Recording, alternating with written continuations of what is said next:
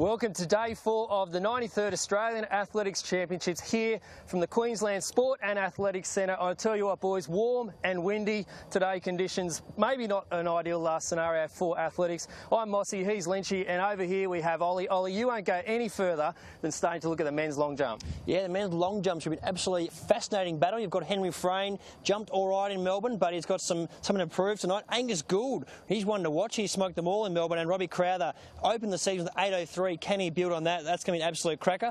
Also looking forward to the showdown in the men's 110-metre hurdles. Baines v Nick Hoff. Can Hoff improve on his number 2 all-time ranking, or can Sam Baines challenge him? We'll find out shortly. And what's up your end, Lynchy? Oh, mate, the women's high jump, we saw Stark last night. Eleanor Patterson, can she get the Australian record? Will she get pushed by Hannah Joy? Women's discus, Danny Samuels, can she get qualifiers in all 6 throws? She's almost done it every time she's been out here. And the men's and women's 200, we saw the 100s last night. If the wind, the conditions stay like they are, I think we're going to get some fast times. Absolutely, and fast times as well. Out on the track for the middle distances, the men's 1500, boys. We have Gregson Risley. Can Risley take down the double? That one is going to be awesome. And also the women's 800 metres, extremely hotly contested. Can Brittany McGowan on her home track go back-to-back? Will it be Catherine Katsanavakos, Selma Kyan, Kelly Hetherington, or will, as we've seen so far on the tour, Abby de la Motte continue to improve? That one promises to be a belter. Guys, you've got the best seat in the house. Stick around here for the 93rd Australian Athletics Centre. Let's get it on.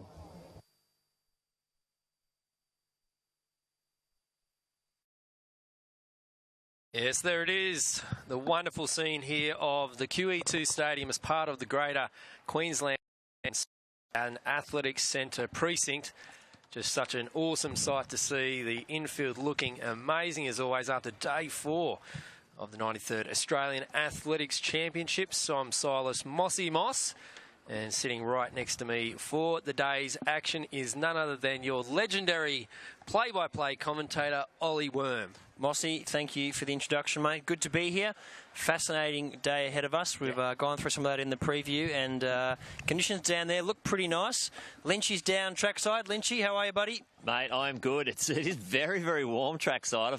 I've got the shoes off. I really want to get in touch with the stuff down here, but we've got some 200s today, and I think if there are any smart athletes out there, I think they should have a crack in the heat, because the way this wind's blowing and the way the heat's going, I think there's going to be some fast times, especially after those 100s last night. They were on fire. But I think we're going to see some more people on the bus to Beijing today. Well, Jaworski and the likes of Hartman look like they're in good shape. Yeah, definitely. With Hartman running a 10:30, and he was only running about a 10.5 before he ran his 20.59, so I think he could go 20.4. What do you say? Oh, whoa. Yeah, no, well, the qualifier's 20.50.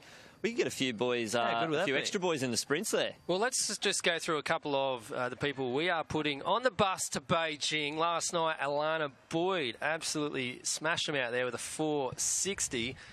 Was heading towards her own record, 4.76. Bowed out at 4.70 though, Lynchy, but she's capped off, I guess, a great second half to the season there for Alana Boyd. Yeah, definitely, especially after last season where she no-hided at National Champs and missed that automatic spot for Glasgow. She still made it and took out the gold, but yeah, she'd be happy to finally get that one up. And Nina Kennedy finishing second, so I think she's going to be going to Beijing as well. We'll have to wait up for the selectors for that one, but I'm sending her. Yeah, look, we'll send her. It's as simple as that. She's Nina Kennedy indeed. Also last night, not going to Beijing, Jack Hale, but we could talk, not Jack Hale. Well, that's another story for another day. But he's going to another country. But Clarkey, Colombia. We talked about him this morning. I'm on fire this morning. Josh Clark, sensational last night with his running the 100 metres. Not even putting himself up for Beijing, but if he really pushed himself, Lynchy, I reckon he could have got that 10.16 qualifier.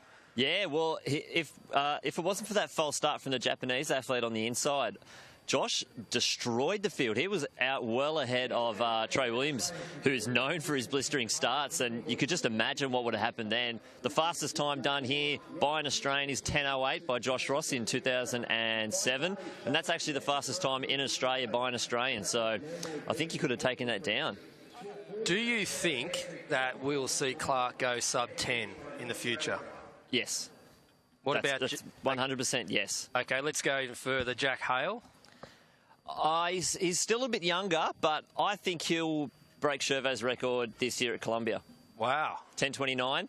He's going to get it before Trey. Trey, I think, still will go under the old record, 10:29. He's got till the December 31st, 2016.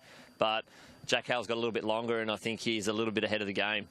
Last night, the gold medal in the discus throw in the men's was Julian Ruck. He got another qualifier, so we're putting him on the bus to Beijing, boys. Yeah, certainly are. Unfortunately, he got away before I could find my collection of Chinese flags to give to him. But if I see the big man walking around the tracks today, we might be able to get him for a chat, and I'll hand officially over the Beijing flag.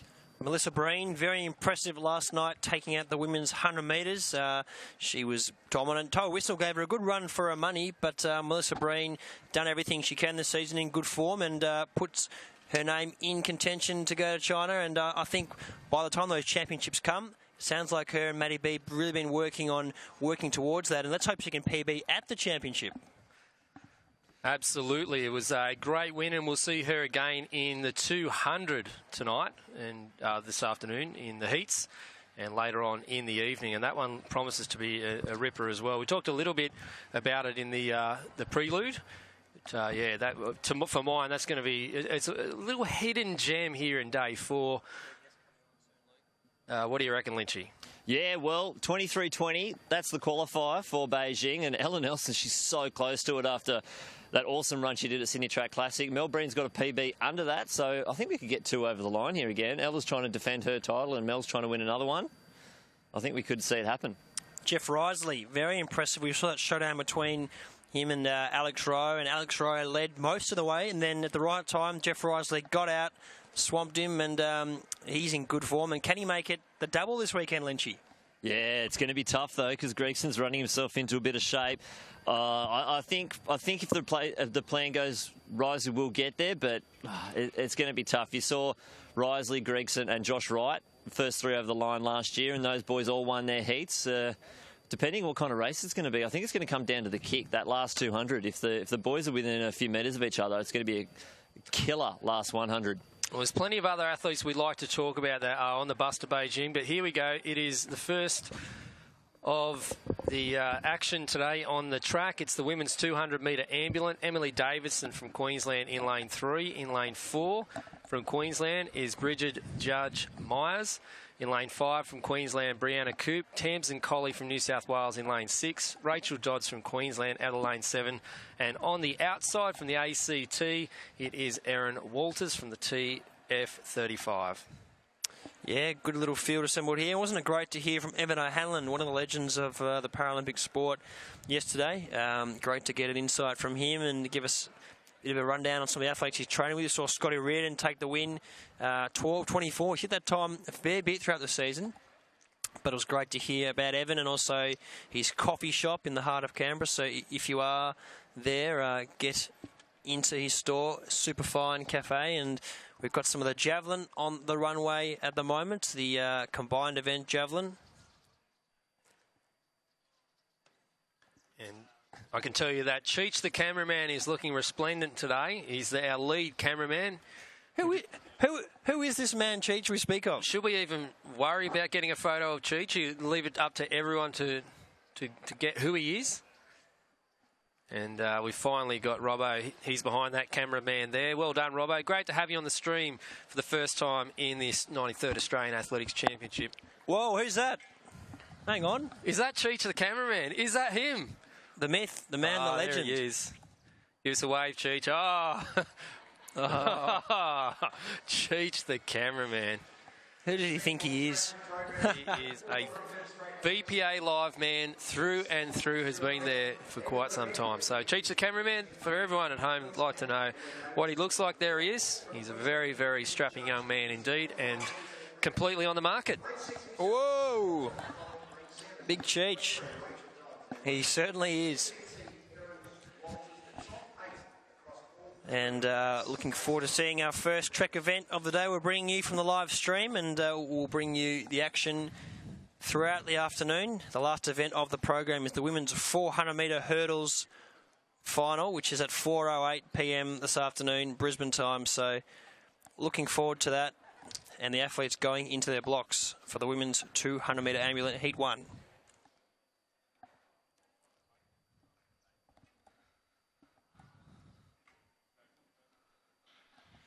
away in this 200 metres, and Dodds on the outside running well. On the inside of her, it's Collie from New South Wales. Dodds, the Queenslander from lane 7, is going to approach the home straight in the lead, and she's got a big lead now. Erin Walters on the outside from the nation's capital running well, and on the inside of her, Brianna Coop. But Rachel Dodds is in the lead. Tamsin Colley is trying to reel her in step by step. It's still Dodds in the lead. Colley getting closer every step. Dodds and Colley. Here comes Colley. Swoops her late. And Erin Walters is going to get home for third. But great win from Tamsin Colley. Rachel Dodds in second. Erin Walters in third. Yes. Yes, a great run there by Dodds. Sensational stuff. Just clipping her with 10-15 minutes to go. And the crowd giving everyone a warm round of applause for the girls in that first of our Ambulant events today. You see the girls giving each other a nice little handshake. And Lynchy, how's things down there trackside, mate? Mate, it is very, very hot. I've ducked undercover for a little bit. But when these guys and girls start getting deeper and deeper into the action, I'm just going to have to sacrifice my skin and get out there amongst it. You wearing sunscreen now, Lynchy? I'm not. Mate, you got to slip, slop, slap. I do. Come on, mate. Your skin's very important. So I've got all the important bits covered up. That's the way. Yeah, we've got the second heat coming up very shortly of that 200 metres. And Lynchy, there's a few events this afternoon, but can you nail one, just one you're looking forward to the most? As we look here, so we'll go back to Lynchy in a moment. Look here to the second heat of the women's 200-metre ambulance in lane 2, representing New South Wales, Carly Salmon. In lane 3, out of Victoria, Paige Greco. In lane 4, out of New South Wales, gold medalist at last year's Commonwealth Games, Jodie Elkington. In lane 5, also of New South Wales, Taylor Doyle. Isis Holt in lane 6, representing Victoria. In lane 7, from Victoria, is Alicia Burt. And in lane 8, from South Australia, is Jamie McInerney. Yep, second heat on the track there. And Lynchy, just back to you down there, mate. What are you most looking forward to this weekend, this Sunday, sorry, in terms of events? We've got some great finals. Is there one you can pinpoint? There's so much on the cards today. They all could turn out to be the event of the meet with those 8s and 15s.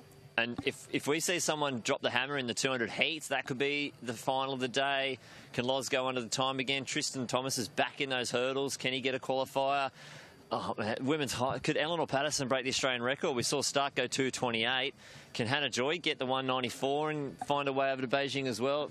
There's just too much going on. Spot on, Lynchy, and I think you put the nail on the head. And I think the women's 800 metres looks very competitive. There's probably 4 or 5 girls that really are pushing to win that. It's obviously championship racing, a bit different. The women's and men's long jump final is going to be absolute crackers. Of course, Brooke Stratton, Chelsea Yench, also Jess Penny, and of course the Frayne train, Jill Crowther, Angus Gould, they're the ones to watch. And look, it's going to be a great afternoon. Look, one thing we haven't talked about this today, guys, is the men's javelin as well. Probably not as big a high profile, but you know, Hamish Peacock has been throwing well from Tasmania. Matty Outson has been, well, he's finally starting to find that form that we saw as a young fella, taking out the under-18s as a 15-year-old. Ben Baker, well, he's won this tournament before. Jared Bannister, well, he's back in action after a little bit of a time away from the sport. So that one's actually got a fair bit going on as well. Yeah, well, Bannister broke the Australian record here in 2007, or was it 2008? But yeah, this is his home track. He can throw big here. Outson's getting really close. This is the first season he's thrown over 80, and he's already up to the 81.30s. Hamish Peacock, bronze at the Com Games last year. He's got a qualifier. It's 82 metres. I think we can see 2 get over the line. That's right, Bannister, yep, in 08, 89.02. And could he get his 6th championship, which would take him up to 3rd on the all-time list as far as the number of championships, which is pretty handy indeed. So we go here. This is the second of the women's 200-metre ambulance heats.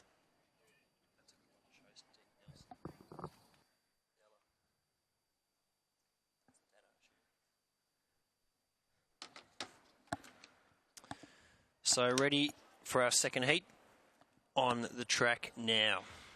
And away at the first time of asking on the outside, Burt running well from Victoria. Jodie Elkington on the inside running a race, as is Greco. On the outside, it is Alicia Burt running well. The South Australian on the outside is in the mix, but it's Isis Holt from Victoria, straightens up in the lead, and Isis Holt, what a run from her. She's well out in front in the long socks. On the inside of her, Taylor Doyle running well, but Isis Holt convincing in this 200 metres heat, and she'll cross the line and will just get the time.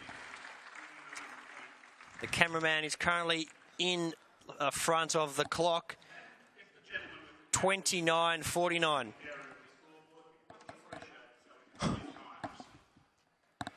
He's not from the VPA Live crew, apparently, but they are known for getting in the road at times.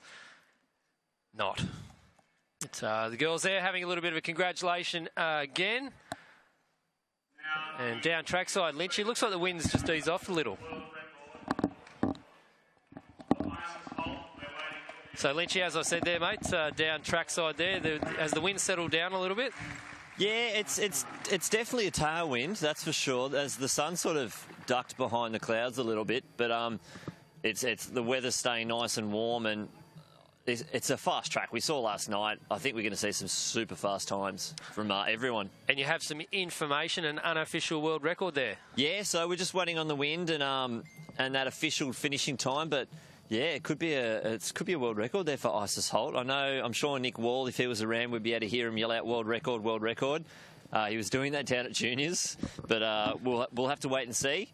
But yep. Nice running there from the Victorian. Great running. That was a commanding win, and of course, yeah, Nick Wall had a lot to do with her, so he'll be a happy man. Good to see him up here this weekend, and also some other word. Collie, she ran here before that, just outside the T36 World Champs qualifier, 34.00, only 0.44 off. So few athletes around here on the verge of some qualifiers, and let's hope we can see qualifiers galore this afternoon in both the able-bodied athletes and also the AWD events. So we'll bring you the action play-by-play, and looks like pretty good conditions down there. The flag's going in the right direction, Lynchy, which is good to see. Yeah, it's what we want to see. There is the IPC World Championships in Doha later on this year, so there's pretty much a meet for everyone. Everyone out here is running and gunning for a time of performance to get them to some kind of competition overseas. It's a big year, but as we see, we'll cut up to Mossy for the starters in Heat 3 of the women's 200 metres Ambulant. That's right, Heat 3 here from Queensland. In lane 2 is Tarita Isaac. Lane 3, Western Australian speedster Ella Pardy. In lane 4, from New South Wales, Isabel Hampton. In lane 5, also representing New South Wales, Crystal Maloney. Lane 6 will be New South Welsh girl Erin Cleaver. Lane 7 in the T01 category from Queensland is Jamie Howell. And in lane 8 from New South Wales, T20 category, Chloe Owanosco.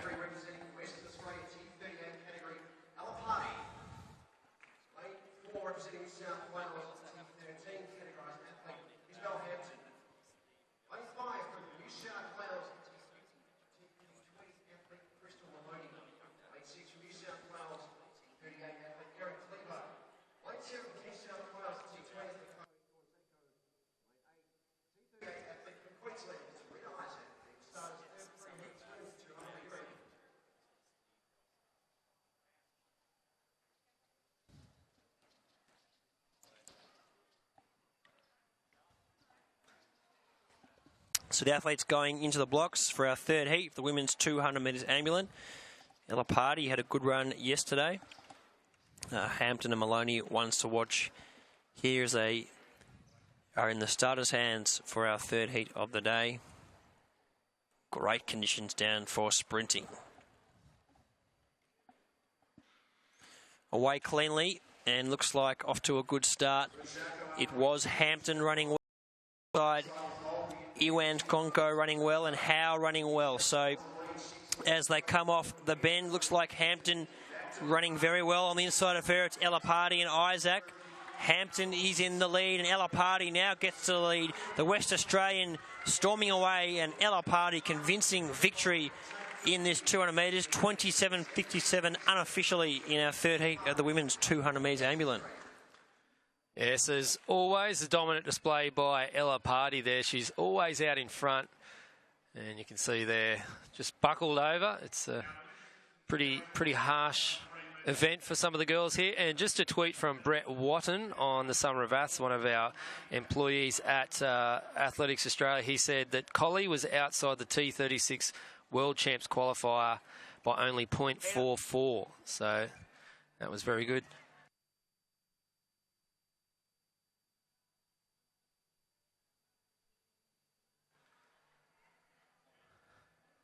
As you can see there, it's live in Queensland. Well, it is live today.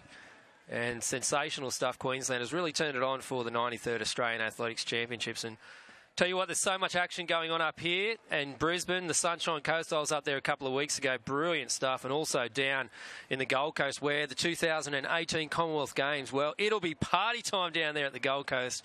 And it's also party time here at the 93rd Australian Athletics Championships on Twitter. Don't forget to join us on the hashtag Summer of Us. And we're about to bring up, I'm calling this one, guys, the tweet of the season. Oh, the tweet of the season. That's a huge goal. Season. It came through last night from Laura Jane Hilditch. LJ. At a wedding, and these boys are all about the live stream. Look at that. They are watching the live stream at a wedding. Now, hopefully it's not one of those guys' weddings. No, it's their mum, actually. It's their mum. The Hargraves boys' mother's getting married. Perfect. Isn't that wonderful? And g'day to the whole of the Hargraves and extended family as well. Sensational stuff there. And I'm calling it, boys. Are you happy to go with that, or have you got another tweet in your memory? Well, they've got till the end of the day, but at the moment that's leading. It looks like those boys have got their priorities straight. Live stream first, weddings second. Absolutely. And as always, we'd like to see where you are watching from today. And plenty of great tweets coming through last night. And we'll get to as many of those as we can today. It's not always easy to do that because there's so much going on the track and in the field. And plenty of events still coming up here on day 4 action. We've got the men's 200 metre and women's 200 metre wheelchairs later on in the day. Coming up next, it's the men's 200 metre ambulance before we head into the women's 200 metre first round. Here we go. Heat 1 of the men's 200 metre ambulant. Ashwin Singh from Victoria. In lane 3, it's Mitchell Christensen from New South Wales. Representing New South Wales in lane 4 is Rowan Bright. In lane 5 from Victoria, Andrew Siemens. Lane 6, representing the Australian Capital Territory, is Justin Bromelo. Aaron Bird out of lane 7. And in lane 8 from New Zealand is Will O'Neill. Thank you, Mossy. And about to get underway in the first heat, the men's 200 metre ambulant.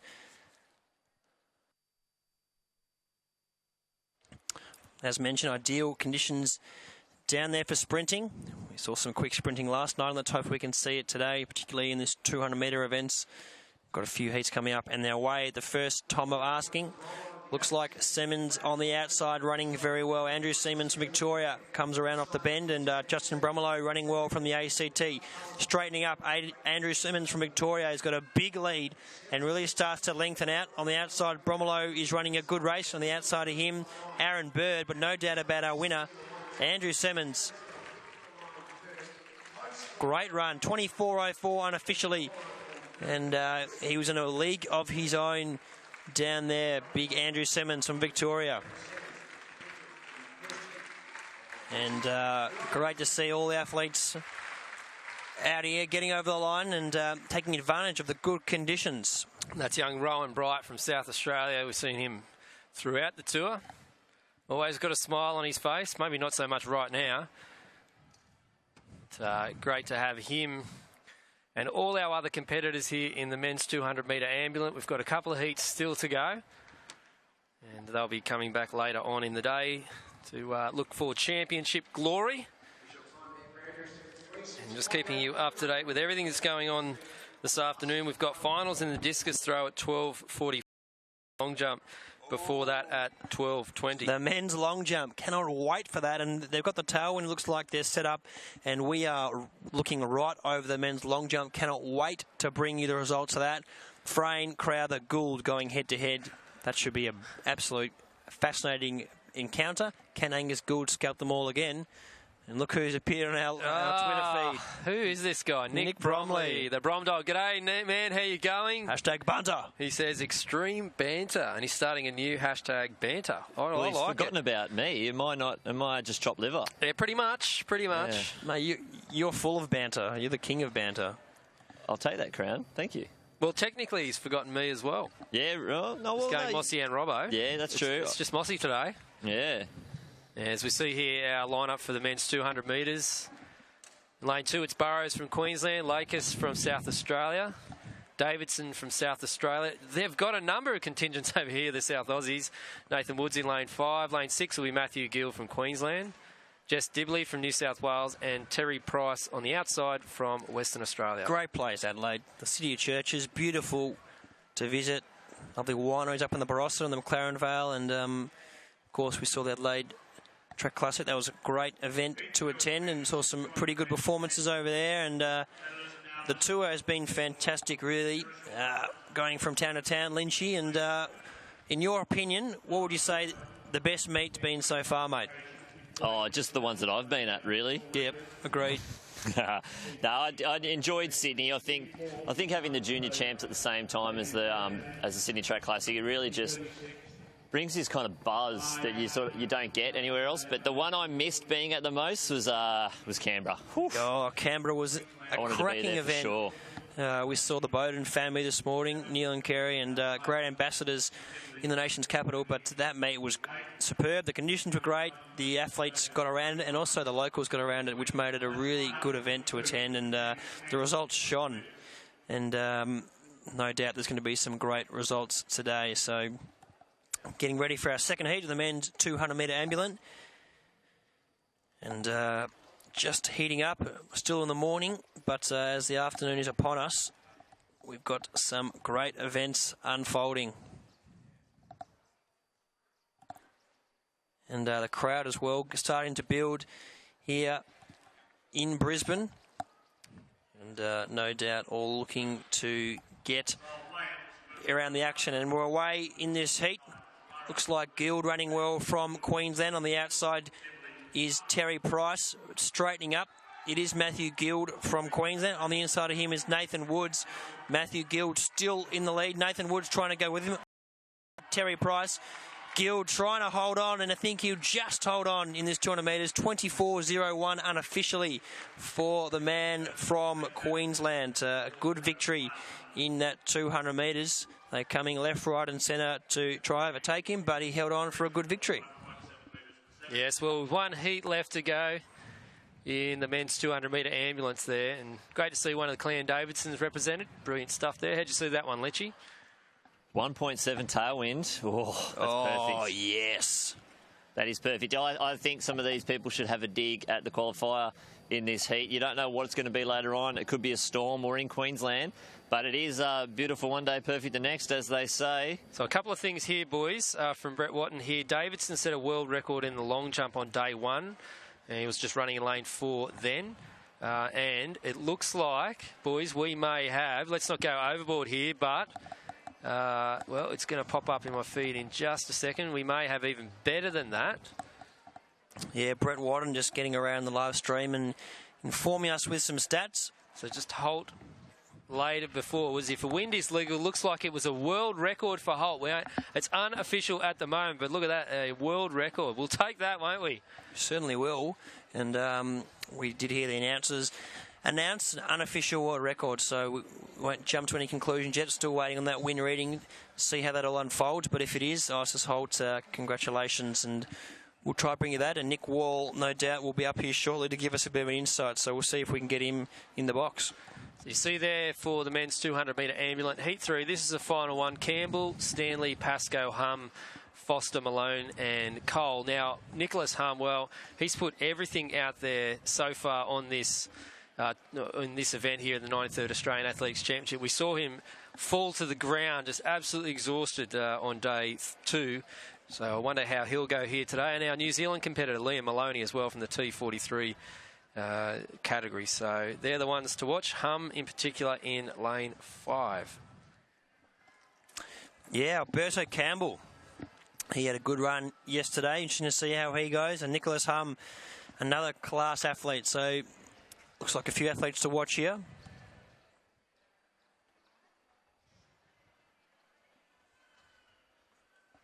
And they're just about to get in their blocks. And if we can keep this 1.8 metre tailwind, all athletes will be happy, and the spectators.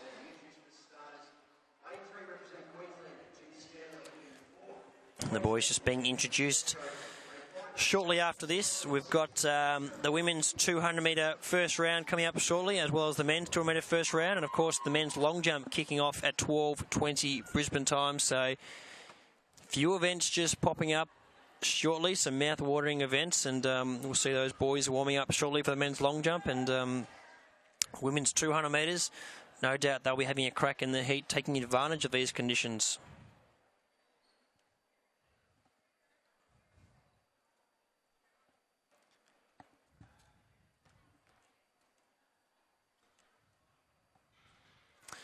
And away this time in the 200 metres. Looks like Alberto Campbell is a scratching. The one to watch is Nicholas Hum. So Hum straightens up in the lead. On the outside, Gab Cole is running well, but Nicholas Hum straightens up. Gab Cole also a scratching.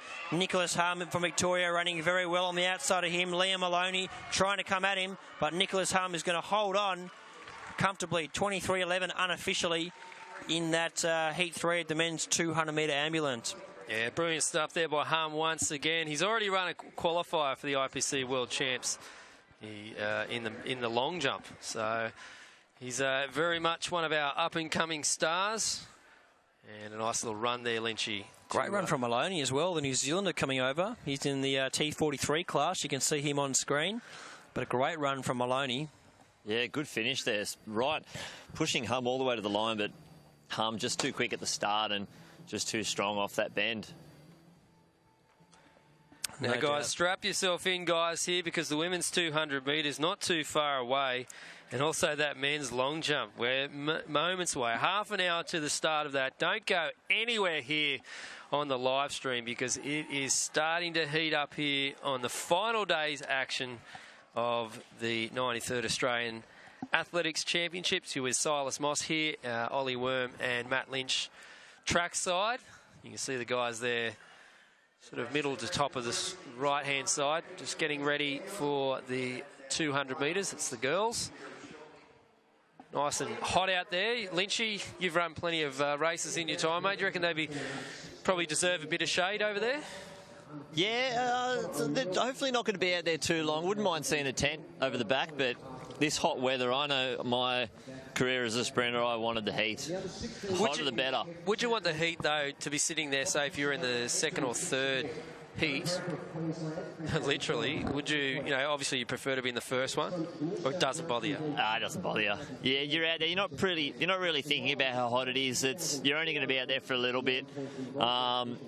But you do just want to get out there and get amongst it. I guess I'm thinking the better. I guess I'm thinking about, sorry there, Lynchy, because of my pasty skin, I'd want to be in the shade as soon as I can. I'll be taking the Tom Gamble zinc across not just the nose, but lathering the whole body. Yeah, you'd definitely be worried about the singlet tan you might be sporting tan a little bit later on. Me? No chance. I learnt that when I was 18 years of age. It's very important to slip, slop, slap. Indeed, Mossy, and see the girls out there. Ella Nelson looks like she'll be coming out in Heat 1. Great to see her on the track, and I reckon they'll be having a red-hot dig, as Lynchy said, in this heat, because the conditions are ideal, and they'll want to be put out a good time, because if Ella Nelson can take advantage of this, she could be on track for a PB. We saw her running really well over in Sydney, defeating the likes of Pearson and Breen, and should be a great battle in this 200 metres, and great to see how this one unfolds. Yeah, speaking of Ella Nelson, how's this one for a tweet? This is her old man, Steve Nelson. It's time. Okay, talking about Ella there, following your dreams. And that was from the Sydney Olympics. You saw there. Can we bring that tweet back up? I can tell you, Ella's actually taller than her dad now, Steve. Or pretty much the same height. You can see she's, look at that.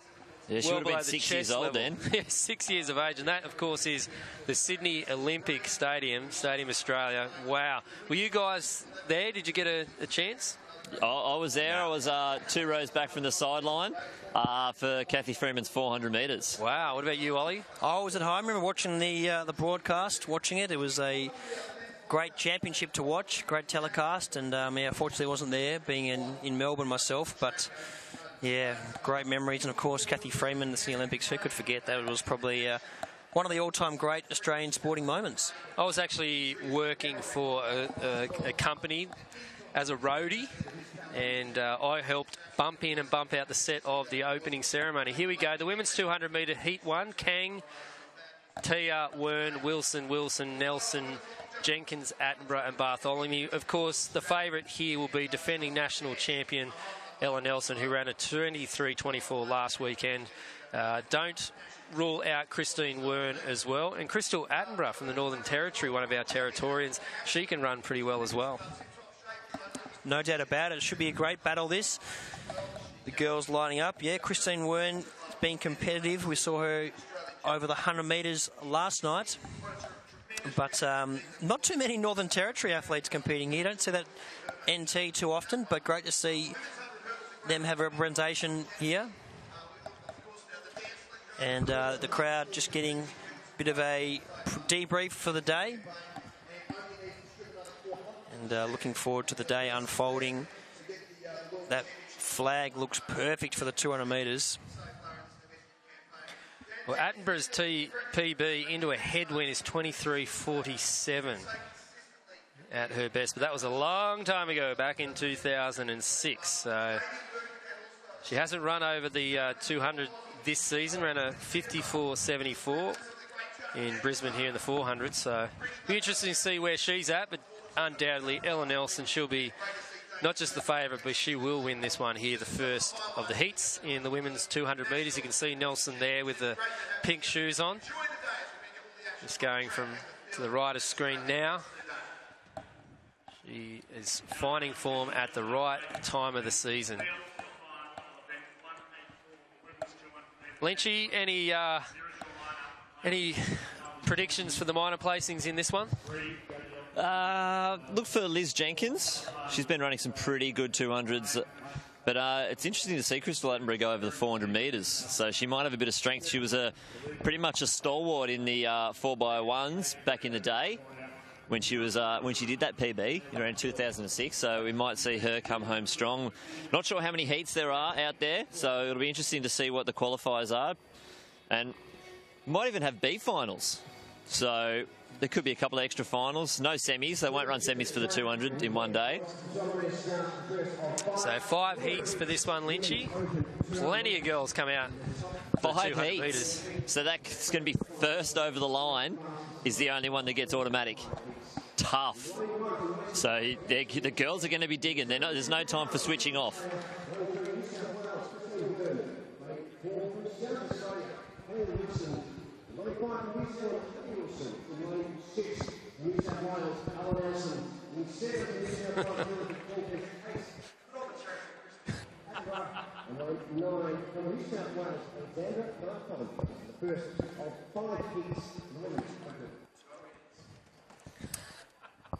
So, final introductions on the track, and the girls about to go in their blocks. Heat 1 of these 200-metre sprints for the women. 5 heats to unfold. It's a big number of female sprinters, and great to see those sort of numbers here. But wind looks absolutely perfect here. I just pray that it stays under that 2.0. And away, the first time of asking, Ella Nelson got away moderately well. On the inside, Christine Wern runs a great bend, and Christine Wern's made the early impact. Coming up and straightening up on the outside of Nelson, it is Jenkins, but now Ella Nelson gets into her running. On the inside, it's Christine Wern. Ella Nelson running a great race in the 200 metres. Looks like she's long. Ella Nelson's going to take out this 200 metres, and she crossed the line 23.58. Christine Wern in second, and Elizabeth Jenkins in third. Yeah, well, we've come to see that one from Nelson. She hasn't got the greatest bend, but she just slingshots out of it and just takes that final 100 metres in her step, nice and easy. And you can see there shaking hands. She's a great girl, Ella Nelson, girlfriend of Jake Hammond, another one of our sprinters. He'll be on later on in the 200 metres as well, from the Sydney University Club. And she's also from the Shire down there in Sydney, and she's going to go have a chat to Maddie Lynch now for the next of the women's 200 metres. A quick chat, Ella Nelson trackside with Matt Lynch. Yeah, thanks, Mossy. Ella Nelson, nice to get that one out of the way. It's the first run of the weekend. How'd it feel? Oh, yeah, good. I was pretty nervous beforehand, just being the first run. I've never run on this track before, so just getting used to the conditions and the crowd and everything. And yeah, I'm glad that it's done and that I'm through the final. You feeling good for that 23:20 later on? I'm hoping so, yeah. I'm going to have a real good crack. Hopefully take it to W at the same time. There we go. All right, good luck, Ella. We'll see you later Thanks, in the final. guys. No worries. Yes, that's right. Ella Nelson hoping for the W. Well, you'd have to think she's the favourite. I'm putting it out there. Yeah, she's definitely one to watch, but can't discard Melissa Breen. She's in great form, and no doubt they'll be having a great ding-dong battle. And speak of the devil, Melissa Breen is up in the next heat of the 200 metres. Yes, we saw her last night take down the national championship, the gold medal in the women's 100 metres. Did it in style, did it with ease.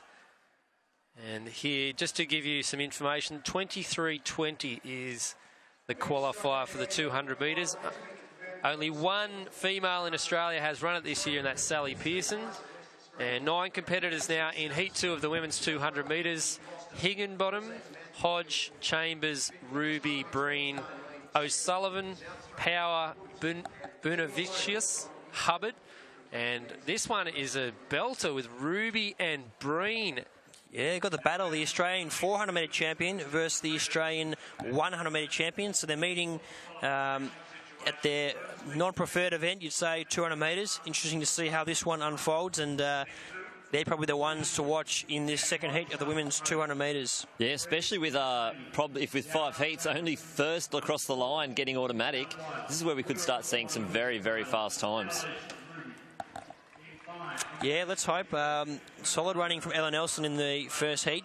And if I know Mel Breen pretty well, I'd say Maddie B has said, have a crack in the heat. The conditions are pretty good, so be interesting to see how it does unfold here, whether she does have a real dig. She's in great shape in the 100 and 200 metres, Breenie. So interesting to see if she does run all the way through the line or conserve some energy and save it for the final. But she'll be able to back up. And also Annalise Ruby as well, she'll be one to watch, probably coming home late, the strongest part of our race, that last 50 or so metres. But they're going into the blocks now for the Heat 2 of the women's 200 metres of the 93rd Australian Athletics Championships. And the wind just picks up a bit down there, so interesting to see if we get a legal or illegal wind.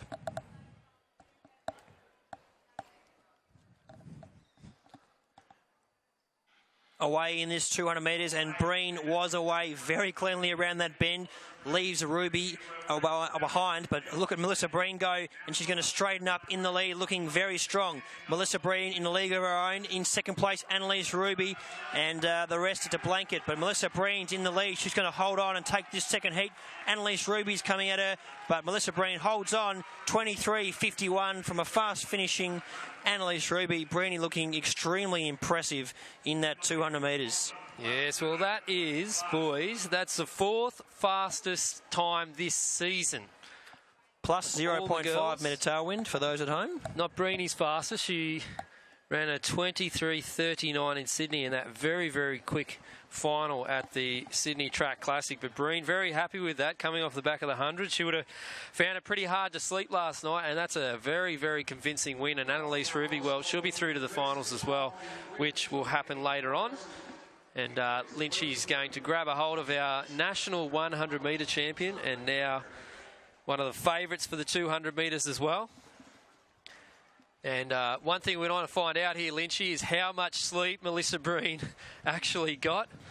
And she's just on her haunches at the moment. We might give her a couple of seconds there. Let's go to take a knee down there, guys. And trackside now, Matt Lynch with Mel Breen. Yeah, thank you.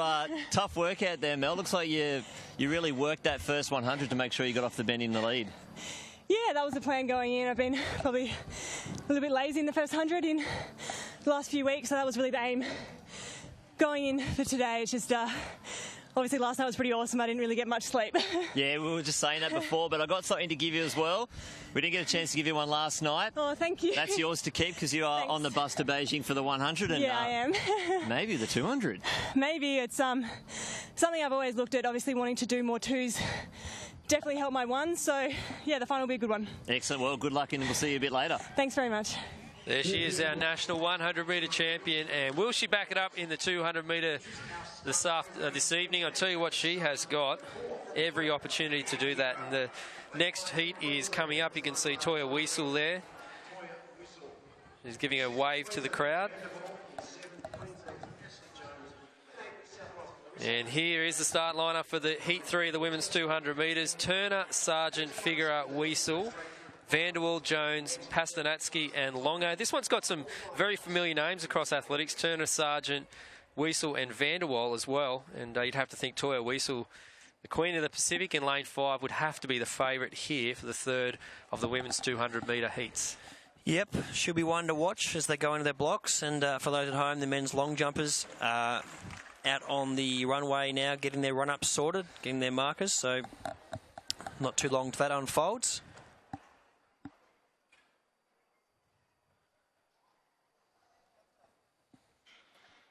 And away now in this 200 metres, and it is Toa Whistle. She got a great start in the 100 metres last night, and once again running very well. On the outside, Lungo is running a good bend, and Caitlin Sargent and Laura Turner on the inside ones to watch, flashing home late. Longo on the outside trying to go, but Toa Whistle in the lead, and on the inside, Caitlin Sargent trying to sneak up. Also, Pastanatsky on the outside running well, but no doubt about our winner, Toa Whistle, 23.76 unofficially for Toa Whistle. Great win in the third heat of the women's 200 metres. Yeah, she comes here once again to the Queensland Sport and Athletics Centre to do the business, and that's what she's done here, Toya Whistle. And as we said there, some of the big names in the sprints amongst there, Beth Vanderwall, Sargent, and a great win there by Toya Whistle. And we'll be seeing her this afternoon in the final. The final for the women's 200 metres is at 3:35. So if you do have to go anywhere, make sure you, well, take your device with you. You see there the breezes flapping about in the Queensland sides. And trackside now we have Matt Lynch with Toya Whistle. Thank you. After a brilliant run yesterday, second place in the 100, taking out that heat in the 2, how does it feel? A bit tired now? So exhausted at the moment. So how do you feel? You're feeling good for the final later on this afternoon? Oh, that's a good young ones coming up. So, but I just prepared myself for the 100 yesterday, and 200 wasn't really bad. So it's all right. I'm not sure, but I'll give a go in the finals. Yeah, give it a go in the finals. All right, we'll see you later on this afternoon in that 200 final. Thank you. No worries. Yeah, so there's Toya Whistle representing Queensland at these championships from Papua New Guinea. And she's been everywhere. Olympics, Commonwealth Games, World Championships, as you see on screen. Ash Whittaker from Victoria. Ash coming third in last night's 100 metres. And she, I would say she's almost as good in the 200 as the 100. From Victoria, one of our younger competitors who's definitely on the rise. And Ash Whittaker coming second in last year's national championships, as we see here, 200 metre heat 4. So there's one more to go after this. O'Grady, Poole, Burkett. From Victoria is Whittaker, Hawking, Coates, Graff and Jones. So Whittaker the one to watch here.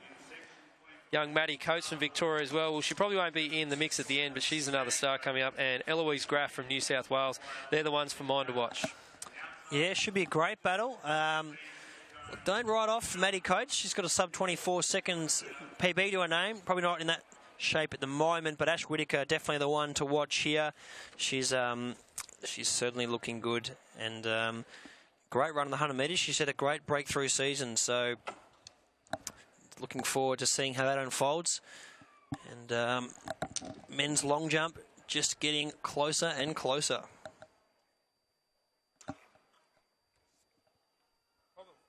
problem we may have is, are you going to be able to back up after the men's long jump, Ollie? I don't know, mate. I might need a lie down because it's going to be exciting.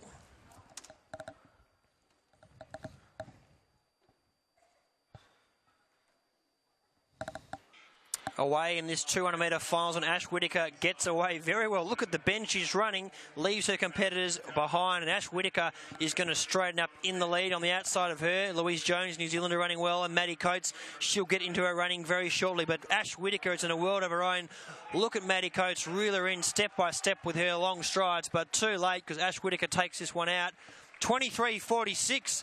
This is going to be a great final on the women's 200 metres. 23.46 unofficially for Ash Whitaker of Victoria. Coates running a great run in second. Boys, Ash Whitaker's PB is a 23.40. 23.40, she ran into a headwind in Japan last year. So she just continues to run faster and faster.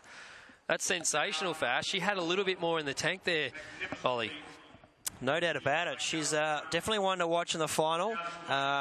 These girls all run that 23.5 seconds, and no doubt in the final will want to get as low as possible to that 23, under 23.20. We can see Ash Whitaker. She is definitely one to watch. And she's trackside now with Matt Lynch, the winner of the fourth heat of the women's 200 metres, Ash Whitaker.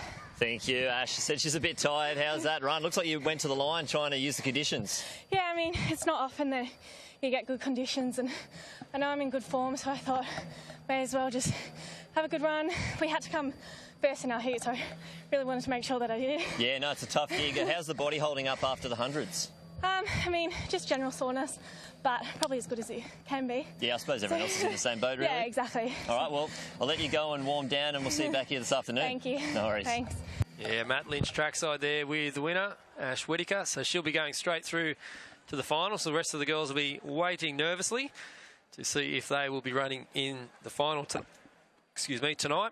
And we do have B finals at 3:20. So all the finals really heating up from 145 with the women's high jump, but we do, as we've said, have the men's long jump, and we'll bring as much as we possibly can the action here tonight. Robbie Crowther, defending champion. He's won 2. Frayne, well, he's pretty much done it all as well. And we'll keep our attention, though, to the track, the women's 200 metres last heat.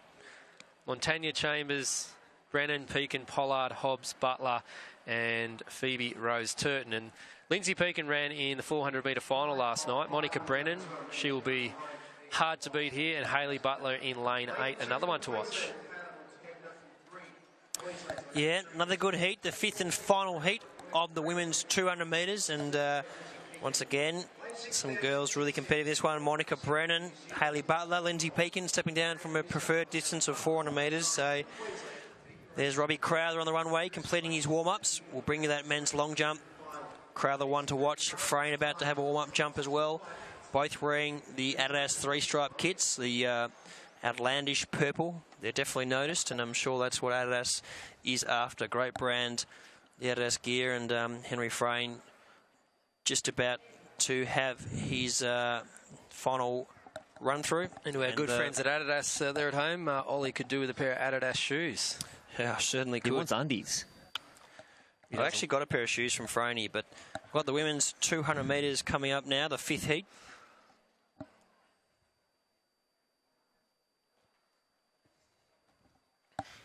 And away, and on the outside, Hayley Butler gets to Monica Brennan running very well, and Zoe Hobbs running a good bend, so they're going to straighten up. And on the outside, Hayley Butler's running a great race, and on the inside, Monica Brennan. They're the two to watch with our New Zealand visitor, Zoe Hobbs, on the outside. Zoe Hobbs, excuse me. But Monica Brennan's going to take out the 5th heat just from Hayley. The clock hasn't ticked over, so we can't give you the unofficial time at this stage, but no doubt about our winner, Monica Brennan. So we talked about Brennan in the lead up to that one. She was definitely the favourite, and she'll be going through to the final this afternoon. And we can just see here the results, 23.45, so pretty much within the exact same realms, 40s, 45s for the girls who came over the line first. And just a tweet from Tim Rosen. G'day, Timmy. I agree with Lynchy. Go for the qualifiers and the heats, as you don't know what conditions are with the final. And it's another great insight there to Tim. Matt Lynch, you're down trackside now with the winner, Monica Brennan. Yeah, we've just been told that we need chairs down here. So if anyone's listening, can we get some chairs down on the trackside? Monica, tough work there. You've got to come first to just make it through to the final. How was that race? Good, yeah. Hayley said before to me, she's like, Monica, you've just got to sprint it and we'll carry each other to the end. So we knew who our competition was and we both ran together all the way down the straight, but so happy to win. Yeah, it feels good. That was your first race this weekend. Yeah, so good to get that one out of the way in the final this afternoon. Yes.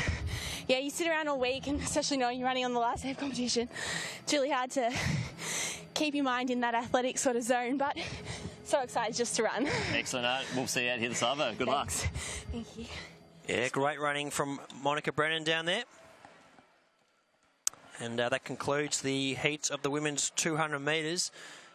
And shortly after, we've got the men's 200 metres coming up very shortly. Men's LJ getting underway very shortly, which I am extremely pumped to watch. And extremely pumped. Come on, Ollie. Yeah, it's I'm more very than that, pumped. buddy. I'm very pumped. And there we have the boys about to be introduced in the men's long jump. The two boys I'm looking to see jump big. Crowther, Frayne, also Angus Gould when I was living in Canberra. Had a bit to do with him, top bloke. Coached by the great Craig Hilliard in the nation's capital. So looking forward to seeing him have a jump. And of course he beat them all in Melbourne. So no reason why he can't be competitive again and perhaps win. But I'm certainly putting my money on Henry Frayne. But Monica Brennan, officially her result, 23.59 from Hayley Butler, 23.72. So the 5 heat winners will find their way in the final. And the next 3 fastest times will join them. So we'll bring you that final this afternoon. And live results should be available. But there's the men's long jump being introduced now. Of course, got our Japanese visitor, Tomaya Takamasaya, the Japanese athlete. We've got a few athletes joining us, and we can see them being introduced now. And the start list is on the screen. The Japanese visitor, Jeremy Andrews from Western Australia, Henry Frayne from Queensland, looking forward to seeing him jump, Nicholas Van Gelder from New South Wales, Yohei Sugai from Japan, Matthew White, New Zealand, Darcy Roper from Queensland, Christopher Matrevsky from Victoria, Angus Gould, the winner of the long jump in Melbourne from the ACT, and Robbie Crowther from Queensland. He'll be one to watch. So it's going to go down between Gould, Crowther and Frayne, and we'll try to bring you as much as possible throughout the competition. So they've been introduced now. We're going to bring you the action of the men's long jump and also the men's 200-metre heats about to get underway as well. And Mossy, we've got a special guest joining us. That we do, my friend. We have none other than our Glasgow Commonwealth Games representative in the decathlon. It's none other than Steve Cain. And Caney, welcome aboard, bud. Thank you very much, mate. Yes, you've been here over the 4 days, mate. What's been some of the highlights for you? Definitely can't go past the decathlon. Not being biased by any means, but a training partner did take that one out with a score that's very impressive. So 7.733 from David Brock was outstanding, and Kyle Cranston with a PB as well. 7.6 was great to see. Absolutely. And for you, just sitting back and watching, obviously you're excited by it, but it must have been a little bit difficult. Yeah, it would have been nice to get out there, especially with the views that we've got in the commentary box here. The grass is good, the winds are good, the track's pretty fast, so definitely would have been nice to get out there, mix it with the boys, but happy to help from the sidelines this year. Absolutely. Well, it's great to have you on board here.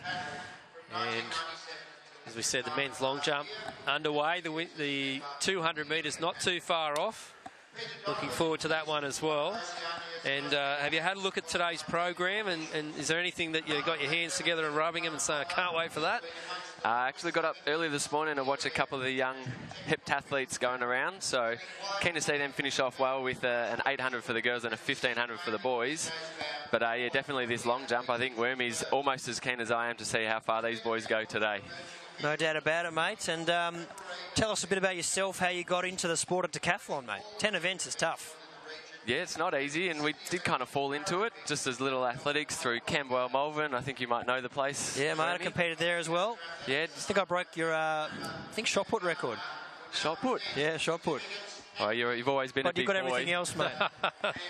Yeah, no, I just did little aths like most kids, and hurdles, high jump were the events that I enjoyed the most at the time. And just from there, sort of linked in with a really good coach at the time, Efrem Shuravetsky. And who's now still your coach? He's still my coach. Yep. Many, many years later. It's been a... We'll get back to that story shortly. It's been a good journey indeed. Okay, just the heat one for the men's here. You can see the New South Welshman column. One of our friends from New Zealand, Goldie. Harrigan and Hartman, both of Queensland. Nelson Stone from Papua New Guinea. I'm pretty sure they're claiming here in Queensland. McCabe and Clothier. So Hartman definitely the form runner of the season. He was at one stage the world lead, so watch for him. The big man, Alex Hartman, wearing the white singlet and black splitties. He'll be the one to beat. Alex Hartman, great run in the 100 metres last night. 10:30 he popped out, so if anything, we should be looking for a 20:50 or under from him. But Stevie, who's your pick for this heat? Yeah, no, money's on Alex. He's a really nice guy, so fingers crossed he can pull out a really nice time as well. You run a few 200 yourself, mate? Not too many. Not too many? Not too many, thankfully. More the 100s, 400s? Keep it to the 1s and the 4s and an occasional 15 if it's at the end of a decath. I've seen you do a few 15s at Interclub, mate. You compete with St Kevin's Athletic Club? I do, yes. Thanks for the mention. The club's going really well at the moment. We had 3 in the 800 final last night, which was awesome. Indeed. No, the St Kevin's, well, some of those, I competed for St Kevin's for one season. IMAC at that time didn't have much going on, so I was training with a club coach at St Kevin's and joined them for one season. A great club, great people involved, people like Peter McGarry, people like yourself as well. The Carews were involved back in the day. Before they were poached, obviously. No, they no one was poached. On their own accord, wanted to join me. Of course, St Kevin's our favourite Melbourne club here on the stream. Yeah, he's just joking. Anyway, boys and girls, come on, boys, everyone focus, at home. Focus. 200 times. The 200 metres, heat 1. Can't wait to see Alex Hartman get away and storm home.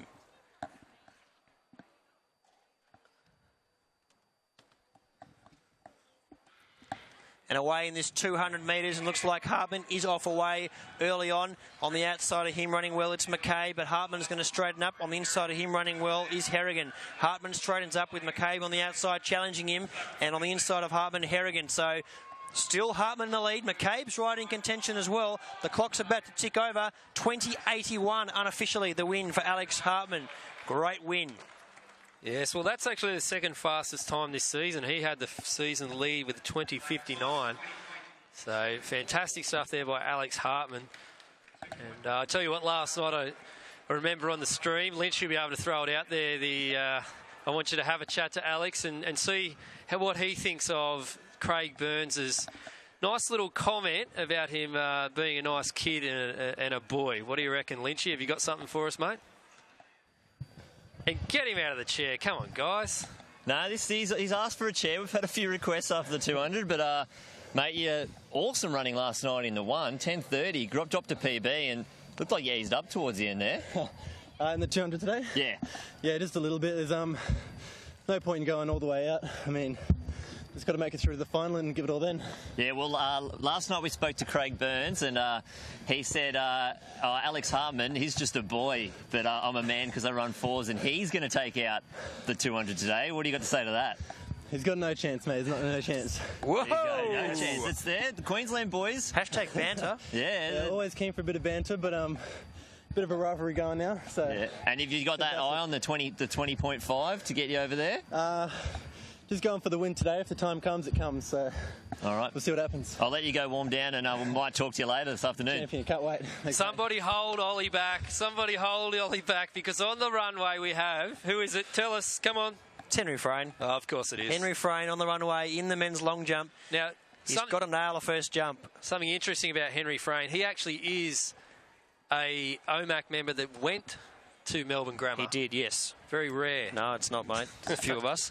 Anyway, Henry Frayne on the runway now. He had 6 jumps in Melbourne. He wasn't planning that. He wanted to have 3 or 4, but he'll be wanting to nail his first jump, get a big one out there, and perhaps have 1 or 2 more after that. And here we go, the Frayne train on the runway. Can he pop out in 8 metres, round 1? Toot, toot. All aboard the Frayne train. I'm getting pumped. Here we go, on the runway, Henry Frayne.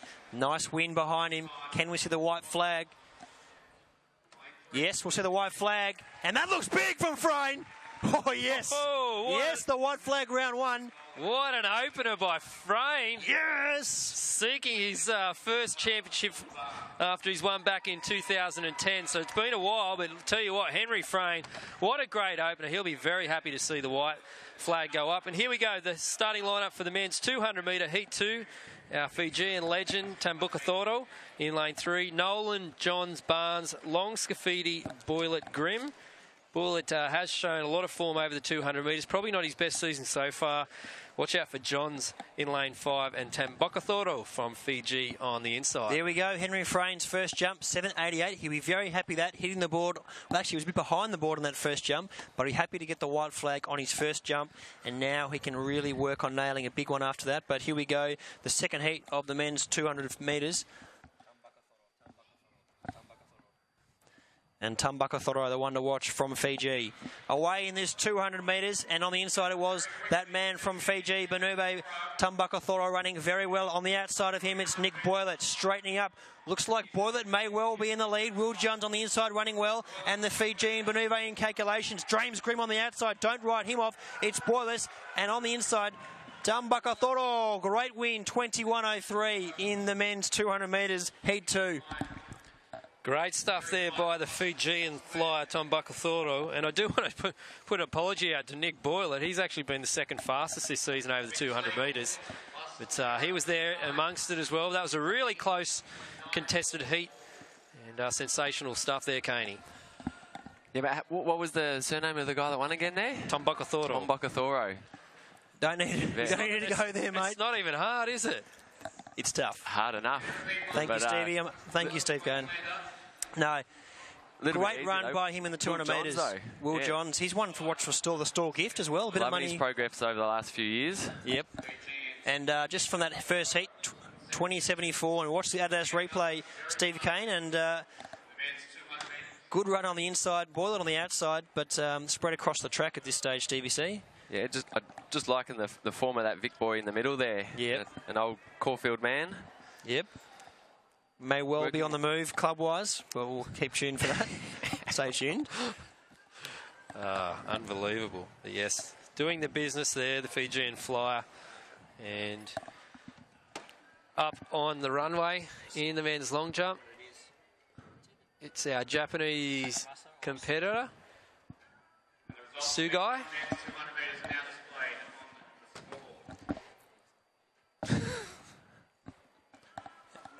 And Sugai on the runway from Japan. Unfortunately gets the red flag for his first round attempt. His other countryman from Japan, Taka Masaya, jumped 7.80 for his first round attempt. So 7.81 it was. 81, that'll be in contention. Very nice. So Crowther's still ready to have his first round attempt, and Angus Gould. So, Wormy, who's your tip for the long jump? Well, mate, look, I'm very good mates with... Are we opening up a can of worms with that one? No, I think Henry Frayne, if he's at his best... Robbie Crowther, first jump of the season, though, jumped 8.03. So if he can reproduce that, or jump even better, then he's definitely one to watch. Here's the starting lineup for the men's 200 metres. This is Heat 3. One more to go after this. Luke Stevens been running well so far in the National Championships. Bailey, Edwards, Despard, Jaworski, Bennett and Malasingi. And I tell you what, Despard, he'll be hard to beat. Jaworski showed some really good form in the 100 metres. But watch for Luke Stevens as well there in lane 3. You might know a bit about Luke Stevens, being a Vic boy, Stevie C, on the way up. Been enjoying watching his progress too over the last year. Been a pro runner for a few years, but great to see him out on the track at the moment. Be keen to see how he pulls up from that 400. He had a really impressive heat of the 4. Would have liked to see him get up last night, but yeah, credit to Burnsy who took it out in a PB. It was amazing last night, but yeah, let's hope for the Vic boys on the inside to get up for this one. And looks like Despard is actually scratching in this 200 metres, I believe. But one to watch, definitely Jaworski on the outside. If he can emulate his 100 metre speed and really come off that bend, then he'll be one to watch. And also Luke Stevens in lane 2.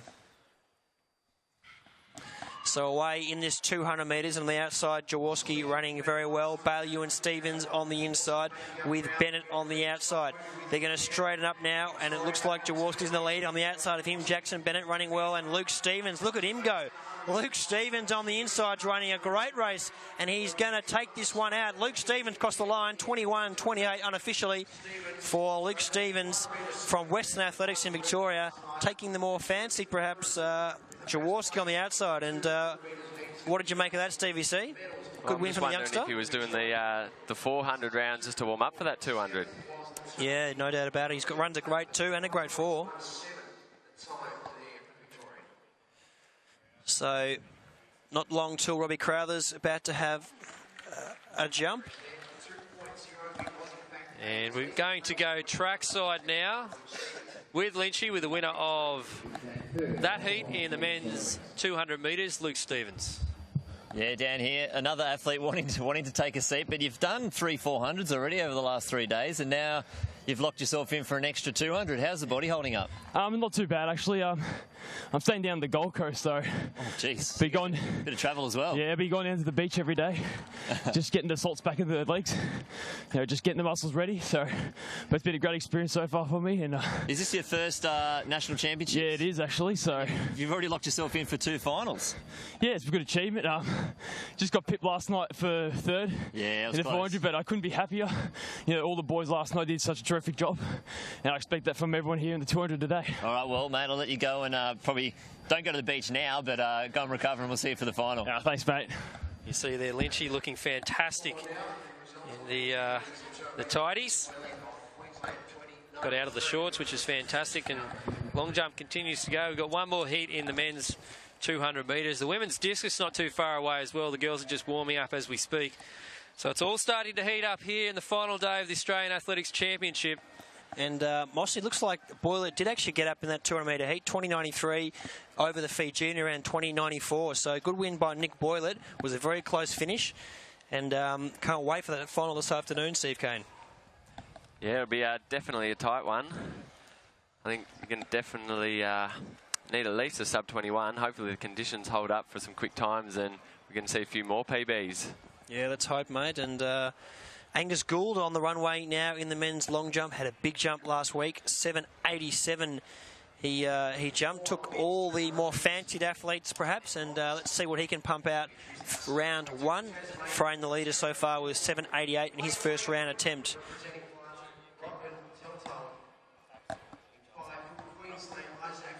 So here it is, the final of the men's 200 metre heats. It is Gilroy, Telltale, Bedford, Walson, Moore, Burns, Murata and Tassel. So Angus Gould on the runway in the men's long jump, gets his first round attempt out there.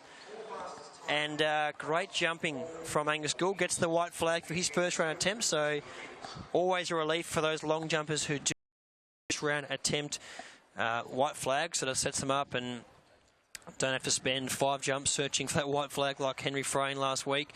And the officials just putting the score up on the board. And we're ready for the 4th heat of the men's 200 metres.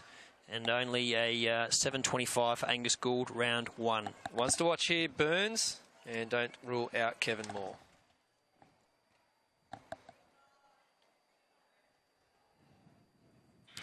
Away now in this 200 metres, and the big fella Craig Burns on the outside is running well. On the outside of him, it's Murata from Japan. They're going to straighten up, and Burns and Murata and Kevin Moore are the ones to watch. Big Craig Burns, look at him go, the big stride on him. The national champion in the 400 metres, Craig Burns running away with this. We saw him this morning at the cafe shop, pretty confident, and 21.12 unofficially. We're going to cross down now to Robbie Crowther on the runway in the men's long jump. Here he goes, first round attempt. Go, Jug. And gets the white flag, but nice a bit behind the board. So no doubt Coach Gary Bourne and him will want to get a touch closer to the board on his next attempt. But once again, the white flag in round 1, a big relief for Robbie Crowther. So that concludes our men's 200 metre heats, boys. And who should you pick after seeing those, Stevie C and Mossy?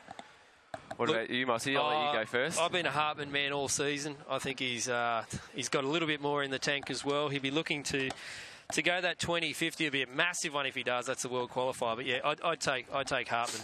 What about yourself? Yeah, I'd love to see Hartman get up, but a close second for Burns. Speaking of Burns, he's down there on the sideline, and it's Matt Lynch, and we want to find out also, Lynchy, not only how he's feeling, but also that Bircham muesli he had this morning and whether that spurred him on. Yeah, well, you did just ask me how my brekkie was. How was your brekkie this morning? Bircham muesli, love it. Yeah? At Toscani's at Garden City. Yeah, no, it was beautiful, mate. All right, yeah. Didn't want to take the chair. I'll let you know Hartman actually sat down, so, you know, you've toughened up a little bit. You've decided to stand up. Yeah, that comment from last night. Yeah. Real man. Real man. Yeah, there you go. Well, I mentioned it to him, and he said you got no chance to win this afternoon. Good, I like it. Good talk. There you go. So how's the body holding up? Yeah, fine. Had a good night last night. Had a rub down from Bruno. Feeling like fine. No niggles, no problems, so all good. You going to take the double? Look, I want to. I want it. Yeah, that's the way. Yeah. Good stuff. Hungry for the double. We'll chuck it back up to you, boys. That's the end of the 200-metre heats. Yes, well done there, Lynchy on the sideline. We did have breakfast at Toscani's this morning. I have to say, worst eggs I've ever had. Oh, yeah. Fact. There we go. Fact from Mossy. If I wanted hard-boiled eggs, I would have ordered them. There we go. Can't always win. Lucky they're not a sponsor. Yeah, lucky. Watch out. Well, if they were, they'd be in trouble. But if there are any cafes out there who want to sponsor us, get on board. Especially if you can cook eggs. Yep, in Melbourne.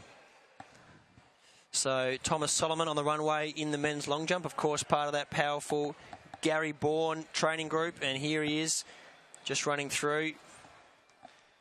Not quite ready at this stage, actually. Frayne not too far away. So just to see how Franey goes, second round attempt. And we've still got some women's discus throwers. They're warming up, just finishing their prep. So some field events happening. Men's pole vault, they're not too far away from kicking off. And they're putting out the hurdles, the heats of the 110-metre hurdles. So that's going to be great to see. And great to see Nick Hoff going head-to-head with Sam Baines very shortly. So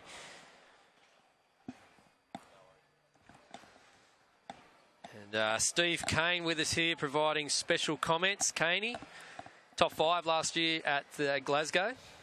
Fun. Must have been a wonderful experience. Yeah, it was. There was a lot to it. The lead-up was really good as well. You know, just looking at these long jump boys and having the chance to work with Gary Bourne, the long jump legend, getting a feel for what he does and what he thinks long jump's all about is... yeah, that was one of the highlights in the lead-up, and then the games themselves, yeah, just a whole lot of fun. Ooh, boys, look who's on the screen. You talk about that official there. And just speaking of officials, just a massive shout-out to the Norris family as well. George Norris, the oldest technical official, passed away 4 days ago, 104 years of age, one of our Taswegians. So a massive shout-out to George, a stalwart of the sport, and the officials did wear black armbands on Friday, and such a great gesture that was for a legend. So they're 7:39 for our recent competitor in the long jump, so they're up to round 2.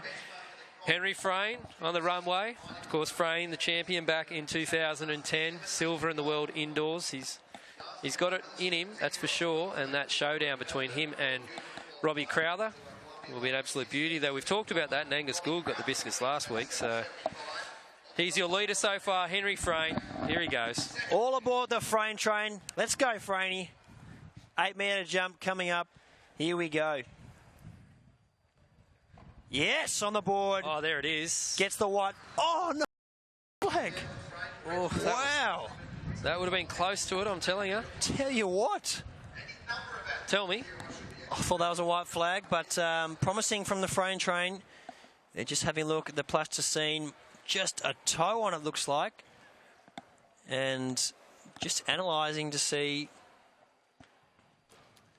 And just putting it back in place, I'd say. Putting it back in place, just over that mark, but unfortunately a foul, round 2 for Henry Frayne, but thank God he got that first round attempt out and got the white flag. He's in the lead of the comp, 7:88. can see in the background the officials setting up for the men's 110-metre hurdle. Stevie C, you're a fair hurdler. What are these boys going through at the moment? What are they visualising? What are they thinking about? Oh, mate, everyone's different. I'd love to know what all those boys are thinking about. If I was with them, I'd be scared as hell, hoping to try and keep up with those guys. I know mid-13s is what they're looking at today. Yep. With that little bit of a tailwind, hopefully both of our big boys, Baines and Hoff, are going to pop out a couple of qualifiers, and I need PBs to do it, so why not take it down in the heats? Mossy, you got some news for us? Oh, late-breaking news. This one's a bit controversial. Timmy Rosen once again weighing into the debate here. Keep dreaming, Ollie Worm, if you think Will Johns is going to OMAC. Will be in the baby blue next season. That's Glenn Huntley Athletics Club. Yeah, Yep. We'll see, mate. Got a bit of pull, so don't worry, mate. Danny Samuels over there doing her warm-ups. You can see perfecting her technique and just getting a feel for it. She'll come into the competition soon. We'll bring you her throws. Hopefully she can throw a big one out tonight, or today, sorry. And look, no doubt she's the one to beat and claim this national title, but how close can she get to that national record? We'll find out shortly. And now we cross on the screen. Now hurdlers, you can see Bainesy in that navy T-shirt with the green. That's the OMAC Club polo, and also Nick Hoff just behind him as well, warming up. So not sure at this stage if they're in the same heat at this stage, but let's hope they can take advantage of the conditions. We've seen sort of 1.5 metre tailwinds, so that's pretty ideal conditions for hurdling, Stevie C. Yeah, it is, and just noticed Marty Clark down there as well, one of our decathlete boys lining up for the hurdles a day after his decathlon. So yeah, keen to see if he can go even quicker in the individual, having 10 events to warm up for it. And not to leave out Ben Brown. It's 100 metres away, but I think that's Benny next to Marty. So a couple of the decathlete boys repping in the hurdles today. And more tweets coming through on the hashtag Summer of Ath. Annalise Ruby, after an exciting night, I'm back on track today for the 200 metres. Already run the heat second in 23.66 and through to the final, which is at 3:30 p.m. this afternoon. Brett Watton's weighed in on this one. He's a former hurdler. He said can't wait for the Huff v Baines battle. And Ben Kongbutt, his dark horse for bronze. Yeah, look, Ben Kongbutt. Finalist last year. Yeah, he's won another Victorian. Victorian state champion this year. Yep. And look, he'll be one to watch in contention as well today. But they're obviously the two to beat. Brett Watton, of course, a hurdler in his heyday. He'll be watching at home in great anticipation. So looking forward to these hurdle heats. And also Watton just commenting about Henry Frain's foul there. We could all see that in the footprint. We did see that in there, but we just wish we couldn't see that. But let's hope Henry Frain, round 3, can get the white flag. And we'll bring you Robbie Crowther's second round attempt shortly. And Danny Samuels just being announced to the crowd. She's a legend of this sport. Absolutely. And PB of 67.99. She's looking for that, going over that 68, heading up towards Danielle Costian's record as well. You can see there Alex Hulley on the second from the left of screen. Taryn Golszewski as well, second from the right. She was a silver medalist last year, represented Australia at the Commonwealth Games. She'll be hot there to trot for the silver medalist. And Kim Mulhall in the pink there as well. She's went to the Com Games in the shot put, but she's pretty handy indeed over the discus throw as well. So plenty of action coming up in the women's discus, as we see also the men's pole vault starting to fire up. Can Joel Pocklington continue his dream run in the pole vault? We've also got, as we said, the men's 110 hurdles on right now. It's all happening. Matt Lynch on the sideline. Tell us, mate, conditions. Mate, it's still a good tailie going on down here. I know the hurdlers don't like too much of a tailwind. They don't want to get pushed into the hurdles. So if it settles down a little bit, I think we could see Huff go that PB. And 13.47 is the qualifier. Hopefully we get 2 boys on it. That would be very nice, Baines and Huff. That'd be great. That's who we want to see. And just see one of the Queensland juniors there, Darcy Roper, having a great jump. He's jumped 7.75 today, so he's right up there in contention with these senior boys. That's so, a PB for Darcy. Yeah, big jumps. And he's a youth kid, so he's on his way to Columbia later on this afternoon. Oh, not this afternoon, that'd be nice. He might be. Later off this year. How good would that be, going to Columbia the Sabo? That would be nice. It's an early start. Yeah, true. That's right. And we also interviewed him at the Australian Junior Champs. He's a boarder at his school, and one of the people that lives across from him in his boarding room is Colombian, so he's got inside word. And he's from Carly as well, so from the actual town. There, I think, Wormy. Sorry? Doing early research. Yeah, exactly. And I think we're just underway over at the discus at the moment, and fellow training partner Bianca Hansen's just put out her first throw. Not the start that she wants, but she's got a couple more to get on the board, so she's still a junior, and she's stepping up to throw with the big girls. So great experience for her. And Kim Mulhall in the ring at the moment in the women's discus. And she launches one out. Just getting things underway in the first round. Crowther about to jump soon. Looking forward to that. Is that Gould on the runway as well? That is Angus Gould. Here he goes. The man who scalped them all in Melbourne. So the cone still on the runway. And a great crowd assembled to watch the afternoon's events. Angus Gould on the runway. Coach Craig Hilliard watching. Officials working away at those hurdles in the background. Got to be perfect. Absolutely. Yeah, got to get those weights right at the bottom of the hurdles, and of course the height. But yeah, officials working hard all weekend. Of course, the sport wouldn't be able to be run without the officials. So forever grateful for our officials for everything they do in the sport of track and field. And of course, outside of that, the out-of-stadium events. But Angus Gould just waiting for the wind, waiting for the right time to commence his run-in.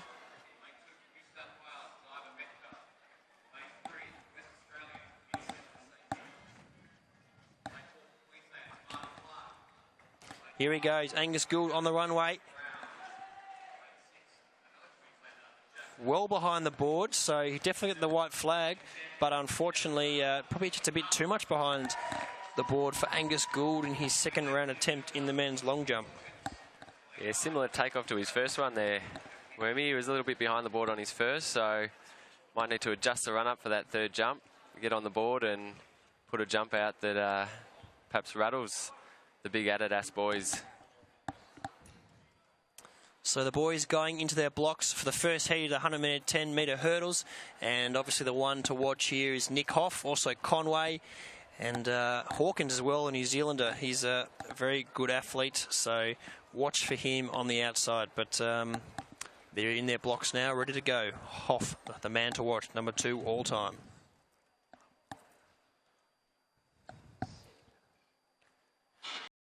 The first time of asking, Hoff off to a good start. Next to him running very well, it's Conway. Now Hoff gets the lead on the outside of him. Hawkins running well, Conway on the inside, and McKenzie on the outside running well. But no doubt about our winner, Nicholas Hoff, 13.66 in the heats. Wow. Impressive from Nick Hoff, and great run from him. Stevie C, what do you think of that, mate? I'm just as impressed with his 13.66 as I am with his DJing abilities. He's a man of multi-talents, but speaking of... Here's Robbie Crowther. Oh, that's a nice looking one from Crowther. Getting up close to that 8. The crowd happy. Gets the red flag, unfortunately. Oh, the red flag goes up. I'll tell you what, boys, in that last 110 hurdles, there are some very bruised hurdles. Everywhere, dropping. Yep, the officials doing their best to pick up the hurdles themselves. The Crowther getting a good jump away there in round 2. Unfortunately, the red flag goes up, and just like Henry Frayne, just a matter of millimetres away from a very, very impressive jump. And things are starting to heat up in that one. We'll give you as much action as we possibly can. Of course, it's impossible for us to get every single jump throw today, but we'll do our very best. It's just so much going on at once here on, well, why don't we just name it Super Sunday? Let's throw it out there. Because I tell you what, there are some star-studded lineups today. And just going to Nick Huff on the sideline with Matt Lynch. Beautiful. You gave Nick a bit extra time to get his breath back, but got that out of the way. First run of the national champs. How was it? Yeah, not too bad. I mean, good conditions out here, so that's what I asked for. Wanted to try and have a crack in the heat, but it's always hard in the heat. You just want to get through to the final. So yeah, you know you've just got that. You know you've got another race in the tank. So you're not like, oh, it's a bit harder. But I'm guessing that 13:47. That's the target. Yeah, that's the target. I reckon I can get it today with some good pressure in the final and a bit of adrenaline. I think I'll go close. Yeah, well, I think with Baines there too, when you two guys are running next to each other, it really pushes. And it's a fast track. Molina in the second fastest time ever. You've stolen that off him on that side. Maybe you can put it back over on this track. Yeah, hopefully. We'll give it a go anyway. All right, wait. Thank you very much. And back up to you guys. Called second heat. Thanks, mates. We've got the second heat of the 110 hurdles coming up. And who other do we see line up? Sam Baines, and we'll also bring you that shortly.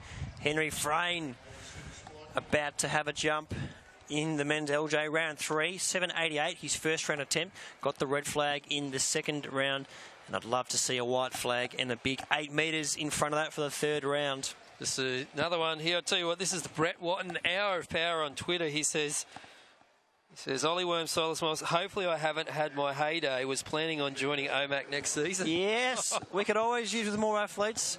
Welcome aboard. I've got I actually got your name written down on the AV registration, ready to go, and a singlet waiting. That's it. I'm on the train. I'm on the OMAC train. Yes. I'm coming in as a media advisor. I won't even try to get Steve Cain on board because he went to St Kevin's. He's a very passionate SCAC man. But very happy where we are. Thanks, Remy. The St Kevin's Amateur Athletic Club do a great job. They do. As do a lot of clubs in Victoria. There's I love the club bit of culture. a boom going at the moment. I love the club culture. Oldsavarians are really working hard. Nick Wall's done a great job with them over the last couple of years. Numbers are through the roof, and there's plenty of Oldsavarian athletes out there this weekend. Yes, there he is, Henry Frayne. He's not afraid to jump big. He's just waiting for that windsock. It's going the wrong way.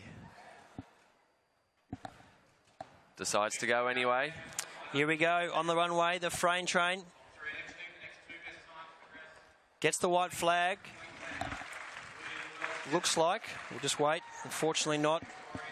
Gets the red flag. That looked good from here. That looks well and truly good from here. Looked very good from here. Wow. No, look, the officials have the... I'm not questioning the officials, but from where we sit... They're doing a great job. Must be our eyesight. And here's the Specsavers. The second heat of the men's 110 hurdles, Wells, Gatnick, Baines, Yazawa, Kongbat, Tong, Bangel, Andrews, Logareva. And you can see here, lane 3, well, he's the one to watch, Sam Baines. Don't rule out Ben Kongbat as well. And it's a bit hard for us to tell about our Japanese competitor, how he's going to go, but definitely Sam Baines out of lane 3. Yeah, Baines is the one to watch here. He's in good shape. His first run probably ran at about the 4th hurdle, then sort of fatigued. His second run he had against off probably ran to around the 6th hurdle, but I feel Baines is ready to run all the way through, and hopefully he can have a good run here.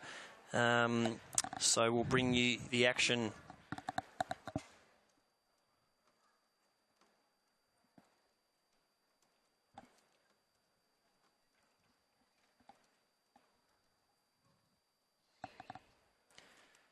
Away in this 110-metre hurdles heat. Pan Tong running well. It's Baines on the inside running very well. On the outside, Andrews. But Baines starts to run away. Yazawa from Japan. Baines clears the second last hurdle. Over the last. Baines switches off. Easy as you like. 13.90. Plenty left in the tank for Bainesy. Stevie C. Cruisy run from Sam Baines switching off. Yeah, very impressive. Yep, and unfortunate to see Ben Kong, but not quite at his best today. He's been struggling a little bit the last couple of weeks, so I hope he's all right. And hopefully Pan Tong can get through as well, the fellow Victorian. And there's Baines. Look at that singlet. Oh, I love that singlet. Oh, man. And we'll just throw it down now to Matt Lynch with Sam Baines, the winner of heat number 2 in the men's 110 hurdles. Thank you, Bainesy. Very easy towards the end, mate. Looks like you got out well and got it done. Yeah, got it done. Got what needed to be done. I wanted to go hard the whole way, but it's a bit of a scrappy race. So I thought I might just chill for the last 3 hurdles. But yeah, it would have been nice. I don't know. A little bit of a headwind, actually. Was it? Yeah, and I think it might have ran down to 13.88. Okay. So it's not too bad. It's all right. It's a good start. I think when you and Huff get next to each other, push yourselves to that 13.47, eh? Absolutely, it's really good having like Nick's been obviously running so well this year. So happy that we're both doing some good things for men's 110 hurdles again. Yep, and it's a fast track here, 13:55. Mileno's run it here. Yeah, absolutely. So I think we can get it done. I don't know how Wormy's coping with the OMAC singlet being on the screen, getting a bit of love again. But, I'll send it back up to you boys, and we'll let Bainesy go and recover. And hey great boys, news. go big guy. Great news there, guys. Sally Pearson is going to compete in today's 110 hurdles, so she got the medical clearance, having to unfortunately pull out of the 100 last night, which we saw taken out by Sally Pearson is here. Yeah, great to see Pearson lining up in the 100-metre hurdles, and interesting to see how she pulls up. The officials just doing their bit down to get everything sorted, get the hurdles right, and interesting to see how Pearson goes. We're not 100% sure the circumstances of why she didn't line up last night, but she's come here today. Looks like everything is all right, and let's hope she has a good, clean run in the hurdles. We saw Baines and Huff have great runs. And as the girls warm up for the hurdles, the boys are still warming up for that pole vault.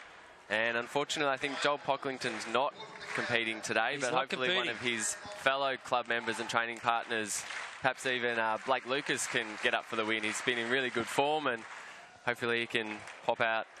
Oh, a PB, it'd be lovely. His 5:55 PB, I think, could take it out today. Yes, absolutely. And that is a disappointment. He's almost seems like he's won everything. He definitely have for a couple of years. Represented Australia over at the Glasgow Commonwealth Games. Yeah, Joel's busy winning at life at the moment. He's got a wife and a couple of kids that he's looking after, so balancing that with work and training, and he's doing it all.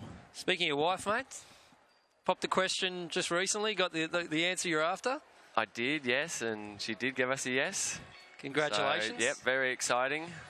Yeah, I haven't got the invitation for the wedding yet, mate. No, mate, we haven't got to that yet. A few things that we need to organise first, but as soon as we do, the invites will go out. Mate, that's brilliant. Look, mate, just a personal thank you so much last year for your efforts in helping Mossy and Robbo get to Glasgow.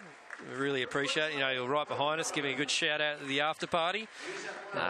Easy done, boys. You're doing great stuff for the athletic community, taking it to people that perhaps haven't seen it the way that you guys show it. So keep up the great work. Thanks, mate. Yeah, just on behalf of Robbo and myself, a huge thanks. And wouldn't have got there without the support of the whole of the athletics community.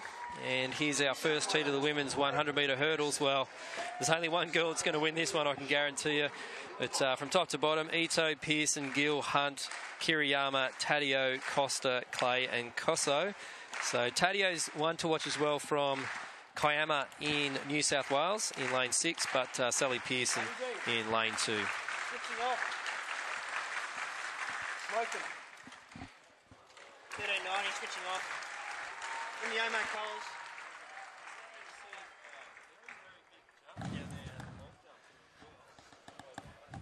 Jumps. That goes up. Oh, he puts the hand on his head. That's a big jump from the young Queenslander. And he is a real talent, Darcy Roper from Queensland. Already jumped 775 today. Let's have a look. 791. Oh, huge there by Darcy Roper. He takes the lead in the men's long jump. And I feel an upset brewing unless Crowther, Gould and Frayne can respond here. But great to see the juniors really sticking it to these senior athletes. 791. You got the clap going on that one. It might be the difference. Boys, that is a massive PB with a 768. You might want to check that under-18 national record. I know Nofkiren jumped 795 to win the World Youth back in the day, but you'd be getting close to that under-18 national record, I think. Yeah, he'd be in the ballpark, wouldn't he? We might be able to get maybe David Tarbotton, if he's around, or some other historian to throw that out on Twitter. And the women's 100-metre hurdles coming up very shortly. Everyone wants to see how Sally Pearson goes today. Of course, geez, on her day, she is just one of the all-time greats worldwide. I think one of the most respected international athletes we've got here in Australia. And let's hope everything is all right with Sally Pearson. And not too far away, we've got Danny Samuels in the ring next. So Let's get behind Danny Samuels. We'll get her on the screen. And looks like still a bit away from the hurdles. The athletes still have the third flight of hurdles down. So still 3 or 4 minutes away from that heat of the hurdles. But Danny Samuels in the ring. Come on, Danny, says Stevie C.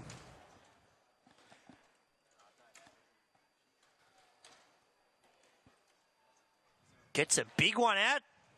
That's pretty big. Pretty big from Danny.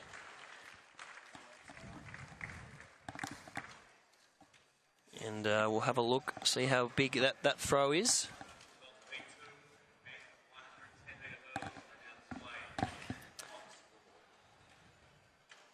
So Bain officially 13.88 in his heat, switching off to the end.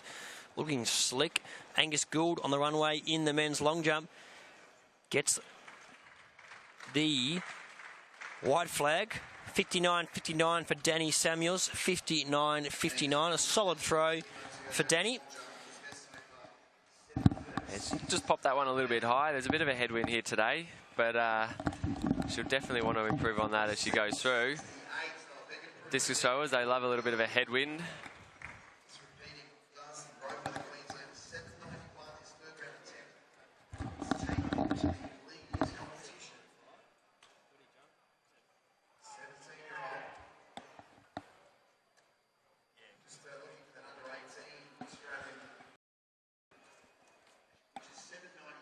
We're just looking at potentially a equal national record in the under 18s for Darcy Roper. We're just getting a wind reading. Lynch is going to go down.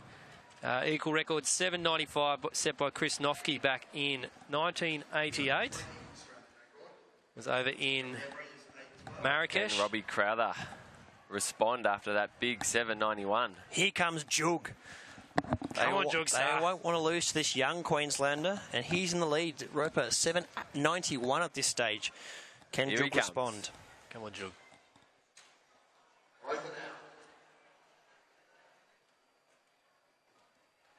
Oh, ladies and gentlemen, the white flag's going to go up. Robbie Crowther, that is a huge jump. The crowd like it.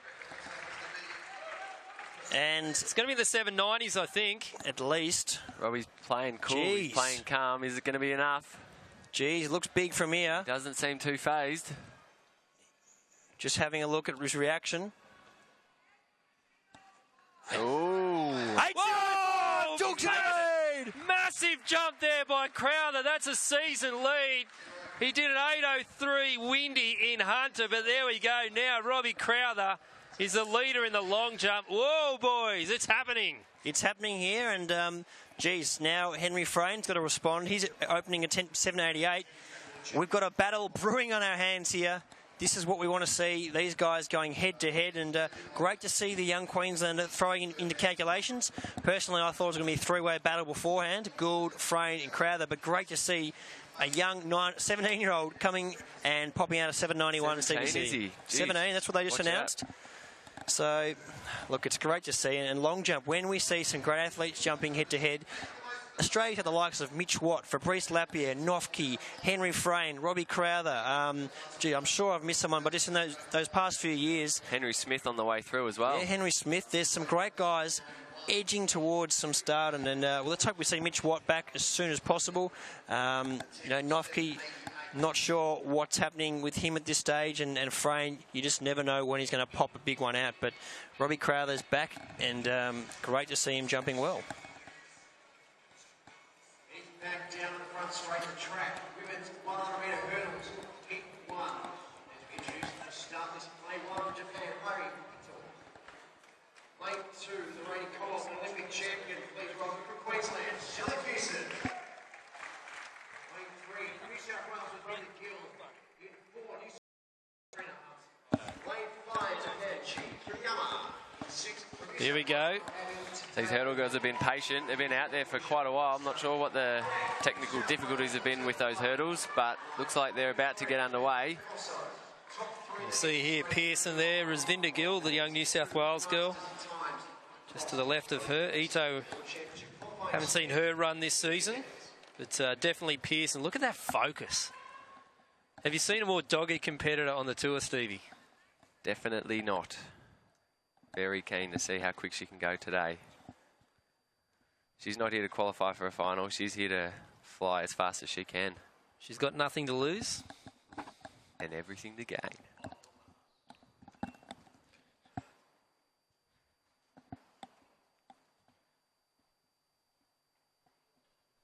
The hush in the crowd.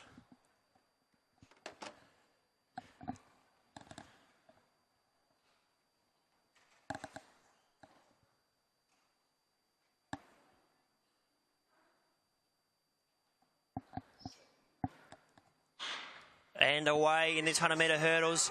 And it is Pearson on the inside, running extremely well. Tadeo's running a race on the outside of her. And the other youngsters, Costa and Clay. But no doubt about her winner, Sally Pearson. Wow, 12.74 takes out the first heat of the women's 100-metre hurdles. And Steve Cain, that was impressive. It was, and hopefully she thinks as well. She's her own toughest critic, and hopefully looks like 12.71 has been brought down to is enough to keep her happy. But hopefully we see her later this afternoon in the final go even quicker. Yeah, that'd be great. And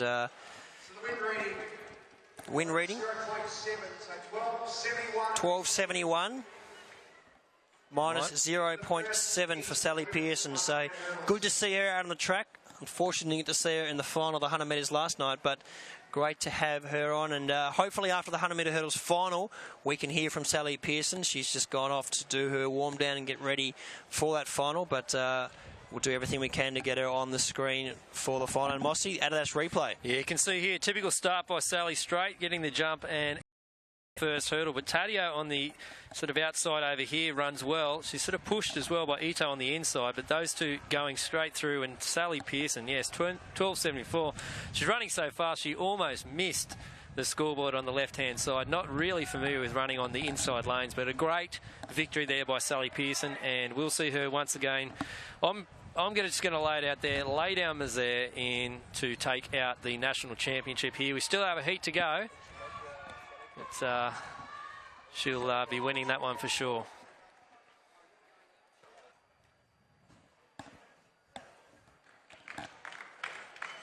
So long jump continuing, pole vault still in their warm-up, and the discus is well and truly underway. We saw Danny Samuels about a metre short of the qualifying mark that she's thrown just about with every single throw that has been legal this season. As you can see there, the girls warming up for this second and last heat of the women's 100-metre hurdles. And we just had word that Darcy Roper's win was 1.6, so that's an equal national record in the under-18s. Chris, 7.95 rather, equal national record.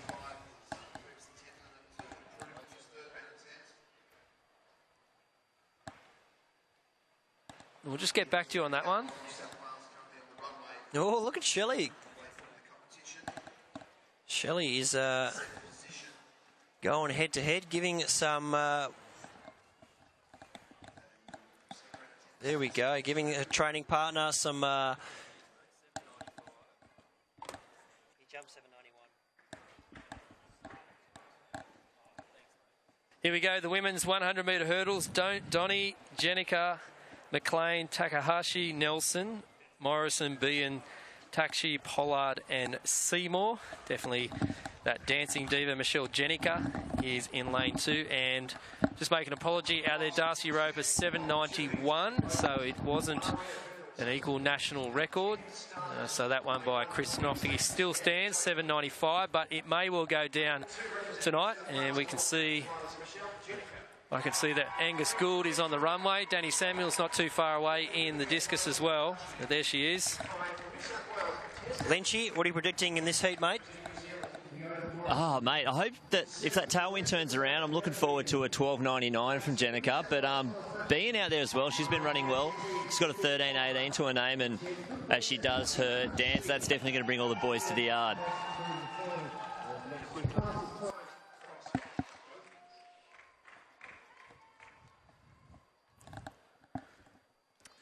There she is, that typical warm-up dance that she does. It sort of feels like it's toned down a little bit. Could be time to go under 13 seconds here, I think, for Shelley. Oh, Stevie C, I love I'm it. just throwing that early. It's time. Yeah, she's had a good season. Let's hope. She went 13 low in Canberra for a massive PB. Time for a 12-point. Good on you, Stevie. It is certainly time for a 12-point. Let's see how it unfolds. Danny Samuels in the ring. Away in this 100-metre hurdles, and Shelley Yenica on the inside running very well. Behan on the outside. Yenica, though, she's running away with this. Behan trying to go with her, but Shelley crosses the line. 13.15. We thought for a second she was going under, but unfortunately not. And Danny got one out. Unfortunately, not over that red line. There it is, 12. That's a massive round down. That is the biggest round down we've seen. Well, I tell you what, Steve Cain is her lucky charm. It looked like it to me when she crossed it said 12.7. But there you go, massive personal best for Shelley Jenica. Unbelievable stuff. It's all happening here. Around. And she'll be having a chat down there to Matt Lynch.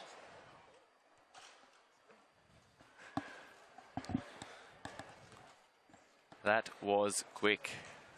And she's happy once again. Second personal best for the season.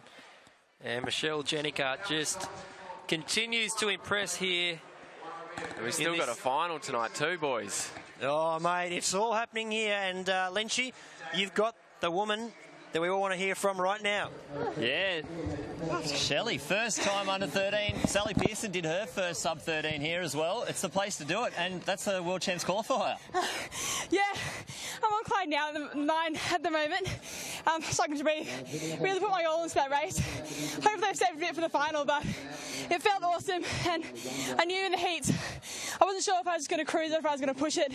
So if I felt good over the first four, I just pushed it through, and I felt awesome. So there you go. Kept it going, and must have been nice. It worked. 13.15 on the clock, but dropped down at 12.92. Not even just a little bit sub, well under. No, I was surprised. I went past the line, I looked at the clock, had a sneaky look, and I saw 12.7 come up, and I thought, oh, probably be high 12s, and then it came up 13.15. Hands down, oh my God, no. And then Julian Hammer come up, 12.92. I'm so excited with that. Finally got that sub. There you go. Well, maybe you can go even more sub in the final. We'll let you go and get ready for that and see if you can take down Sally Pearson as Thanks so much. No worries. Back up to you. Wow, Michelle Jenica, what a fantastic run that is, and what a feeling it must be to go under that sub-13. We just saw Angus Gould jump a 7.45, not his best jump, and that wind is starting to play around a little bit with the boys, but they've definitely got it to their advantage when it's working. We see it on the long jump. The next up will be our Japanese competitor. We've got plenty of them who've come over here. It's Sugai. Fourth round. Yeah, good to see some Japanese athletes coming out here, and you can see on the results board, Yenica, 12.92, Behan 13.21. She keeps running some great races, and Morrison in third, 13.65. And we see on the runway our Japanese Sugai about to have an attempt. Looks right on that board. Interesting to see which flag goes up. It is the red, so unfortunately the red flag. So if you've just joined us, the leader so far in the men's long jump, Robbie Crowther with an 8.05. Darcy Roper, the young gun, 7.91. And the 7.88 for Henry Frayne for third. So heating up there, boys. Robbie Crowther going out there above the 8 for the second time this season. And Crowther still looking, as Frayne is as well, to get the world qualifier, which is an 8.10. Now, I haven't seen Frayne where he is. I would haven't seen him had his fourth round jump, so just have to stay tuned. Here he is, Darcy Roper, young kid at the moment, 17 years of age. Flat work for him before. Can it work for him again?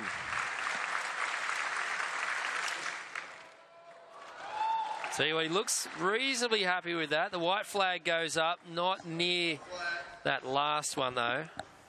Confidence is through the roof, as it should be. Well, he's got nothing to lose. You see the women's high jump. I was about to say walking out, but one of them running out there as well. So this is one that we talked about in the opener. Eleanor Patterson is the red-hot favourite, but Hannah Joy been jumping out of her skin. Nicola McDermott as well in the juniors. So plenty of action. And Zoe Tim, much of her on the tour. Another one of our Commonwealth Games competitors. So that one is going to be red-hot. Definitely Eleanor Patterson is the absolute favourite for that one. And can she get that 2 metre mark? Can she go one over 198, which is the current national record? Might be a little bit hard today, but we will see.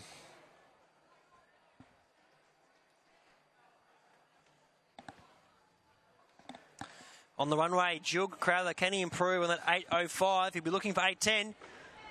Oh, that's massive! Yes. Unfortunately, that red flag. That was massive. That red flag, as we hear Lynchy. Lynchy says that red flag. You're handing out the red flags, the Chinese flags. That's the only flag you want to see. I tell you what, Lynchy, we're seeing a little bit too much of it. But that was big from Jug. Even though the red flag goes up, he's got the flight out there. Unfortunately, Fabrice Lapierre not here today. Lapierre known for his height in the long jump. And a former Commonwealth Games champion. Unfortunately, he's not here.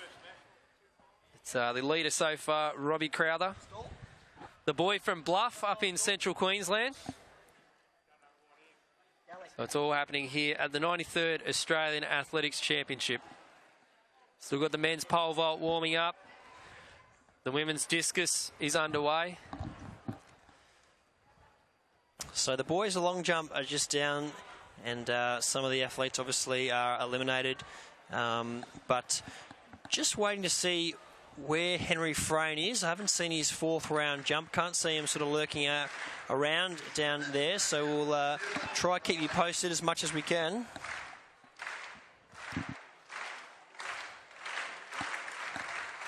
This is Wyatt. Not a bad jump from the young fella. White flag goes up. So, yes, we're in the finals round. 3 to go. 2 to go, rather. So what do you see? Can you see Frayne, if he is jumping, can you see it, Ollie? Can you see him making it over that 8.05? Look, I certainly can. It's just a matter of how his body is, how he's feeling, and where he's at. But at this stage, I can't see him down there. Maybe he's going to pass the jump, then come back after. But we do hope that everything's all good.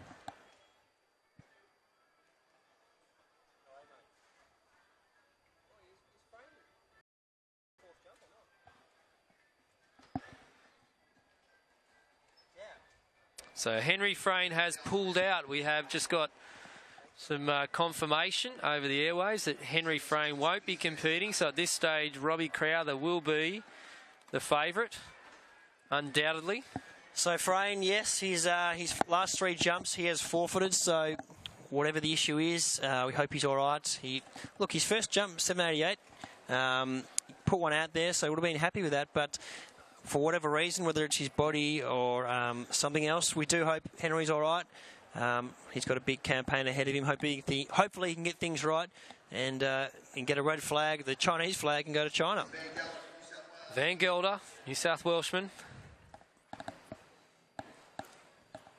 Not too far away from seeing Danny throw once again. It's a nice jump. Red flag goes up, though. Coached by Andrew Murphy. Chamberlain in the ring in the discus. Lynchy's down by the track. Lynchy, what's your view like from down there? What are you most looking forward to in the next hour as Danny Samuels is not far away from her next throw?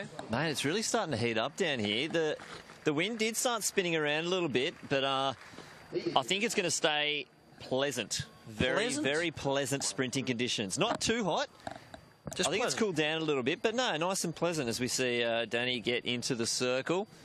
Oh, that's Kim Mulhall, actually. Kim Mulhall, yep. Yeah, she'll be trying to qualify for World Unis. She threw shot put last year at the Commonwealth Games. It's not bad discus conditions as well with that headwind. They don't mind getting the wind underneath the discus to try and get it out there a little bit further. Angus Gould on the runway in the men's long jump. And he will get the white flag. He's hasn't quite got close to his 787 we've seen, but Stevie C, there's still one more round after this to go. He can still change things. Anything can happen, mate. It's all down to that one jump. Whether it's the first round, whether it's the sixth round, makes no difference to the scoreboard. Have you ever had 3 no jumps in a decathlon? Thanks for the reminder. Yes, unfortunately, back when we were over in Perth, great place to jump. Just must have been the tailwind. Not sure what it was, but centimetre over 3 times in a row, no points. Well, we all know a man we always know, Peter Winter, went to the Olympics, 3 no jumps in the long jump. Here's Alex Kennedy in the discus.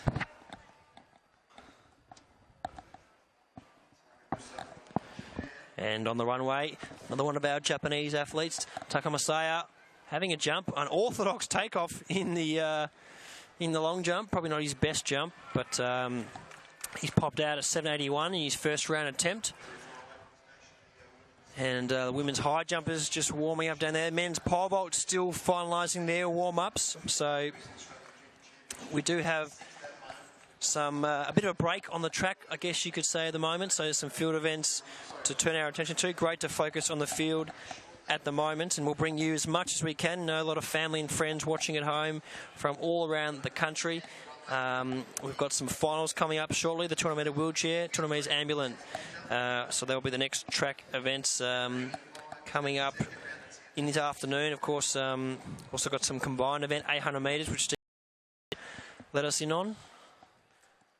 And a decent throw in the discus. But some combined events over 800 and 1,500 metres. CVC will know what it's like to finish 9 events and have to run 800 or 1,500 metres.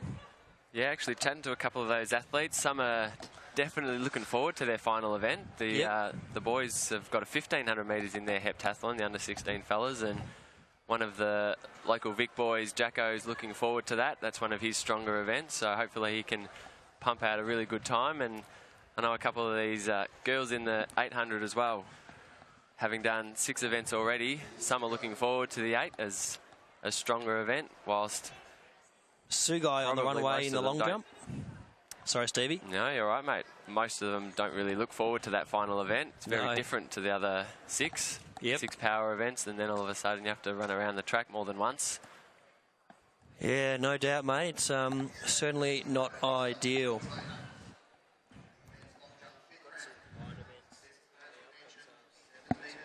And over in the discus, we have Taryn Golszewski, silver medalist last year at the Australian Athletics Championship. She represented Australia, made the final of Glasgow. With a big PB. Massive PB over there. Great girl from Bundaberg. Bundaberg. Yep. Lovely part of the world. Yep, actually I owe Taryn $10. She bought me a pillow over in Glasgow. The ones that we got weren't quite as firm as some of the athletes liked. And I'll have to pay her back one day. There you go.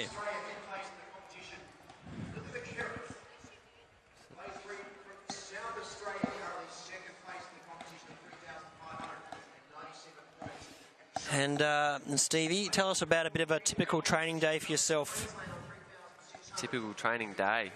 Oh, every day is different, obviously, but we try and break the week up. So Monday, Wednesday, Friday, we look at our gym work. And a Tuesday, Thursday, we get more of our technical work done, some sprints, hurdles, running during the day. And then later in the Arvo, we head down to Ringwood, where Gus Popolo's got a great throwing crew down there. And we focus on our shot, our disc, and a bit of jab. Yep. And speaking of your disc, Danny Samuel's about to go on the ring, Mossy. Yeah, Danny Samuel's here. We are just an absolute legend. Can she get over that 68 today? Might be a bit difficult with the wind. Out she goes, launching it high. Oh, that's big. Oh, Danny Samuels, take a bow. That's around that 65-metre mark. Oh, it could be touched up today, boys. Danny Samuels just really continuing to show us why she is one of the greatest field competitors in the history for Australia. Crowther on the runway. And the crowd like it. Gets the white flag. That's a good sign. Let's see how big it is. Not quite the reaction we got when we did jump the 8:05, so we'll wait for confirmation.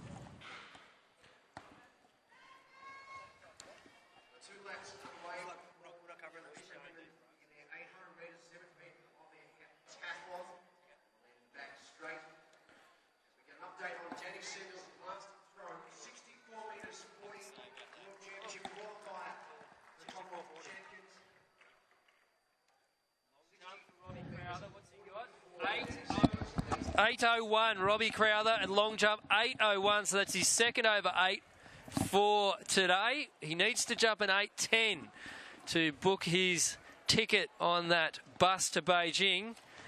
So he's edging closer. It's his third time over 8 this season, second time legal.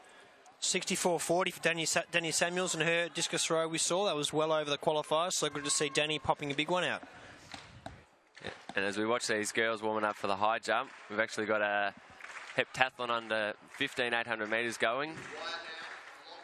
And it's important for the 800 metres. Some, it's their preferred event. For others, it's their most dreaded event. So these girls up the front are doing a great job going through in roughly 70 seconds, which is a solid first lap. And just over in the discus, Christy Chamberlain. Launching it out there, looks pretty good. Up it goes. Probably won't be enough to get her up in the third position. Fortunately, we don't have all the measurements in front of us.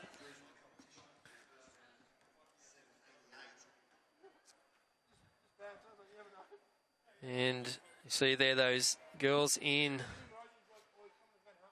the women's decathlon. It is the under 15s. Such a grueling thing coming here, and you see some of the girls just almost falling over the line, Stevie. Well, if they've given it all they can, then that final step, mate, you see it all the time, and takes a tough breed, Mossy. Here's Marl Hall. And falling short. But yes, we have to say super athletes, surely those decathletes. Well, these are Heps, but... Yeah, no, it's a fun event, mate, and all decathletes appreciate how hard it is through the training. So always there to support each other through the competitions as well. And these girls have done a great job over the last couple of days, finishing off with their 800. And one thing I love, it has been mentioned on the stream, one thing I love about the heptathlon, the decathlon, is that when the medals are presented, everyone's out there, everyone's just so supportive of each other. It's just fantastic, and that's what sport's about. It's not just, it is an individual sport, athletics, but in many ways, I guess you go in there as a group and you exit as a group. Yeah, well, that's the ideal case, but you know, people get injured as we go through. And oh, there's a big one in the discus. No, just held up. Sorry, Stevie. No, you're right. Hopefully that's just over 50 metres there. That for Kennedy. Now, there is a camaraderie that you build over a couple of days. When you start one event and you've got a change room to share for the whole weekend, get to know your competitors pretty well. Just one change room? Just one big change room. Yep. Enough space for everyone. That's good. And that one for Kennedy was a 50-59 in the 5th round. 7.68 in the men's LJ we just saw.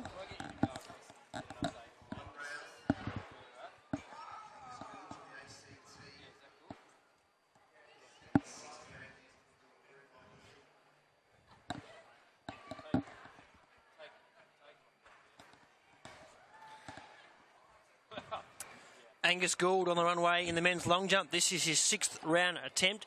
The competition leader is Robbie Jug Crowther. Can Angus Gould put a spanner in the works and jump 8.06? We'll shortly find out.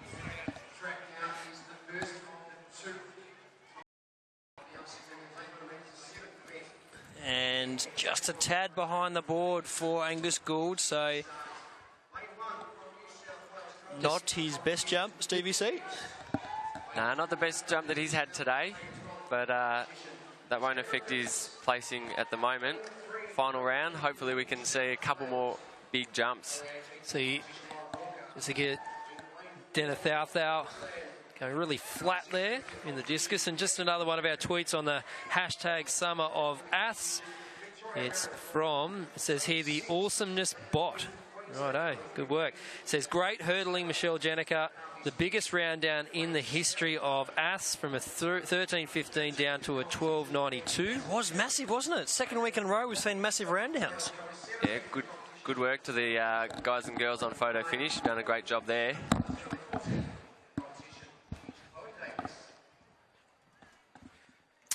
And still some of the female high jumpers just warming up. Looks like Zoe Timmers having a crack. And still got our Japanese athletes about to have their final round attempts. 7.40 from Angus Gould, his last jump. Some more multi-event action underway.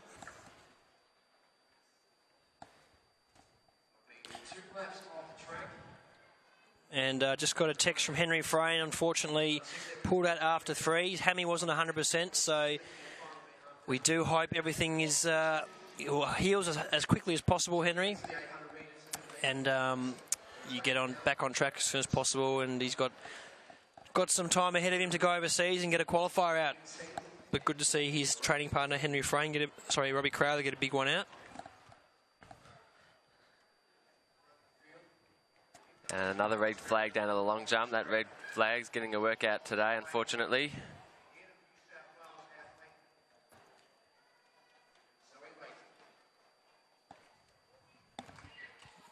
Lurking, about to go in the ring, Danny Samuels. Let's see if she can improve on that 64.40 that she threw last round. And the Cricket World Cup finals underway as well. It's a great day of sport. Australia has lost the toss. New Zealand has elected to bat. And in the ring, can she pop the big one out? That's big, over the qualifying mark, but unfortunately outside the arena. So that's a foul.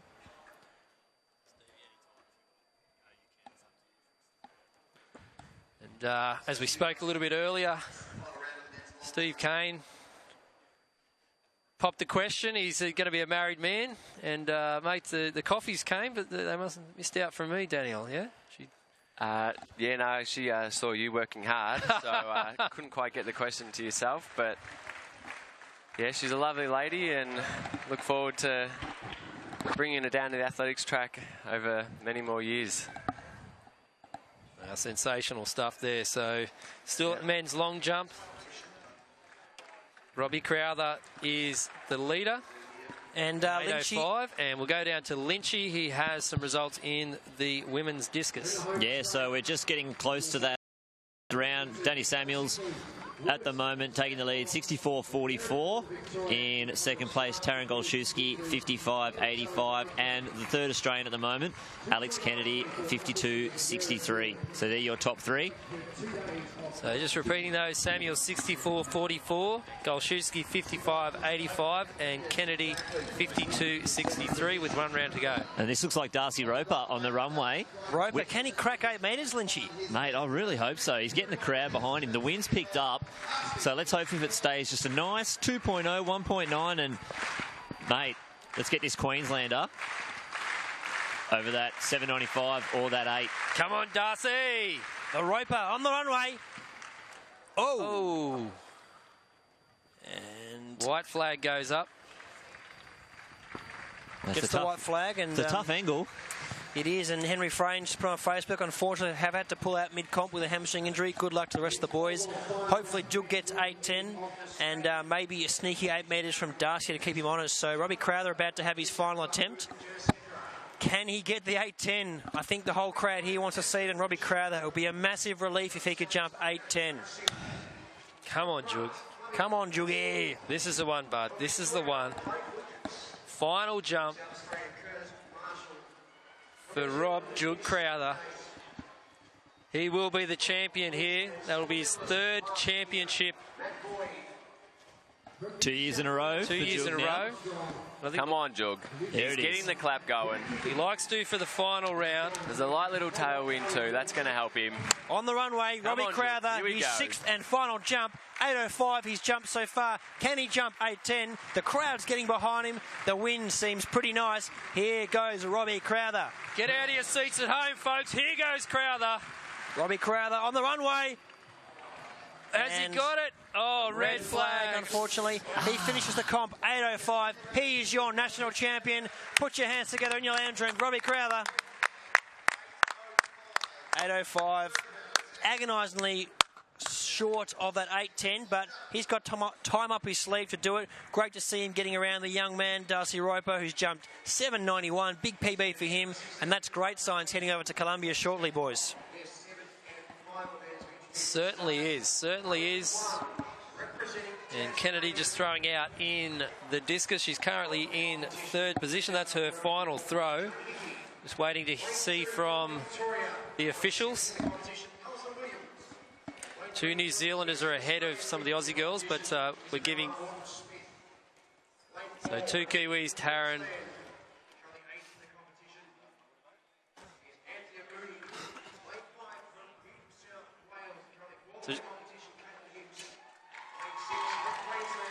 So 2 New Zealanders, Taryn Golszewski and Danny, the final throw in the women's discus.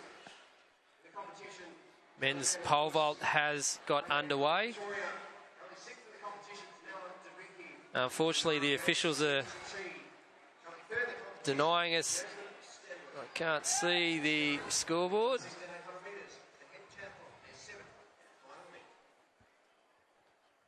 And we've got the final event of the under-16 women's heptathlon about to take the start.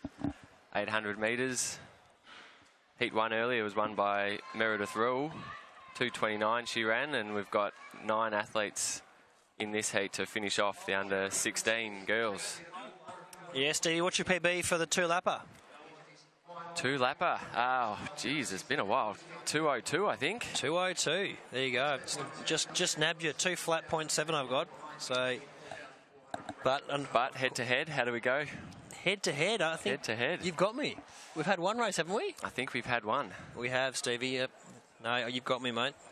So I'll let you take the time, but next time you're ready for that head-to-head battle again. It's going to be a while, mate. I'm not... I used to be about 83 kilos. Now I'm touch over 90. So touch over 90 kilos at the moment. So it's 2 laps is a bit harder for me than it used to be. Not that it was ever that easy, but... No, definitely never easy. No. And let's just watch the final stages of that very long pole vault warm-up. Looks like Jared Sims is going to be one of the first to vault. They're about to get started. Former national decathlon champion, deciding to spend a bit more time on pole vault this season. Yep. So he'll definitely be after a 5-metre PB today, and fingers crossed for him. As these girls go through, getting the bell for their final lap of a grueling 2 days. Yeah, mate. All with their own motivations for it. Some are looking to score 3,000 points all up. Some are looking to break that 4,000 mark. Those girls in front look like they're going for medals, and fingers crossed that they give it all they've got, so when they cross that line, they're happy with their 2 days performance. Spot on, Stevie. We see Danny Samuels about to have a big throw. Final throw. And Mitchell Stark has just bowled McCullum. What a ball. That is an absolutely amazing start for the Aussies in their first over. Stark, what an absolute performance. And here's Danny Samuels back to the athletics. Final throw. She saved her best to last.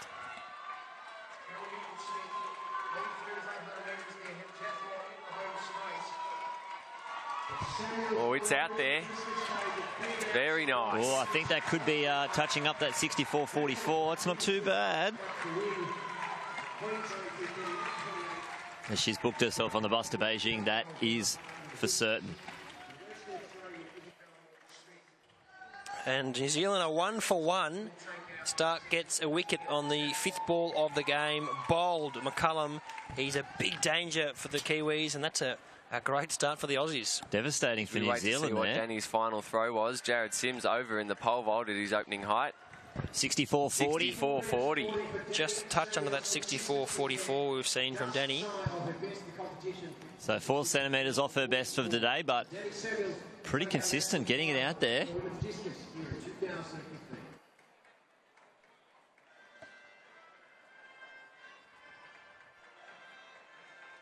Medal ceremony for the Australian Under-15 Women's Combined Event Championship will now take place. Medals will be awarded by Les Johnson, President, Queensland Athletics. In first place, winner of the gold medal and Australian champion with a performance of 4,318 points, Amy Bryce, representing Queensland. Second, winner of the silver medal, performance of 4,190 points, representing South Australia, Abby Suckle. So the conclusion of the men's long jump, Robbie Crowther is the winner. And Steve, you see, it's been great having you on board on the live stream. Thanks for your insights, and all the best in the coming weeks and months with your training and everything like that. And thanks for joining us, mate. Thanks for having us, boys. Good on you, Steve Cain, one of the legends of the sport. And we wish him all the best. Hopefully we see him out there doing the full 10 events very shortly. But Mossy, we've got still some action to come. Obviously, the men's long jump is concluded. We just heard from Robbie Crowther in the crowd. Speaking to everyone, he's got a few fans down there. Not too far away from some of our events. The 200-metre wheelchair, men and women's finals, the 200 metres ambulant men's and women's finals. We've got the 800-metre women's final. That's going to be a great event. Also, we've got the women's 3,000, men's 3,000 metres steeple, the women's long jump, which promises to be just as good a battle. And, of course, the 100-metre women's and 110-metre hurdles, those both finals over the hurdles. That should be a cracker. And then we've got some 200-metre finals, 1,500 metres for the men, and then the 400-metre hurdles for the men and women to finish off what's been a great championship here in Brisbane, the 93rd National Championships of Australia. As we saw there, Eleanor Patterson on the high jump, just having a warm-up.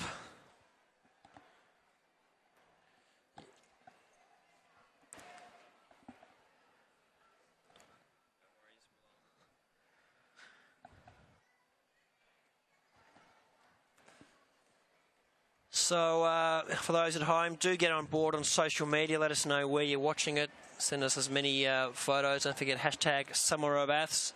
We've got some great tweets coming through. AA staff member Brett Wadden had to run down to the shops. No live streams. Perhaps a radio stream for 2016 for in-car listening. Very innovative from you, mates. I'll let you put that one to your AA staff. Got down here, Mossy. Got some dead bugs up here in the commentary box. So you just flicked it over to my side. Yeah, well, maybe you can help it. Flicking it back to you. Anyway, how are you going down there, Lynchy? What's happening? Mate, it's a little bit of a lull. We're just waiting for that high jump, women's high jump to get underway. I'm looking forward to it. We saw yesterday it's pretty good high jump conditions. I thought that big wind, the big tailwind for the sprinters might have affected the high jumpers, but it didn't seem to affect Starkey. And the Stark family having another awesome weekend again. Ken Patterson and Joy. Can Joy get over that 194? And maybe some of those other athletes in Ken Patterson get up to that 198. There's already two people who hold the Australian record together. Can she join them or maybe even surpass those athletes? Wouldn't surprise me if she's in contention to have a crack at that record. We saw her at the Australian Juniors have a crack at 198. Yeah, she's a class athlete, and let's hope she's got many more years jumping for Australia.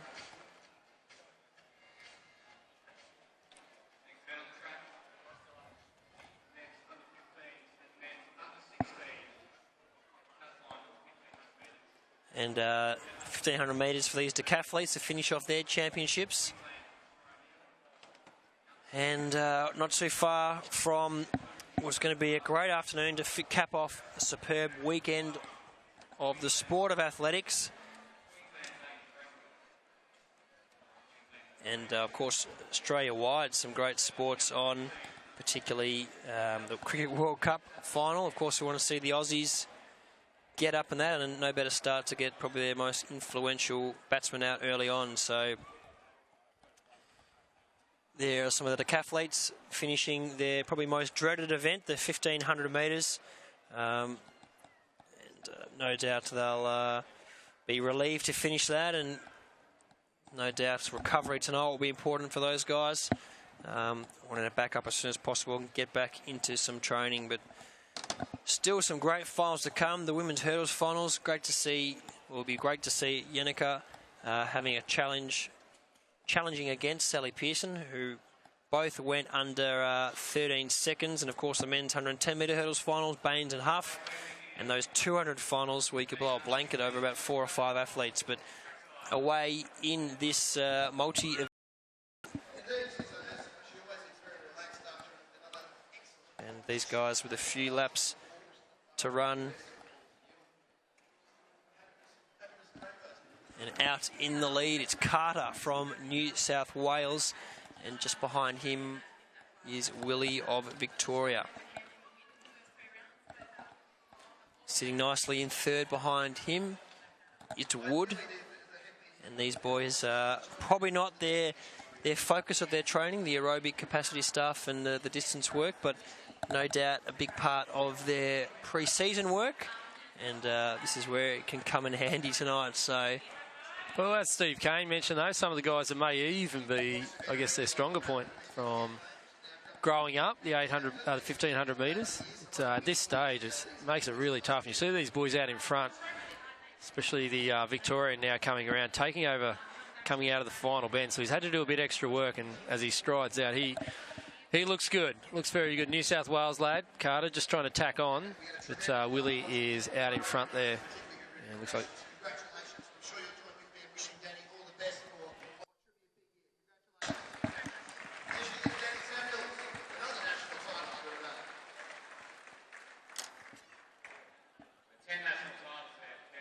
As the guys continue to go around, we will turn our attention to the women's high jump. As you can see there, some of the Australian representatives. As we come on through here, the out-and-out favourite will be Eleanor Patterson from Victoria. She has a 196, looking to go 198 today and above. Hannah Joy from Queensland made last year's Commonwealth Games final, and also the under-20s, Amy Pejkovic from New South Wales. Zoe Timmers, the WA representative in the Commonwealth Games from New South Wales. McDermott, who did really well at last week's juniors. Purden, Lamb, O'Hagan, the New Zealanders. And flipping over the page now for the final jumpers in the women's high jump. Ashley Reid, Moody, Styler, and from New South Wales, Becky Clark. The ones to watch here will be Patterson. You won't see her for quite some time. Joy, Timmers, and McDermott.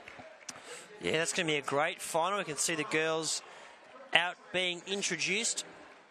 And Pejkovic, another one. Pejkovic, another one to watch out. Joy being introduced.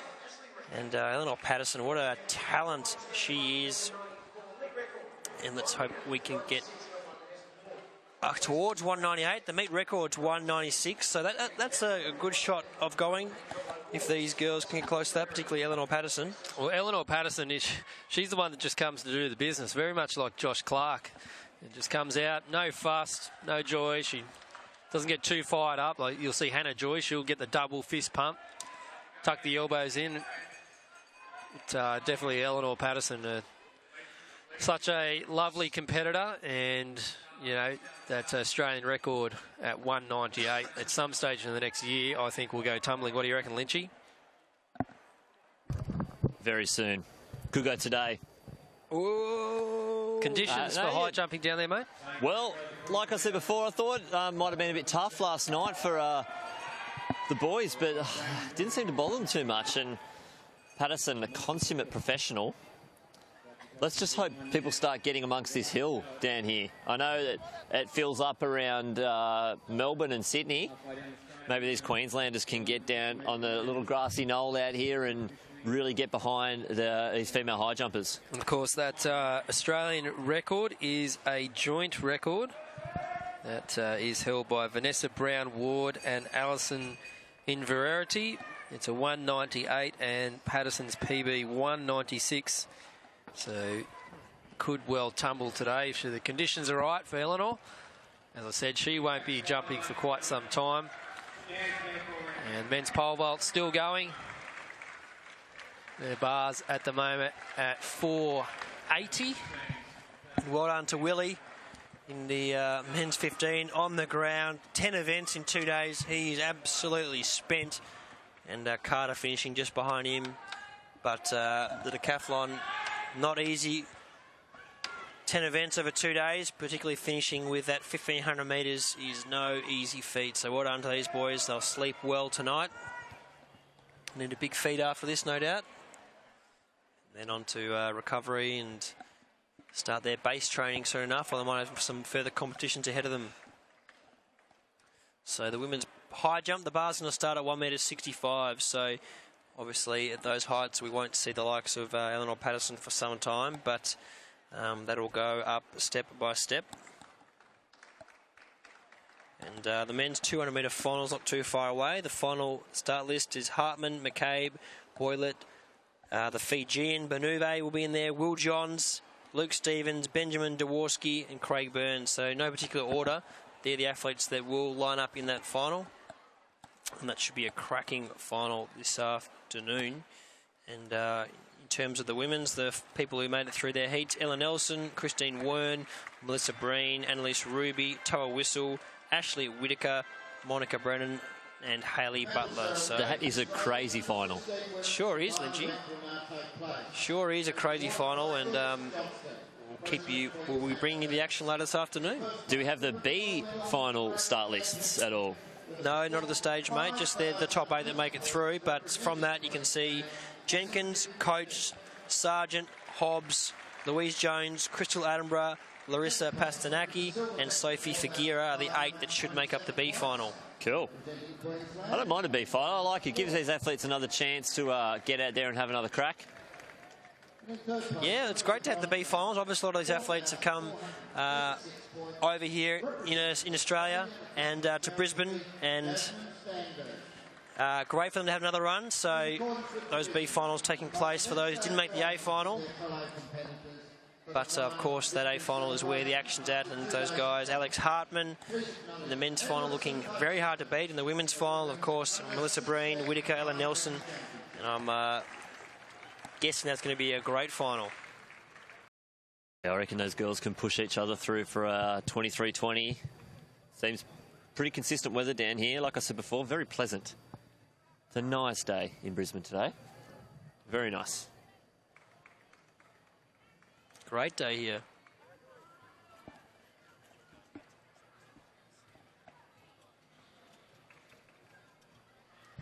Bar's already up to 170 in the high jump. And we're seeing a few athletes already going well clear. Just a couple of warm-up jumps, I think, for these athletes. Yep, 170. Still not in the vicinity of where we're going to get to tonight.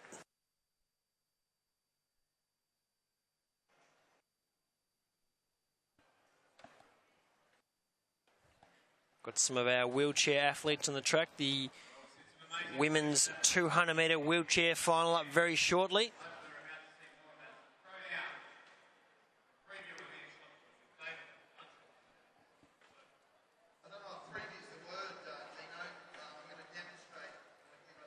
Of course, don't forget to join us on that hashtag Summer of Aths. Send us where you're watching from this afternoon, what you're looking forward to as the day progresses, as these finals really starting to kick in now. Every event from now on in is a final. Sensational stuff. You've got men's shot put, women's twos, the 110 hurdles, all happening. And this will be the first of the finals in the women's 200 metre wheelchair. Unfortunately, we only have Emily Rosos, who's on the inside lane, so unfortunately we won't It's a combined. Okay, so Emily Rosos, Matt Cameron, Richie Coleman, Sam Carter and Jason Lachance. So combined event right now. So Emily Rosos out there in lane 1. Cameron, Coleman, Carter and Lachance. And at the women's high jump bar at 170, first attempt there. Straight over the bar.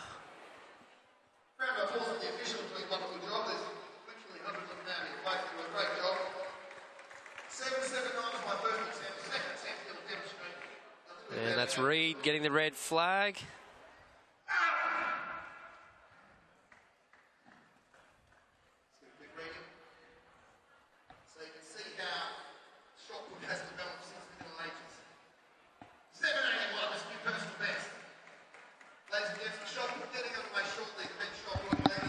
Just waiting on this one to get underway. Not far off in this men's and women's, so the combined 200-metre wheelchair event. Still at 170 at the bar in the high jump. Second attempt. Falling short. That's the New South Wales competitor. We'll give you as much action as we can. So here we go. Combined 200-metre wheelchair final. Over to you, Ollie Lynch. Thanks, mate. No worries. Ollie Lynch. Ollie Lynch, was it? Ollie Lynch. We're combined. I thought I heard my name. I was like, am I calling this? I'll leave it to Ollie. No, look, Coleman should be hard to beat. Well, Matt Cameron. And we've got the Canadian there as well. So, good little field.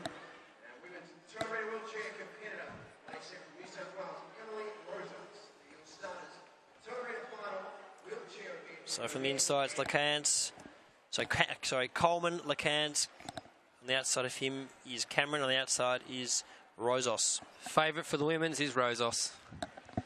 Indeed. And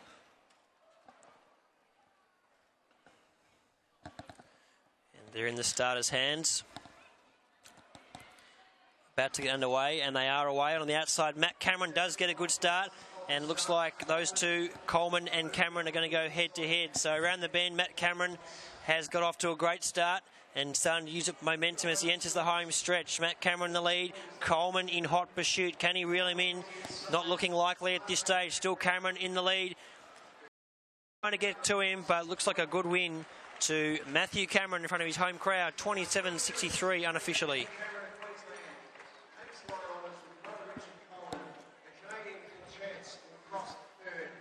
And the men's shot put getting underway very shortly. Women's high jump, the bar's at 175. The bar in the pole vault's at 5 metres. Great effort there by Emily Rosos from New South Wales, crossing the line.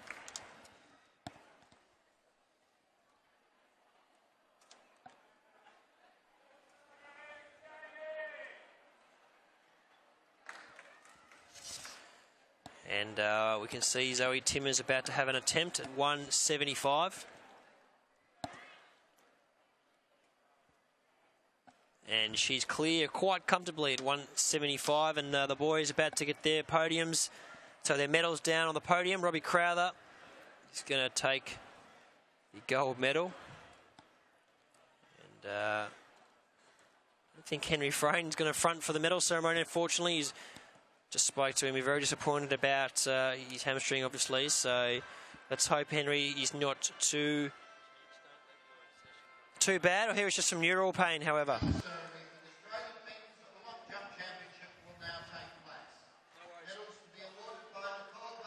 Yeah, as we see, just going over clear at the bar, 175.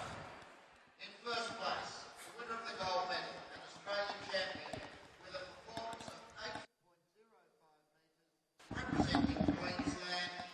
See Amy Pekovic about to have an attempt at 1.75 metre. This and just nips it on the way over, so unfortunately for her. And we can confirm Henry Frain, neural pain in his back and his leg, so unfortunately not there. Darcy Rober about to receive his silver medal. Great effort by him. And we also Robbie Crowther, national champion of Australia, and also great to acknowledge Sugai. He jumped 8 metres for second place, so Robbie Crowther, the winner, 8.05. Great to see Jug back in form.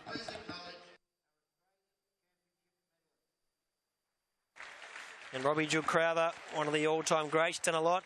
He's, of course, World University champion, World Junior champion, and adding to another national champion for him. Hopefully we can see him at the top level, get that world qualifier for the long jump, 8.10, and next year, Rio, you'd think it'll be a big year for Robbie Crowther. If he can get up around 8.20 or so, be fantastic. Gary Bourne down there, the masterful jumps coach. Happy man. Let's hope that's Henry Frone's all right. Craig Hilliard, coach of Angus Gould down there as well, watching the ceremony. Got athletes clear at 175. The bar is at 5 metres in the pole vault. And great crowd assembled here for the final day of the Australian Championships. And got another special guest coming in shortly. And Lynchy, not long to go till the end of the tour and the national final. Mate, we've got some action still to come. Yeah, no, definitely. It's not slowing down out here. We see Hannah Joy have, just a little tickle at the bar. First attempt at 175. But yeah, it's just starting to heat up. Men's pole vault still going. Men's shot put just about get underway. We've got the javelin later on. They're already just starting to measure out the sector. We've got the 2s, the women's 8, men's 15, the 4 hurdles, straight hurdles. Oh, mate, it is still so much left to go. Oh, I tell you what, I was going to call you Ollie Lynchy. I'm going to give you the challenge. See if you can somehow track down Jug Crowther. Where's Jug? He just got presented his medals, or medal. So if you can do that, you're a legend. You get a sneaky little high five from me. Now, boys, we have a very special guest here in the commentary booth. None other than your men's hammer throw champion, a dude that's just been throwing PBs for fun. He's in his home state here. It is none other than Matt Denny. Welcome aboard, mate. Thanks, mate. How you going?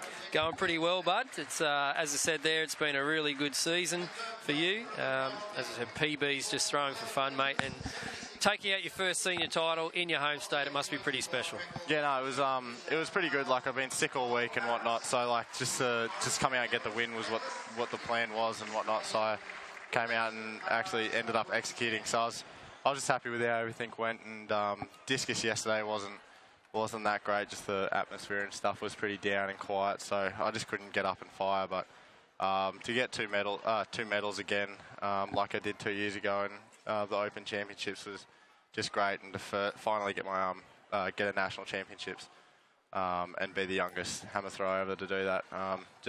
Pretty stoked with it, eh? I was going to say, yeah, to be the youngest hammer thrower ever, obviously you must be excited about the future. Oh yeah, definitely. Like, I mean, especially with the great hammer throwers that have come through, like Stuart Randell and all that sort of thing, and to be the coming up and beating what they've thrown so far, it's just it's giving me excitement and wants me to train more and harder and whatnot. So, and just see what happens in the future. So Amy Pejkovic just there getting the bar. The red flag goes up, 175 in her second attempt. So the girls continue to try to get over that bar there. Now, mates, confirm for us this you've got a ring at home, mate. That's true? Yeah, definitely. Yeah, definitely got a ring at home. It's probably one of the best things to have as a thrower, because you can just, all I do is walk outside, straight down the front stairs, and I'm straight in the circle. So yeah, it's just a great tool to have, being able to train all the time whenever I want, and just sort of gets you comfortable with throwing and makes you throw even further. So now tell me, mate, hammer throw, you've told me eventually you go to the shot. You're probably going nowhere near the 100-metre sprint, but out of the hammer and discus, what's your preferred event? I don't really have a real picky one.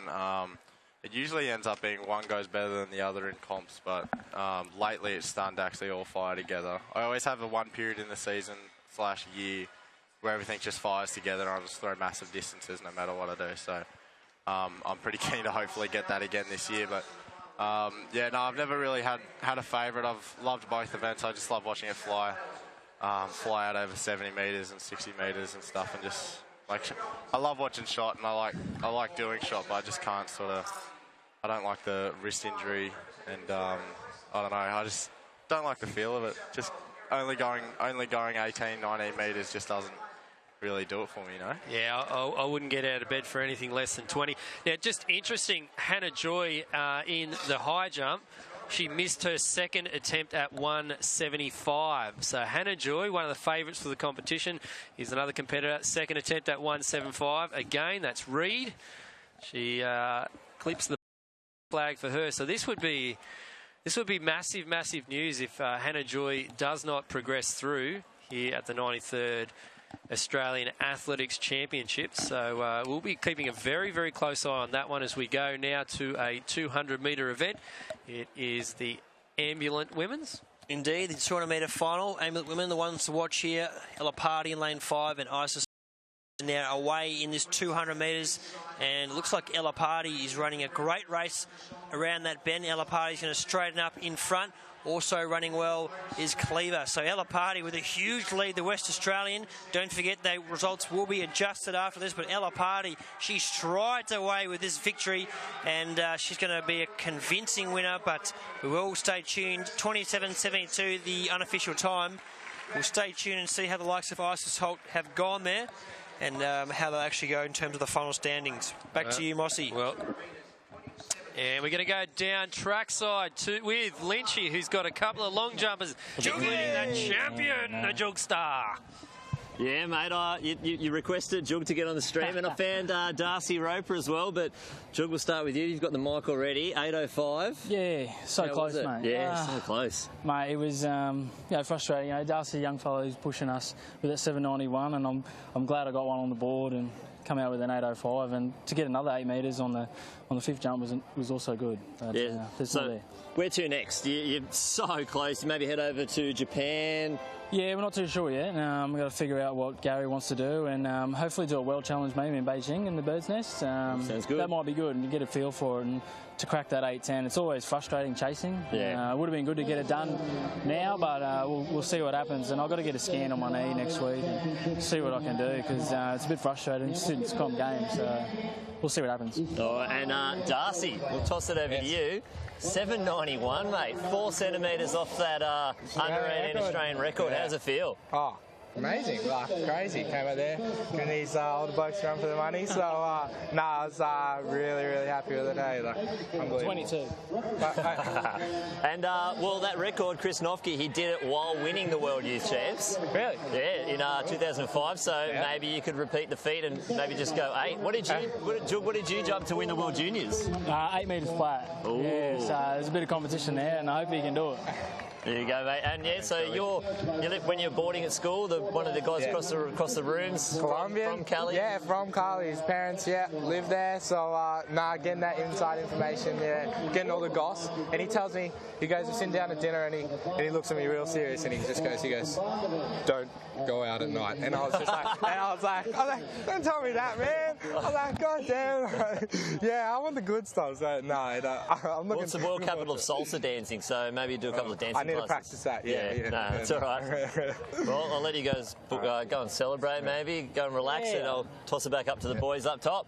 Cheers, mate. Thanks, guys. Yes, thanks very much there. Trackside, Matty Lynch with the Jug Star and young up-and-coming star, Darcy Roper, just shy of that men's under 18 record, which was set back in 1988 by Chris Nofke, one of a 795. So he is one to watch for the future. Hannah Joy is over the bar at 175, so it's now stepping up to 180. We're still yet to see Eleanor Patterson.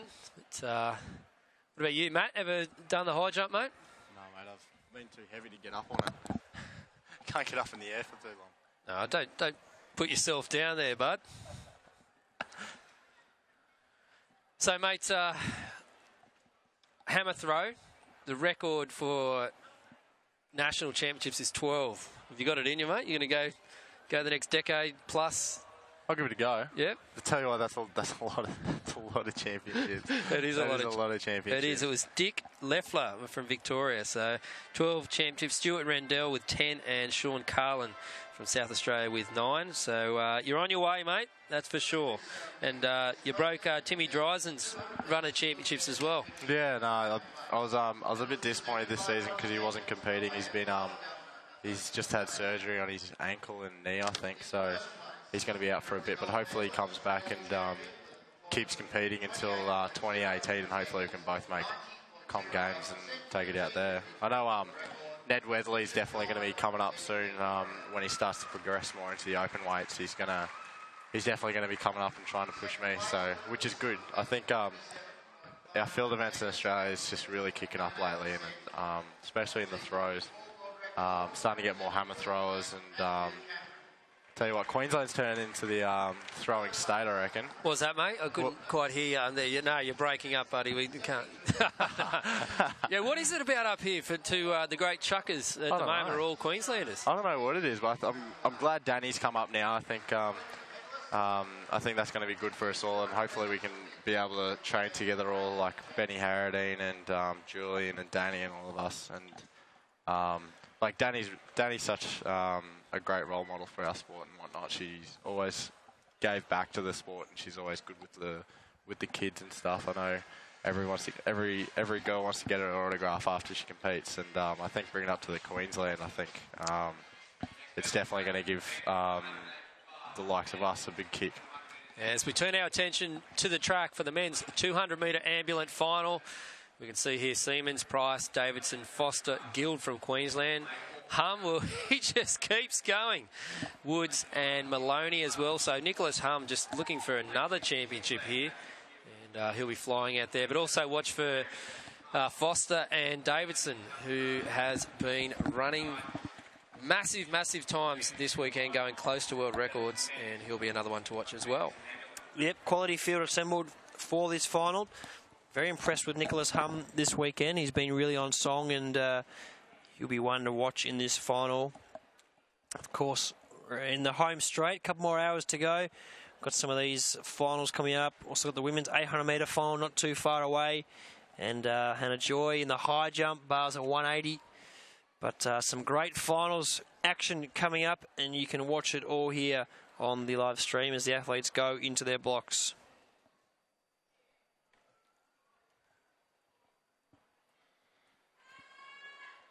And away in this 200-metre final. And on the outside, Hum is running a great race. Hum, the Victorian, looks like he has really had a crack around this bend, and who's trading up in the lead. On the outside is Maloney, the New Zealander. Watch for him coming home late. And the Queenslander Guild running well, but Hum well in front. The New Zealander on the outside, Maloney, 22.33 unofficially for Nicholas Hum. Great running by the Victorian. And you Liam Maloney takes second. Great running in the final, the men's ambulant final. Yes, we can continue to see there's the man in focus there, Nicholas Hum. And, yeah, as I said, he just keeps running great times for fun. Just a update in the field. I just got it through there, a 2.2 tailwind in the field. So just confirming our top three in the long jump. If you've just joined us before you hit rewind, Robbie Crowther is your national champion with an 8.05. In second place from Japan, Yohei Sugai with 8 flat. It was a 2.2 tailie. Darcy Roper is the second Australian over the line with a 7.91. And Henry Frayne, even though he didn't jump the last 3 jumps, he is the third Aussie with a 7.88. And Hannah Joy at the high jump. Bars at 180. Joy jumped to 192 at the juniors last week. Oh, you beauty, over easy. She gave herself a little bit of a fright earlier at 175, having to have 3 attempts at it. I think she just loves jumping. She just leaves it to the last minute. So there's Joy over the bar at 180.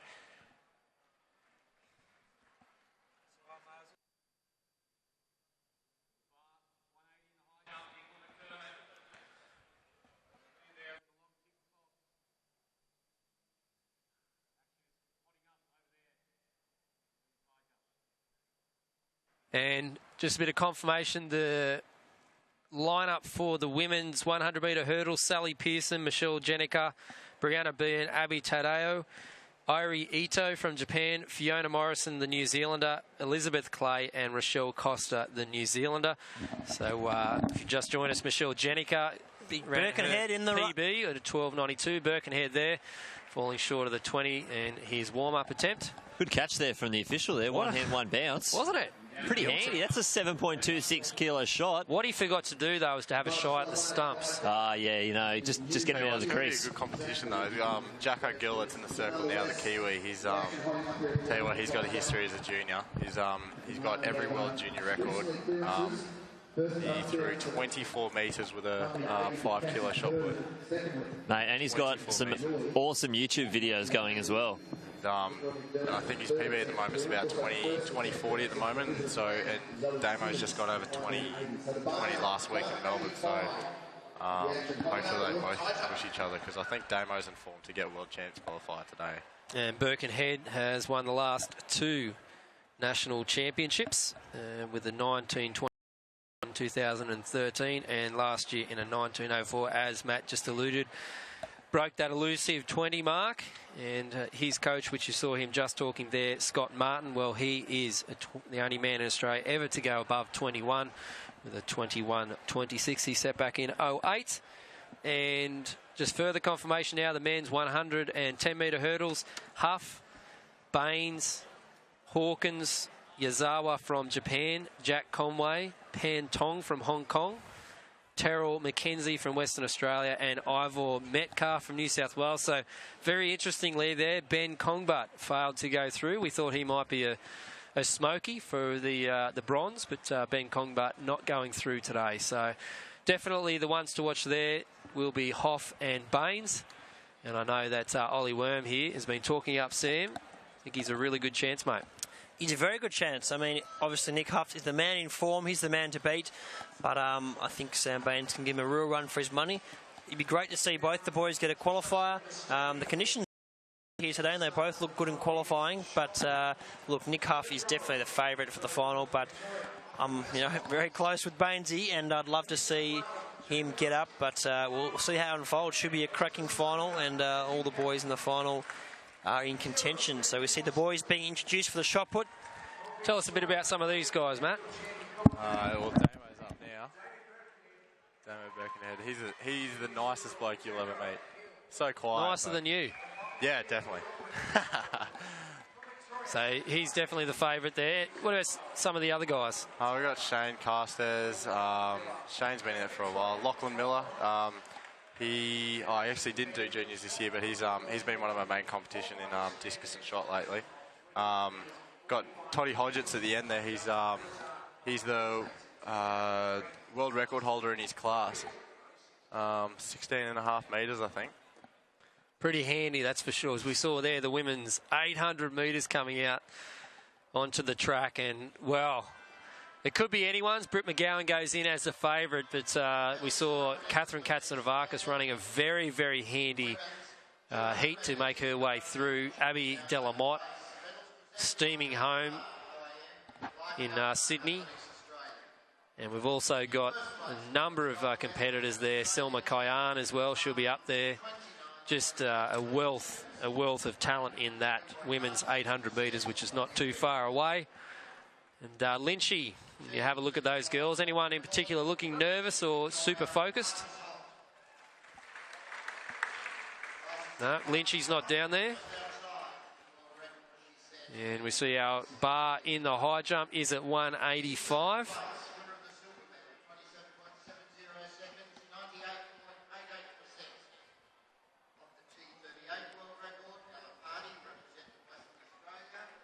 So still plenty of action going on. The men's shot put, the pole vault underway. In the men's, we've got the javelin event as well. That's an interesting one. Javelin and the same end. Another one at the bar, 185. Oh, yes, nice one there by O'Hagan. Oh, she's happy. The double fist pump in the air. Oh, sensational stuff. Brilliant. And Lynchy just trackside there, mate. The women's 800 metres about to get underway. Who's looking focused? Who's looking nervous? Mate, there was some very steely glares from the athletes as they made their way out. No one really meeting each other's eyesight, just really concentrating. It could go anywhere, this 800. But I think I'd say Brittany McGowan would be the favourite. hard to beat over the distance, and I think we're going to see a championship racing. We won't see anyone go out too hard. But if Britt McGowan is within a couple of metres of the lead as they get to 200 metres to go, it could be her race. You can see here the starting lineup for the women's 800-metre open final. Buckley, Hetherington, Kerr, McGowan, Katsanavakis, Kayan, Hawke and Delamotte. I reckon Catherine Katsanavakis may well have something in the bag here. Her coach Justin Lewis down there, part of the Sandringham Club. It's also Selma Kayan, girlfriend of Collis Birmingham. And we've got a special guest. Just want to say a massive thanks to Matt Denny for coming up in the box for this for the last half hour, mate, and all the best for the rest of the season. Congratulations on the hammer throw gold. Thanks, mate. Yeah, no, thanks for getting me up here. Really appreciate what you guys are doing and getting us out there, sort of promoting our sport and whatnot. So, well, you keep throwing the way you do, buddy, and we're more than happy to keep talking about it. Yeah, no, thanks, fellas. I'll see you soon. No worries. Matt Denny, your men's hammer throw champion. Great to have Matt Denny on here, legend on and off the track. And the women's 800, this is going to be another classic encounter, and we'll bring you the start list very shortly on the screen now. Abby Delamotte, she's going to be right in this.